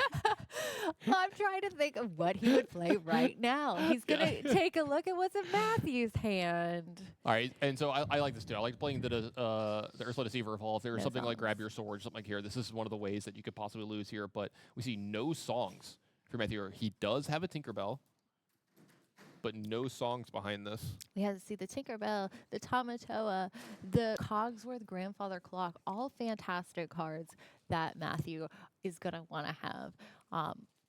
We'll just see how this plays out with Diego having a lot of options. It's another one of those spots where the lore totals are misleading. You know, Matthew's actually ahead in lore, but I think he's actually pretty far behind in this game. Definitely. I was thinking that as well, because Diego's got all the engines running, really. Discard, card draw. I like how he's just shifting through so many cards in his hand. I'm like, oh, he could do that. Oh, wait, he could do that. Oh, wait, he could do that. Decision fatigue. Decision fatigue. That is a great way to put it. So we play another Prince John and the Sudden Chill because we have 2 Prince Johns that affect where he gets to draw stacks. So now he gets to draw 2 every time. Becky, I talked about he might not run out of cards this game. He might run out of cards this game. I might have spoken too soon. Diego's just drawing so many cards. He's going to draw yet another one here.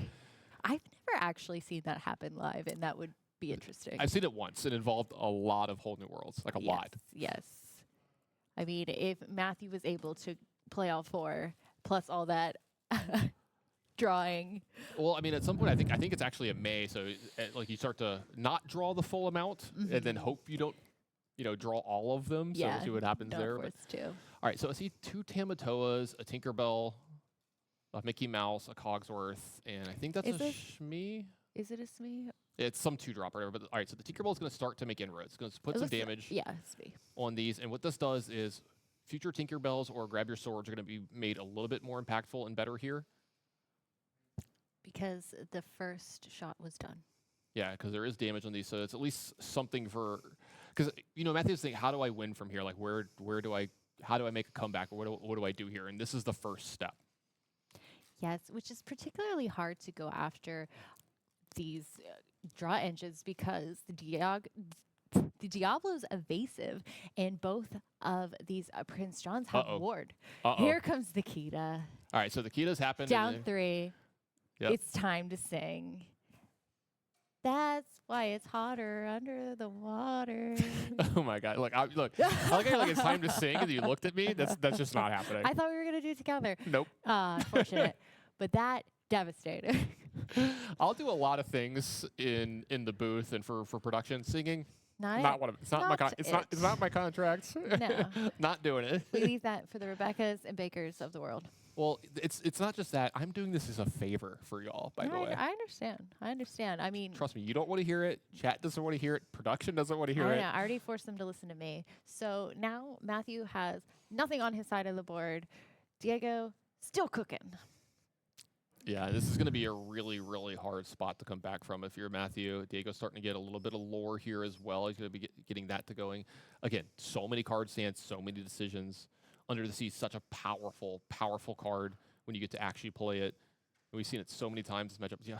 Hey, let me take a little peek at the last. Wait, is that 4? You only have 4 cards? I have so many. How do you only have 4? Can't relate. So now Can't relate. to note that Diego has 9 lore on board right now. Yeah, exactly. Popsicle here. Let's see. Does he actually want to draw with the Diablo? I think Diego's probably like, I might not need to. I might have everything I need. He's consulting his hand. He's like, do I really need another card? Honestly, not bad to think about. He might have his whole plan for the rest of the game already good. I mean, he's got half his deck in his hand. He better have his plan ready for this game. So there's your favorite card. We got a Cogsworth coming down. Grandfather Cogsworth comes down to bequeath, resist onto all other characters, but not himself, unfortunately. That'd be a little too good, I think, if he gave it to himself. Yeah. And Cogsworth does 2 damage, which, I mean, can't hit the evasives. We did talk about that Tinkerbell had come down and done a single damage, so if Cogsworth is able to get in there and duke it out with Prince John, he might be able to. Speaking of those few cards that Matthew had left now, he's got even fewer. You have Forgotten Me. He's going to take care of 2 of them. He's going to go ahead and draw a card, draw 2 cards off this, draw 3 cards off this. Draw 4 cards. Okay, he's going to get all 4 cards off this. I think Diego's going to have hand cramps after this game for how big and how many cards he's had for this many turns. Yeah. What do you do with all these cards? Becky, look at that hand. It's enormous. Playing the sudden chill. And drawing off of that. Now Matthew has 2 in hand. Yeah, I was going to say, he does have 2 in hand now, finally, so he does have a second card. But, again, if he has no way to sweep up this board, I think the game is going to be firmly out of place after this turn here. Yeah. Because I'll say he's going to get 2, 3, 4, 5. 2 for Kita. 6, 7. 7 more, 8 more lore this turn. It's going to put him to 10.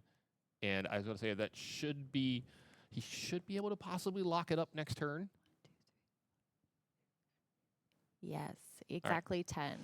Game on board, Fortisphere, Popsicle, Grandfather Cogsworth. All right, this is a little too little, a little too late. Let it go. Hey, wait a minute. Let it go. Now, so this will answer, say the Diablo, one of the Prince Johns, something along the lines, but it's going to be a little too late. It's going to go ahead and answer the Kita. And that's going to put it But look, there. Cogsworth's there. I guess, the Cogsworth could challenge into a few things here. I guess it's not over for Matthew just yet. And you see Diego starting to look at his deck. How many cards do I have left? Let's be careful here. It's getting a little sparse over here. Which we always say, lots of cards in hand, lots of it's good cards in play. You're doing well. Oh, and the Under the Sea. Cogsworth. Yeah, you got all this extra ink lying around. Might as well go ahead and take care of that. So what this does is keeps you from being able to challenge. It keeps you from being able to sing plus do other things as well next turn. So that might look like, hey, you just paid 8 Under the Sea, a single Cogsworth, but in this spot, like how do you lose? And it involves multiple things happening, like multiple grab your swords is one of the only ways, or Tinkerbell plus grab your swords is the only way that he doesn't win from this spot. So I love that tight play from Diego to make sure that he's like, I have all my bases covered on this last turn. I am guaranteed to have at least 1 or 2 characters left over to be able to quest in this game and put me into the finals. Absolutely incredible showing by both players. Diego, just everything was going right for him that last match. That was I'm sure, extremely satisfying for him. Yeah. With all of the card draw and all of the discard. And he was just not letting his opponent do anything, get anything done. It was absolutely amazing. And from that amazing performance, our boy Diego going on to the finals. So that means that we have our finalists set. We have our finals set. So we're going to find out who is the champion of this challenge. We're going to take a quick break and come right back with Disney Lorcana. I got it right.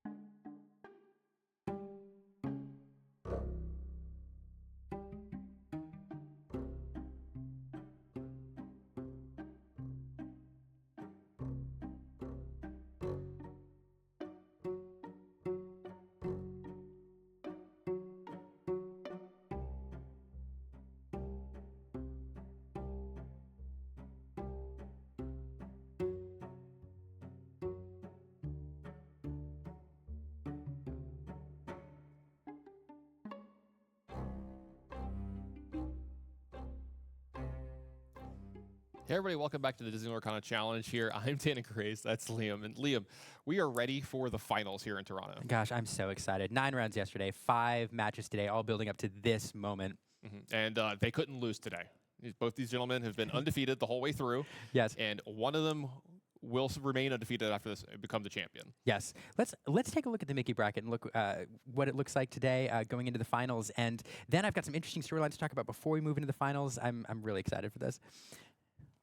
And as you see David Nunez on the top is going to be playing Sapphire Steel, and Diego Saz is going to be piloting Amber Emerald here in this finals, having to get their way through a very star-studded field, lots of great players, lots of great decks, but these are the two that are going to be left over here this weekend. Yeah, one note, I think David Nunez, I think, is on the Steel Song list going into the finals here, so just a small note on the top there. So we'll see Steel Song against Emerald Amber, and that's going to be a really interesting matchup. I think this is kind of a toss-up. I have my own assessment, but I talked to a lot of players who are familiar with these decks, and this is kind of a 50-50 matchup. The play-draw is really important here, and there's some key cards we're going to talk about as we get going, but this is going to be a really, really touch-and-go matchup.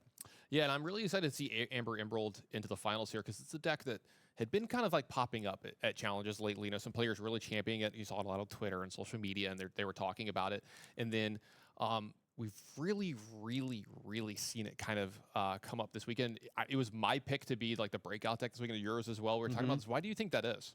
I mean, it was really repressed by Becky, of course. I mean, coming in here, we knew this meta was kind of unique. With Becky being gone, it allowed players to take decks which perhaps had performed fairly well in this meta, but were kind of suppressed by that discard deck, and it allowed them to stretch their legs, and this was one of them that we knew coming into this that would kind of be unleashed. The other one, I think, is Steel Song, is another one that people coming into this tournament thought would be would be a good choice. And so I'm not surprised that we see these two decks going into the finals. Yeah, absolutely. Steel Song, like you said, something that's been a little repressed. I thought that the decks that would take the place of some of the more played decks are ones that Steel Song is pretty good into.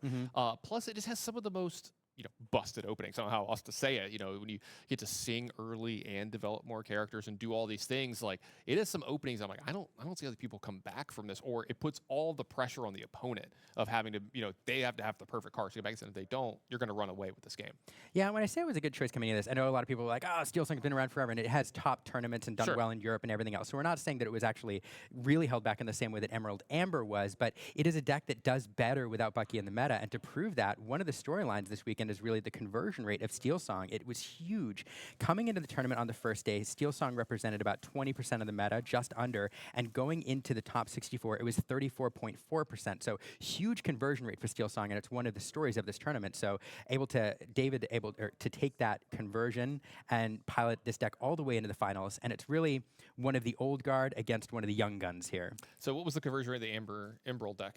It's actually fairly even. So Amber Emerald, let me double check here, it came in at about 9% on the first day. So it's a deck that is more popular than it has been in previous challenges, again, because of the Bucky being gone. And it converted at about 10%. So about 0.8% difference there. So it converted pretty evenly.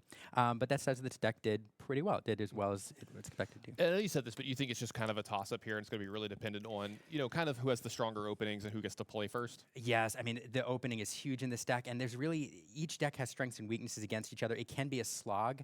There's a few key cards, I think, though. One is Under the Sea. When does that go off, and does it allow the Amber Emerald player to really reset the board? Another one is Diablo. Can you get a Diablo online to make a whole new world a lot worse off for your opponent? But then the other one is a whole new world, because these Emerald cards and a couple in Amber are going to put such hand pressure on the Steel Song player, and that Steel Song player at some point is going to need a way to recharge their hand in the mid-game, and whether or not you have a whole new world at the appropriate time is going to be a huge key to this. Are you ready to start the finals? I'm very ready. I was going to say, I hear the players are almost ready. Let's make sure production is as well, and we can head on down to the feature match area and get this final started. It looks like we need just one more minute. The players are, getting their last little things. Sounds like they are actually ready. The players they did just a minute. They're like, hey, we need a minute, kind of gather ourselves, but it sounds like the finals are ready to fire. Let's go. See Diego here on your left, David Nunez on your right. Yeah, and I do stand by. I think this is about a 50-50 matchup. And so one thing to take note of here is the seeding, because Diego going into the finals here, having battled higher up in the bracket, getting to go first in the first game and potentially the third game if it goes that far, it could make a difference in this matchup. I think that's a really good point. Absolutely. See how strong of openings both these players are going to have. Let's see how they're going to adjust their opening hands as well. That could be pretty telling. See how many cards they want to throw back and get new ones. Yeah, watching players alter their hand is always so interesting. The choices that they make, what they choose to throw, and what they choose to keep. We've said before that it's a real art, and games can be won or lost in the hand alteration phase here. Sometimes there's a temptation and I've mentioned this before, I'm going to mention it again because it was something I had to learn very early on in Lorcana. There are times where you have a hand that's fairly good, it is almost optimal, you have maybe one or two cards you'd like differently, and you're tempted to say, all right, I can make this hand just a little bit better. I can turn it from a good hand into a great hand, and you throw those cards away, and you draw into two uninkables, the worst possible card, and now all the cards you wanted to play, you have to ink, and it just becomes worse. So, all of these players that are playing at this level are very, very good at this, but for new players, one of the first things you have to pick up is the best way to alter your hand in the first part of the game. Yeah, I think it's a skill that gets overlooked quite a bit in this. I know that it's something I kind of struggle with sometimes when I'm doing a lot of testing. I'll take pictures of I'll take the set, I'll take the picture of my hand and what I'm getting rid of, and then later I'll talk to my buddies that are much better and be like, hey, what would you do here in this matchup? That kind of stuff that helps out a lot. So, look, if you want to know what the opening hand looks like, we're gonna get a good shot at it. Diablo doing that for us here, and it's gonna have David showing off all the goodies here. Diablo taking a peek. Fun note on Cricky going into the Inkwell there. One of the things that these Emerald Amber decks often struggle with is closing the game. There are not a ton of high lore characters in this deck, and so sometimes they can get control of the board with the Under the Seas, but then they struggle to really close out, especially without cards like Sleepy's Flute, which the Steel Sun decks run. So Cricky is a card that Diego runs for the end game there. I think it's the only 3 lore character in this deck. I'll have to double check. I think you're right, yeah. But now going into the Inkwell, not available for the late game, but in the early game, you're not going to be able to play him for many turns anyway. But a fun note here as far as the deck build goes. Yeah, early drops from both players here. We got a queen on turn 1, and that's a big threat here because we see the bigger queen with the shift line already in David's hand. That's true. That allows them to play grab your sword if that's something he wants to do on turn 2, or a whole new world on turn 2. But the queen by herself is a threatening presence, a commanding presence with her 2 lore. We haven't seen David do this. I haven't seen David today. I've watched several of his games, and I haven't seen him do the turn 2 shift yet. He's often put the queen on first turn and chosen to wait to shift later on turn 3, playing a Smee instead on turn 2. So we'll see if he chooses to pursue that line here. But I don't see any other... Well, I think the players are talking to the judge here for just a moment. Yes. It seems like something's going on. There we go. Okay. So it seems like there was just a small little, let's make sure we get everything ready here. Maybe one of the cameras got moved. You got a little slight earthquake right there. Yeah. Just for a second. Yeah, I mean, when you're in this finals match, if there's any doubt about anything at all, it's worth talking to a judge and making sure that you're confident in the state of the game and where things are going. Another really great play for Diego here. That is an Ursula Deceiver, and there's 3 good options over on David's side. Anything really sticking out to you that you might want to take over one of the other ones? I mean, in the early game, the Let the Storm Rage On is always a card that I'm looking at. It does some early removal, allows your opponent to draw a card. Getting a Grab Your Sword here out of the hand, though, definitely, I mean, not a terrible option. Sometimes you might be tempted to grab that inkable card as well there. There's one of those spells, Strength of Raging Fire, which was inkable, everything else uninkable, but here, the Grab Your Sword gone. And there we see Let the Storm Rage On at work. Yeah, the queen coming down on the shift line that you were talking about, putting quite a commanding presence on the board, and then it's going to allow them to sing right away and draw a card here for David. And then we got an aerial spectacular singer here for Diego. Let's see if he finds a song. The games I've watched of Diego earlier, he's been whiffing a little bit with these aerials. So hopefully for him, with it taking this long, he might have choices. Actually, it looks. Yeah, I think I see. We don't talk about Bruno already in there. Yep. And that's what we'll keep. Might have been the only option. We don't know. A lot of long staring there. Sometimes you're trying to not let your opponent know that you don't have many options. But yeah, so interesting here. Let the Storm Rage On, I want to mention, is a very popular card. Very good card to play on turn 2. Oftentimes you see it with the Cinderella on turn 1, but here the Queen's shifting to play it. Replacing itself in your hand, getting rid of an uninkable, and then removing one of your opponent's characters is always great. And critically, removing that Diablo. And the reason that's so important is because Under the Sea is a Sing Together card that can you can pair the Diablo, which is cost 3, with the 5 singer of Ariel in order to sing that song in the early game. And so having that Diablo shift on the board and with the Ariel represents an 8 cost immediately singing Under the Sea. Immensely powerful turn here from Dave as well. Ariel picking up a whole new world and then allowing the queen to sing. Along came Zeus here, and you're seeing the queen really, really get a lot of work of the fact that it has such a high cost, but you got it in on turn 2. The Muses set up here for Diego as well, and it looks like that's going to get taken out. I'm sorry, the Deceiver is going to get taken out by Strength of a Raging Fire. Strength of a Raging Fire. I couldn't help myself. That's all good. And then it looks like we're going to sing A Whole New World with the queen here as well. David playing at a very brisk pace. I can really appreciate this. Yeah, building up a decent board state. He's got some singers on the board, got some characters to stick. Of course, the Muses there can bounce anything back to your opponent's hand with strength 2 or less. The only target there being Ariel Spectacular Singer and now the Cinderella. But you don't like to bounce the Spectacular Singer when she has an enter play ability, which allows you to look for a song. You definitely want to avoid that one. That's a last ditch effort kind of thing, trying to maybe keep them from being able to sing 5 or to quest as well. But we have seen players do that with their own aerials in some spots. Something that Diego can do in his own deck here. Let's see, what does he have here with all these fresh new 7 cards? Yeah, Looks like we're going to start with the Diablo. Let me see what you got. What'd you get with that Whole New World? Yep. So we have another shift. We have another Spectacular Singer, a couple songs, not a terrible hand, and of course the Grab Your Sword, which Diego got rid of earlier, is now represented in the hand again. Yep, lots of powerful cards and characters and songs here, and don't forget that Queen is still in play, that Ariel's still in play, multiple Sing 5s here. On 2 Muses now. So any song being sung will allow Diego to bounce 2 cards with strength 2 or less back to David's hand. And we also know in this deck there's plenty of songs and other cards and characters which can manipulate David's character's strengths. And so with a couple key cards here, Diego's able to return more than just the Ariel and Cinderella back. But one of the keys to this matchup is Diego being able to hit one of the Under the Seas, perhaps paired with another card, able to clear out his opponent's board. That's a combination that he's going to be working towards, perhaps with Kita, and that's something David's going to be eager to avoid. All right, so we're going to start off here with playing a queen from hand, so paying full retail for this one. Second, we're going to use the aerial Singer 5 to grab your swords. And it looks like we're going to quest up for quite a bit of lore here, up to 5, and pass over to Diego. So Diego didn't lose any characters here this turn, but tons of damage left over on all of them. So say, yeah, the Diablo. He does lose the Diablo. I was looking at that. I was too. I was like, wait, Diablo 1-3? Yeah, I had to look it up real quick. Just to make sure. I was like, that doesn't seem right. Yeah, you and I both gave each other a look at the booth. We're like, wait a second. Yeah. But there we are. The Muse is left with 2 damage each. So again, one of these things about this deck, Under the Sea means that you're never really out of it when you have an opponent's deck that's character-based trying to close out the game. With a little more ink, we can get the combo on the board. But David definitely is applying a lot of pressure here. Let's see if Diego has some possible songs that can affect this board, and maybe you can start to bounce some of these characters back to him because he's starting to fall pretty far behind. And I know you don't love having to bounce an aerial, but sometimes you got to do what you got to do when you're this far behind on the board.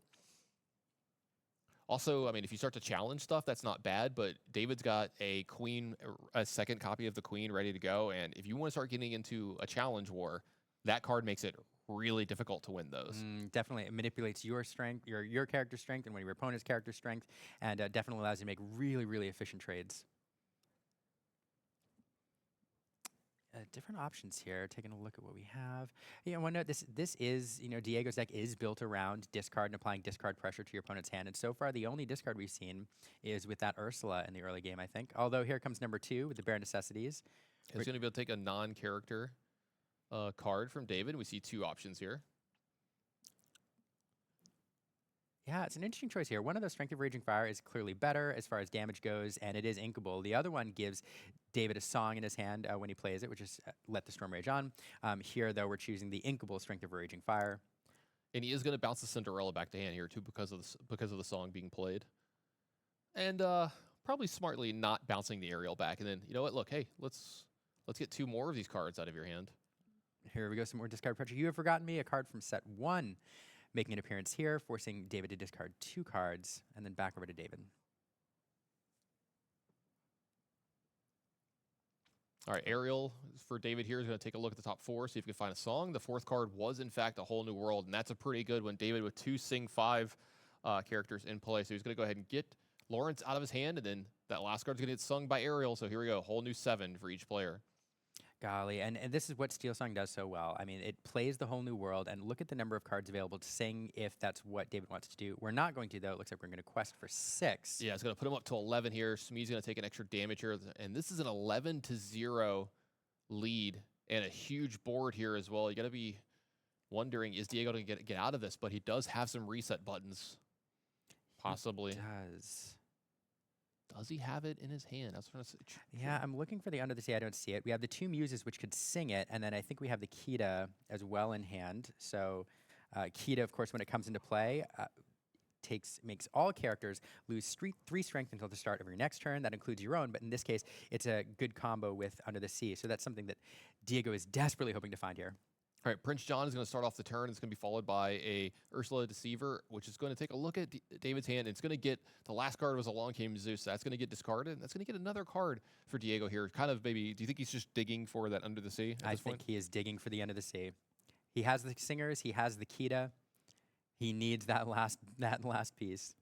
Yeah, he's not going to have many more turns left. David's probably knowing that his time is on loan here. He's going to make sure that he gets this done with before that Under the Sea happens.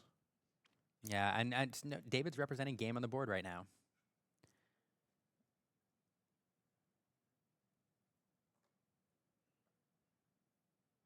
Let's see.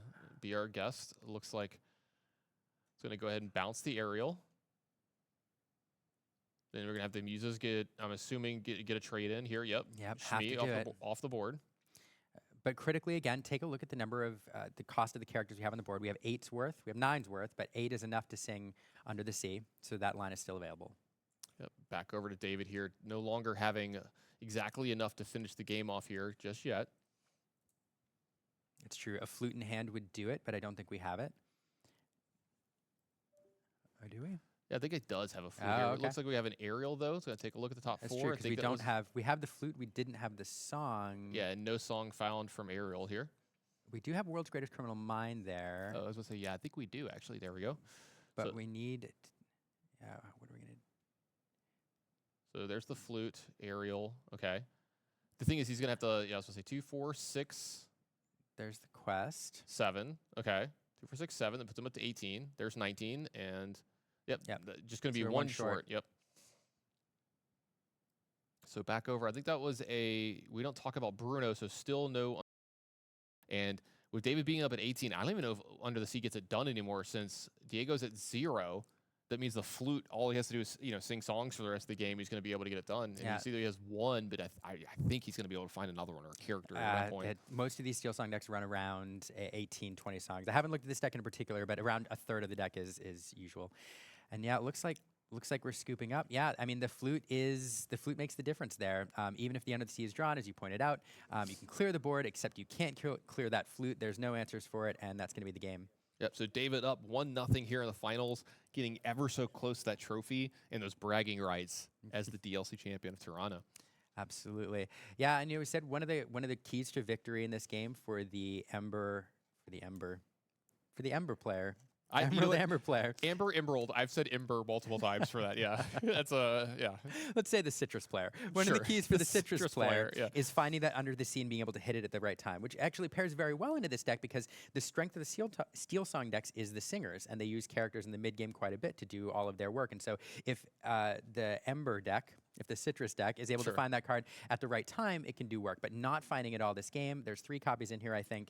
Yeah, I'm not sure if he's going to find it game 2. What do you think?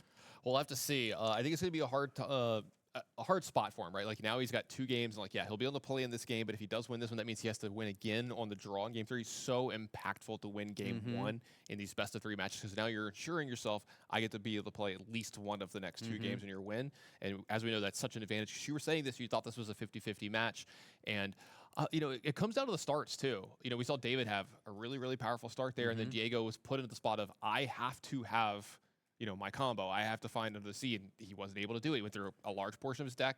Usually he would find it by then, but unluckily he didn't, and that was the game. And if something like that happens again, obviously he's going to lose, but I don't think that's going to happen again here. I think he's going to have a little bit more of a balanced draw and be able to kind of operate at the same kind of velocity that his opponent was, because it looked like it was all David that game and not a lot of Diego. Well, let's see what happens, because I'm interested to see how this momentum shifts. We'll have to see. So it looks like we're going to be ready to go down to game 2 here in the finals. Will we be crowning a champion, or will we be moving on to a game 3?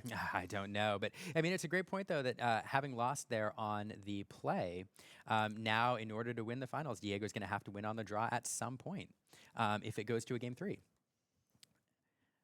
Yeah, game 1 just so important in these matchups. Like, no one wants to be down 0-1 anyway and have to do like the reverse sweep type thing. But yeah, like you said, just having to win a game on the draws is a little bit harder. It definitely puts you at a little bit of a disadvantage in these games. Yeah, so Diego, I'm looking at Diego's hand. He's got some of the cards that you want to have in the early game. We do have the Ursula, which we could play in turn 2 to pick an early song. We do have the Shift Diablo. Do we see the 1-drop Diablo? Don't think so. Okay, so it looks like he's keeping it though, just in case he does find one. I like that kind of. Let's try to get lucky. Let's try to get the best draws from our deck. Yeah, Diablo is a really interesting card in this matchup. On the one hand, you there's a lot of removal on the other side that can deal with Diablo. It is evasive, but there's Strength of Raging Fire, there's the Storm Rage on, there's all sorts of cards which can deal with your pesky little evasive bird. On the other hand, if you manage to get a Diablo to stick, a whole new world becomes.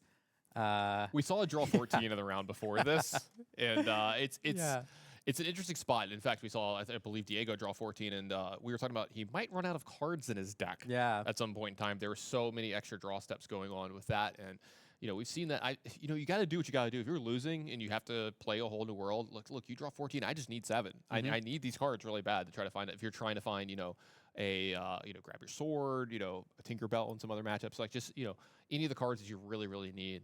Looks like we got a strong opener from David here as well, so Diego hopefully has a strong opener himself. Yeah, we don't have the Shift Queen, but we do have the turn 1 Cinderella or Queen, but then with the turn 2 Smee, so definitely a good 1-2, which allowed him to put more pressure on. Looks like Painting the Roses red is going to enter the Inkwell, allowing a Diablo on turn 1 for Diego. And let's take a look at this hand from David. And as you can see, lots of 1s, 2s, and then some songs to sing as well.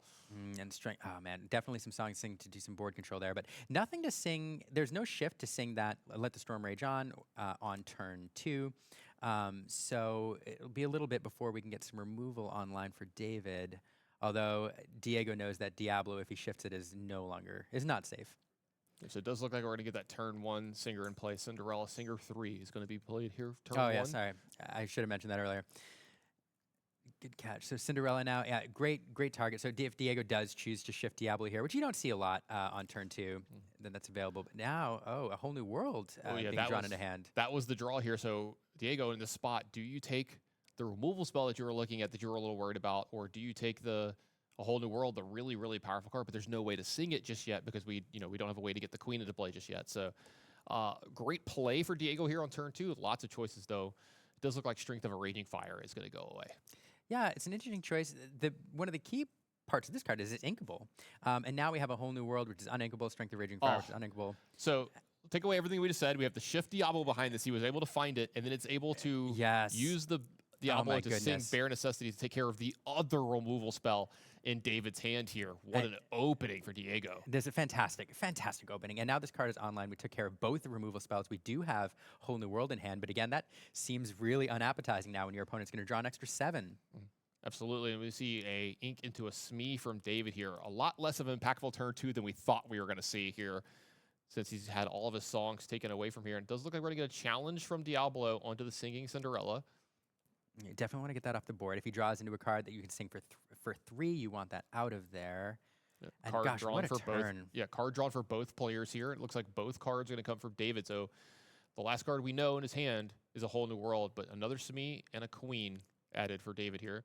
Back over to Diego. Draws a card, picked up a copy of the Muses.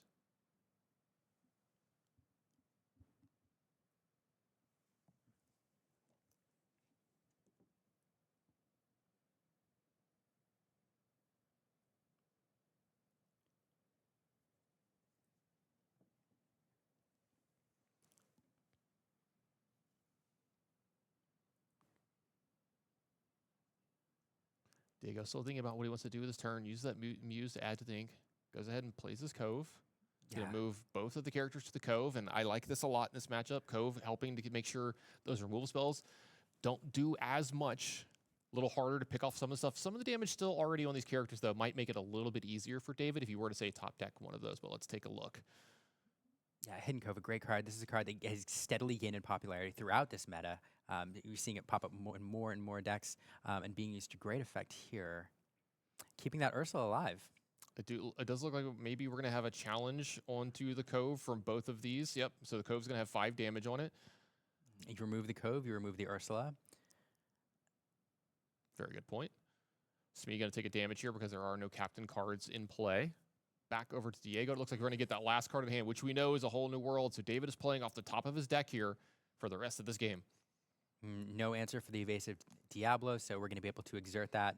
And unless David draws into a removal card, that Diablo is going to be drawing Diego extra cards every single turn. Yeah, it does look like he's going to go ahead and take care of that Smee just to make sure he can maybe keep that Cove around a little bit extra, but I think the Queen's going to be able to take care of this. Looks like the Diablo is going to quest, like you said. It's going to get him an extra card here. Does Diego want to add a card to the ink here? Looks like it's going to be a note. Pass on over. So card drawn for both players here and a 1-drop Robin Hood. Not what David's wanting to see here. Looks like that's going to go ahead and be added to ink. Going to go ahead and take care of the Cove with the Queen and pass on over. 1 character for each player over here. One of them a little more impactful. Slightly better than the other. Yeah. Looks like we got to have Muses here for Diego, and that's going to be really, really good against David's deck. A lot of 2 power, a lot of characters that can get bounced by the Muses here. Sir Hiss added to the Inkwell. Quest over of Diablo. Card draw for each. Rapunzel gifted with healing. There's nothing we can do with this here, right? I don't think so. It looks like we're just going to have to play the Rapunzel for no card draw here, and it would have been given the extra cards over to Diego as well. Yeah, I mean it's a great card to have for its lore, but one thing to note is it does have 1 strength, and so if Under the Sea does become an option, and it also can be bounced by the Muses, so not a great card in this scenario. Absolutely not. It does look like, as we're getting a second copy of the Muses here. Diego can take his time, I believe here. And what's going to happen is the next time he plays a song, it's going to get both of David's characters back to his hand if Diego wants. So I'm going to go ahead and keep questing with the pesky bird. Then we're going to each player draw a card here. World's Greatest Criminal Mind, not the card that David wants to see into the inkwell straight away. Yeah, David going to go ahead and quest for 2 off the Rapunzel here. Pass back over to Diego. If Diego has a song to sing here, he's going to be able to get both these characters from David if he wants. Sudden chill, nothing for David to discard. However, yeah. Oh, interesting. So we don't talk about Bruno. Back to the hand. That forces you to discard a card. There's only one option here. That is Rapunzel.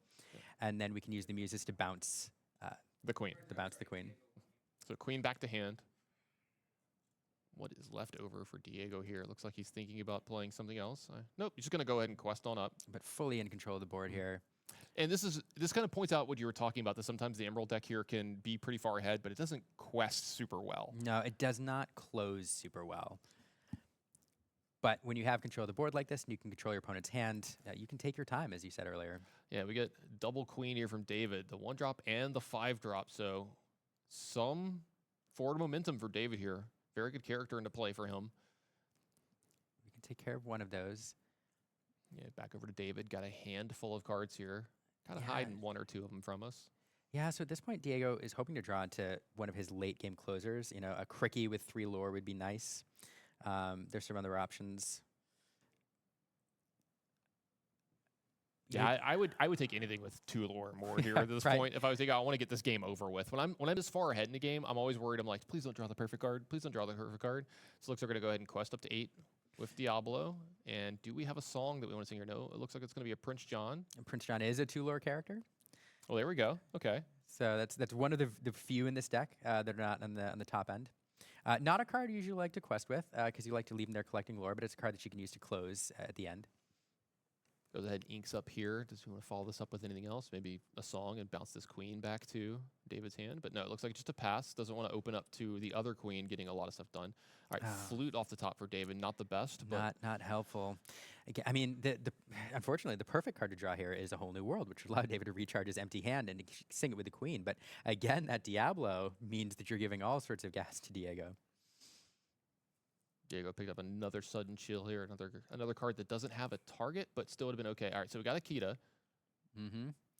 You're David, you're just waiting to pick up all your cards here. Do you have it? Any song will do here. Looks like we're going to get a Paint the Roses Red. So, yeah, Paint the Roses Red is going to get sung by Diablo. It's going to draw a card. Well, we drew Under the Sea. There it is. So hold up, we might not. All right, so do you want to use the Muses? Yeah, it does. I think we use the Muses and save it perhaps. All right, so it looks like he's going to go ahead and paint the roses twice under the queen and then pick it up with the Muses. Yes, and so and then he's going to make him discard it with sudden chill here. I like this play line. He's going to draw a card as well. So could have chose to make him bounce both, but we're there we go. He's going to do it the long way.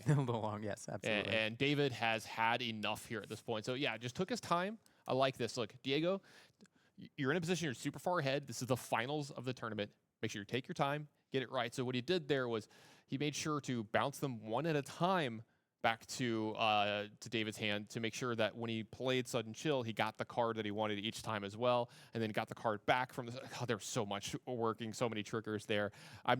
If I was in that spot, I'd be terrified. I'd mess it up. There's too many moving parts. Yeah, it's a tricky deck to pilot. You know, there's a lot of things you have to do in the proper order, but piloted very well there. And honestly, we can trace this game where it turned back to that one turn where we managed to pick both removal cards out of David's hand, leaving the Diablo unencumbered there, able to do work for the next few turns. And that turn right there is where everything swung and David never able to recover. Yeah, awesome opening as well. He was able to get the Diablo down, take care of both of the songs that would have been able to answer, so absolutely perfect for him. That means we're going to get a game 3 here, Liam, and we're going to be playing for everything, all the marbles for the trophy.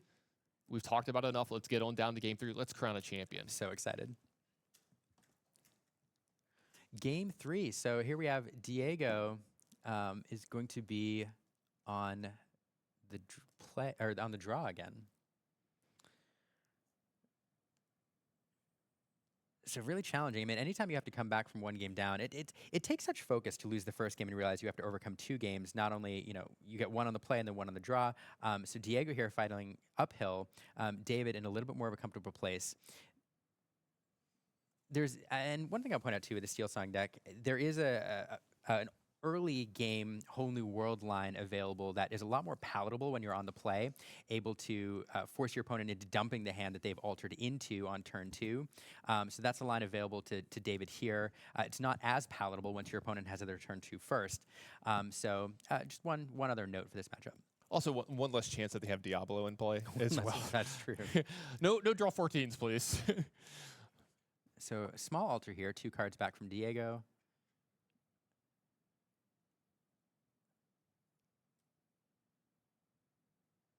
And let's see, yeah. This is how you like to see these finals. Game 3. It all comes down to this. The young gun deck, the deck that's been creeping up in the meta. We saw it in Dallas twice in the top 32, run by Jordan Serio and Zach Bivens. And now here it is in the finals of Toronto versus the tried and true, the deck as old as time, Steel Song, and the fist bump to get things going. Love seeing the sportsmanship from the players and the camaraderie here. And it's a queen we've got started off from David Hughes. It's not a singer, but does have a shift line into the big queen. We saw how impactful that was in game 1. We've seen it from both these players. If they're able to shift one of their really important characters the first 2 to 3 turns of the game, they can kind of run away with things. It just leads to such powerful starts. Oh, and not an ideal opening. We'd have the Robin Hood shift available, but the Queen Commanding Presence doesn't have her shift target. We also don't have the Cinderella able to sing that Let the Storm Rage on turn 2. So not the ideal opening hand, but we do have a couple early options. We do have the Robin Hood. That'll open up the shift on turn 3. Yep. Quest as well from David here. First one on the board, 1-0. So back over to Diego. Does he have the Diablo shift? It looks like he does. So he might be the first one to get a very impactful character into play, and then he's going to be able to follow this up with some stuff as well. Diablo shift and sing is available. One of the things about being on the play too against a discard deck is you are 1 card behind. I think does he also have an Ursula here to make sure he takes care of the removal spell as well? It looks like he does. He does. So he can do the same thing. If he has the extra song to discard it, double check. He can do the same thing he did before. He could discard the Sudden Chill, shift the Diablo, play the Bare Necessities, and pick another card just like he did in game 2. There it is. I think you can see a response here, the kind of reaction from David here, kind of like, oh my God, you've got it again. It's the same opening, and now we're down to 2 cards, and golly, we are, just 1 or 2 more discards away from David having an empty hand again. Though if he wants here, so he draws a Lawrence. If he wants here, he does have Ariel available to him, which is going to kind of get some of those cards back. But it looks like he's going to opt for the Robin Hood and get the better characters in play right away. He's going to go ahead and quest up 3 here to go to 4 total. He wants to get that 5-cost Robin Hood on the board, because in the off chance Diego has enough in his hand to make him discard everything, if David draws into a whole new world or a Grab Your Sword, he wants to be able to play that. Yeah, so this is the best of both worlds for him, right? Like he gets to keep the best character and still something that costs 5 to be able to sing some of the more impactful songs in his deck. Mm-hmm. So you might be top decking, but you feel a little bit better about top decking with a 5-cost than you do with nothing. Ariel on the side of Diego. Let's see if he gets a hit here. It's tilted over here and trying to see it. I think that was a long game. I mean, sorry, we don't talk about Bruno. We don't talk about Bruno. Their version of a long game Zeus, sure. That's true. And there's not a ton of targeted removal, but we don't talk about Bruno is a great answer for that Robin Hood. So it looks like we're going to sing a Grab Your Swords here. Great top deck from David's going to take care of that Diablo and stop some of that card advantage possibly for Diego. Yep, able to sing it. Normally you sing it the card, so you're able to use your resources for something else, but nothing else to play here. I think we're just sitting on 3 ink there on David's side of the board. So it looks like a Prince John added here. Does he have, yeah, I was about to say, he's got the Bruno behind this. He's going to pick up. All right, so 50-50 chance of hitting this Robin Hood here. Let's see, we have a 1 and a 2. We're going to get rid of card 1. All right, so what they're doing here is they're telling you what numbers each are, and then the dice is going to hit one randomly. Even and odd. It does look like the Robin Hood was taken away there, and then a draw for Diego here as well. Diego, I mean, in a great spot. It's a bummer losing that Robin Hood, but you're not going to be able to play it anyway for another couple turns. So keeping that one Robin Hood you perhaps can play is actually not terrible for David. Still doesn't feel good, though. It looks like it's going to be passed over to David here with the Storm Rage on. Drawn off the top, that would be able to take care of Ariel, which looks like what he's going to do. That's going to draw another card here. Stretch things out. We drew an uninkable flute. So it looks like the Robin Hood's going to make it into the ink. The Queen's going to quest up to 6, so 6-0, and starting to make some inroads on this board, but tons of cards left over for Diego. Yeah, we really need to get to 5 ink here. Drawing that uninkable flute is kind of a problem because we're likely going to discard it anyway. But if it managed to stick around to next turn, you really, really want to draw a whole new world, and you don't have enough ink to play it right now. So it does look like a Diablo's going to get played there, and then both of the characters are going to trade into the Queen here. You're going to challenge in and trade off for that, so no big Queen shifts available, but it does look like David's going to go ahead and play a character and a flute here and pass back over. Tons of cards left for Diego, but David's in a spot where I don't think he can afford to leave cards in his hand. No, everything he keeps in his hand is it liable to be discarded during Diego's turn. Another Prince John. You can see why he was a little okay with trading with the Prince Johns earlier. Diablo being exerted here means we're going to have a draw for both players here. And the 5-drop Queen picked up for David here, but he can't get it into play because the earlier Queen was taken out. So he's got to go ahead and put it in his ink for fear of losing it to any of the discard from Diego. Crucially, that is 5 ink in his inkwell now. And so if we do draw into a whole new world, that is available. Again, it does feel bad to have Diego draw 7 cards off of it, but it's really David's way back into this game. Yeah, Prince John going to go ahead and quest because there's nothing on board that can challenge it well enough right now. So he's free to go ahead and get the 2 lore off that. Diablo questing as well. How does Diego want to follow this up? I see another Diablo in his hand, but it looks like we're going to follow this up with just an Ursula. And then, and then. Looks like nothing else going to be added to there. Again, the board, World Courage Criminal Mind, not useful in this scenario. Straight into the inkwell. Yeah, quest up to 8 here by David Nunez. I believe Diego's quest lore is a little bit higher. Looks like we haven't updated it on the pad from them. It's the finals. They're a little focused, a little tunnel vision. So it looks like we had a quest here as well. Oh, no, I'm sorry. A challenge in taking care of everything. Excuse me. Get rid of that singer. Yeah, get rid of the singer. Make sure we get complete board control because I kind of like this from Diego, right? Like you're okay with just trading for everything, getting rid of everything for David because you just have so many cards, right? Mm-hmm. I mean, again, there are some lines back in this play. Leaving that singer there represents the ability to play a whole new world if you draw it and then immediately sing a song, which you like that a lot less than David being able to play a whole new world and then do nothing. Absolutely. So it looks like just an Ursula is going to get played to put it into play. It looks like one drop here. Robin Hood from David. I think Diego might be closing in on a victory here. See a Paint of the Roses red under the sea, also in Diego's hand. Gonna go ahead and start questing up. I've lost count of his lore here at this point. I've also lost count of the number of cards he's gotten off that Diablo. It's a lot. That's a technical term in the business, by the way. Many cards. all the cards. It does look like that's going to be a concession from David, and you have your victor. Diego is going to be your Disney Lorcana champion here in Toronto. What a match. What a champion. What a deck. You know, you've been singing its praises all weekend long.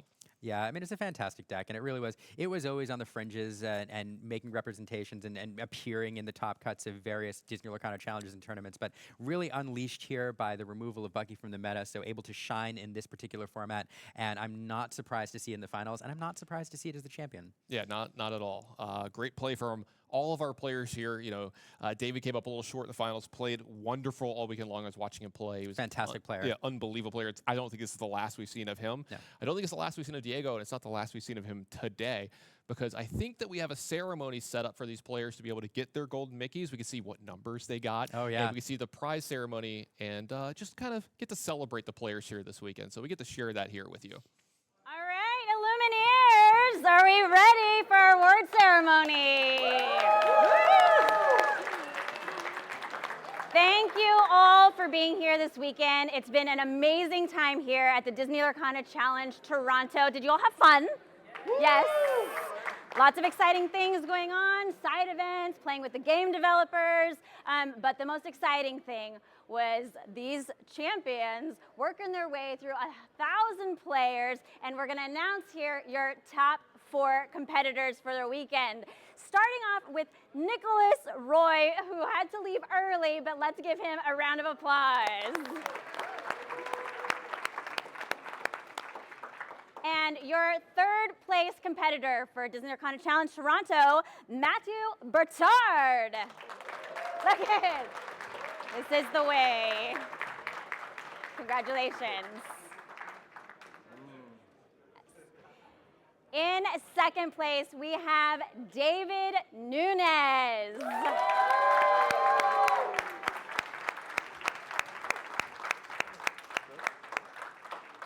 Gotta get your Mickey. Get that Mickey. And please. Yeah, you can share your numbers later. All right. Now give it up for your Disney Lorcana Challenge Toronto champion, Diego Saz. Woo! Yes. Congratulations. Thank you very much. Let's give a hand for all of these players. Well, Illuminaires, after a long weekend, we are here with our champion for Disney Lorcana Challenge Toronto, Diego Saz. How are you feeling right now? Amazing. Yeah, just simply amazing. This is an awesome feeling. After winning, just walking down the hallway, people are like, yeah, you did it, you did it, you did it. It was amazing. Absolutely. You deserve all the high fives, all the fist bumps, everything. You got the Golden Mickey, you got the invite to the championships. Are you planning to be at Disneyland Resort? 100%. 100%. You'll see me there. Never been to Disneyland. Looking forward to it. Oh, that'll be an exciting weekend for many reasons then. Is there anyone that you want to thank in your journey up to this point? Yeah, there's a lot. To my KW locals, the GTA locals, my secret Lorcana testing group, and shout out to Pavel. I wouldn't be here without him. Amazing. Well done this weekend. Is there anything else that you want to share with us about a highlight from your experience this weekend? Welcome back to the booth. Thanks for everybody here that's been amazing so far this weekend. Diego Saz, our just amazing champion and very, he really deserved it. Very deserving champion here this weekend as well.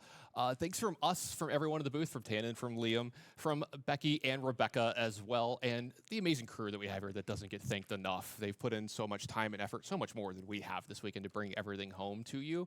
It's been an absolute pleasure bringing this to you this weekend. And I think that's about it. Just like to thank you for watching. Yeah, thank you, Tannon. Thank you, Toronto. Thank all of you, and we will see you in Las Vegas.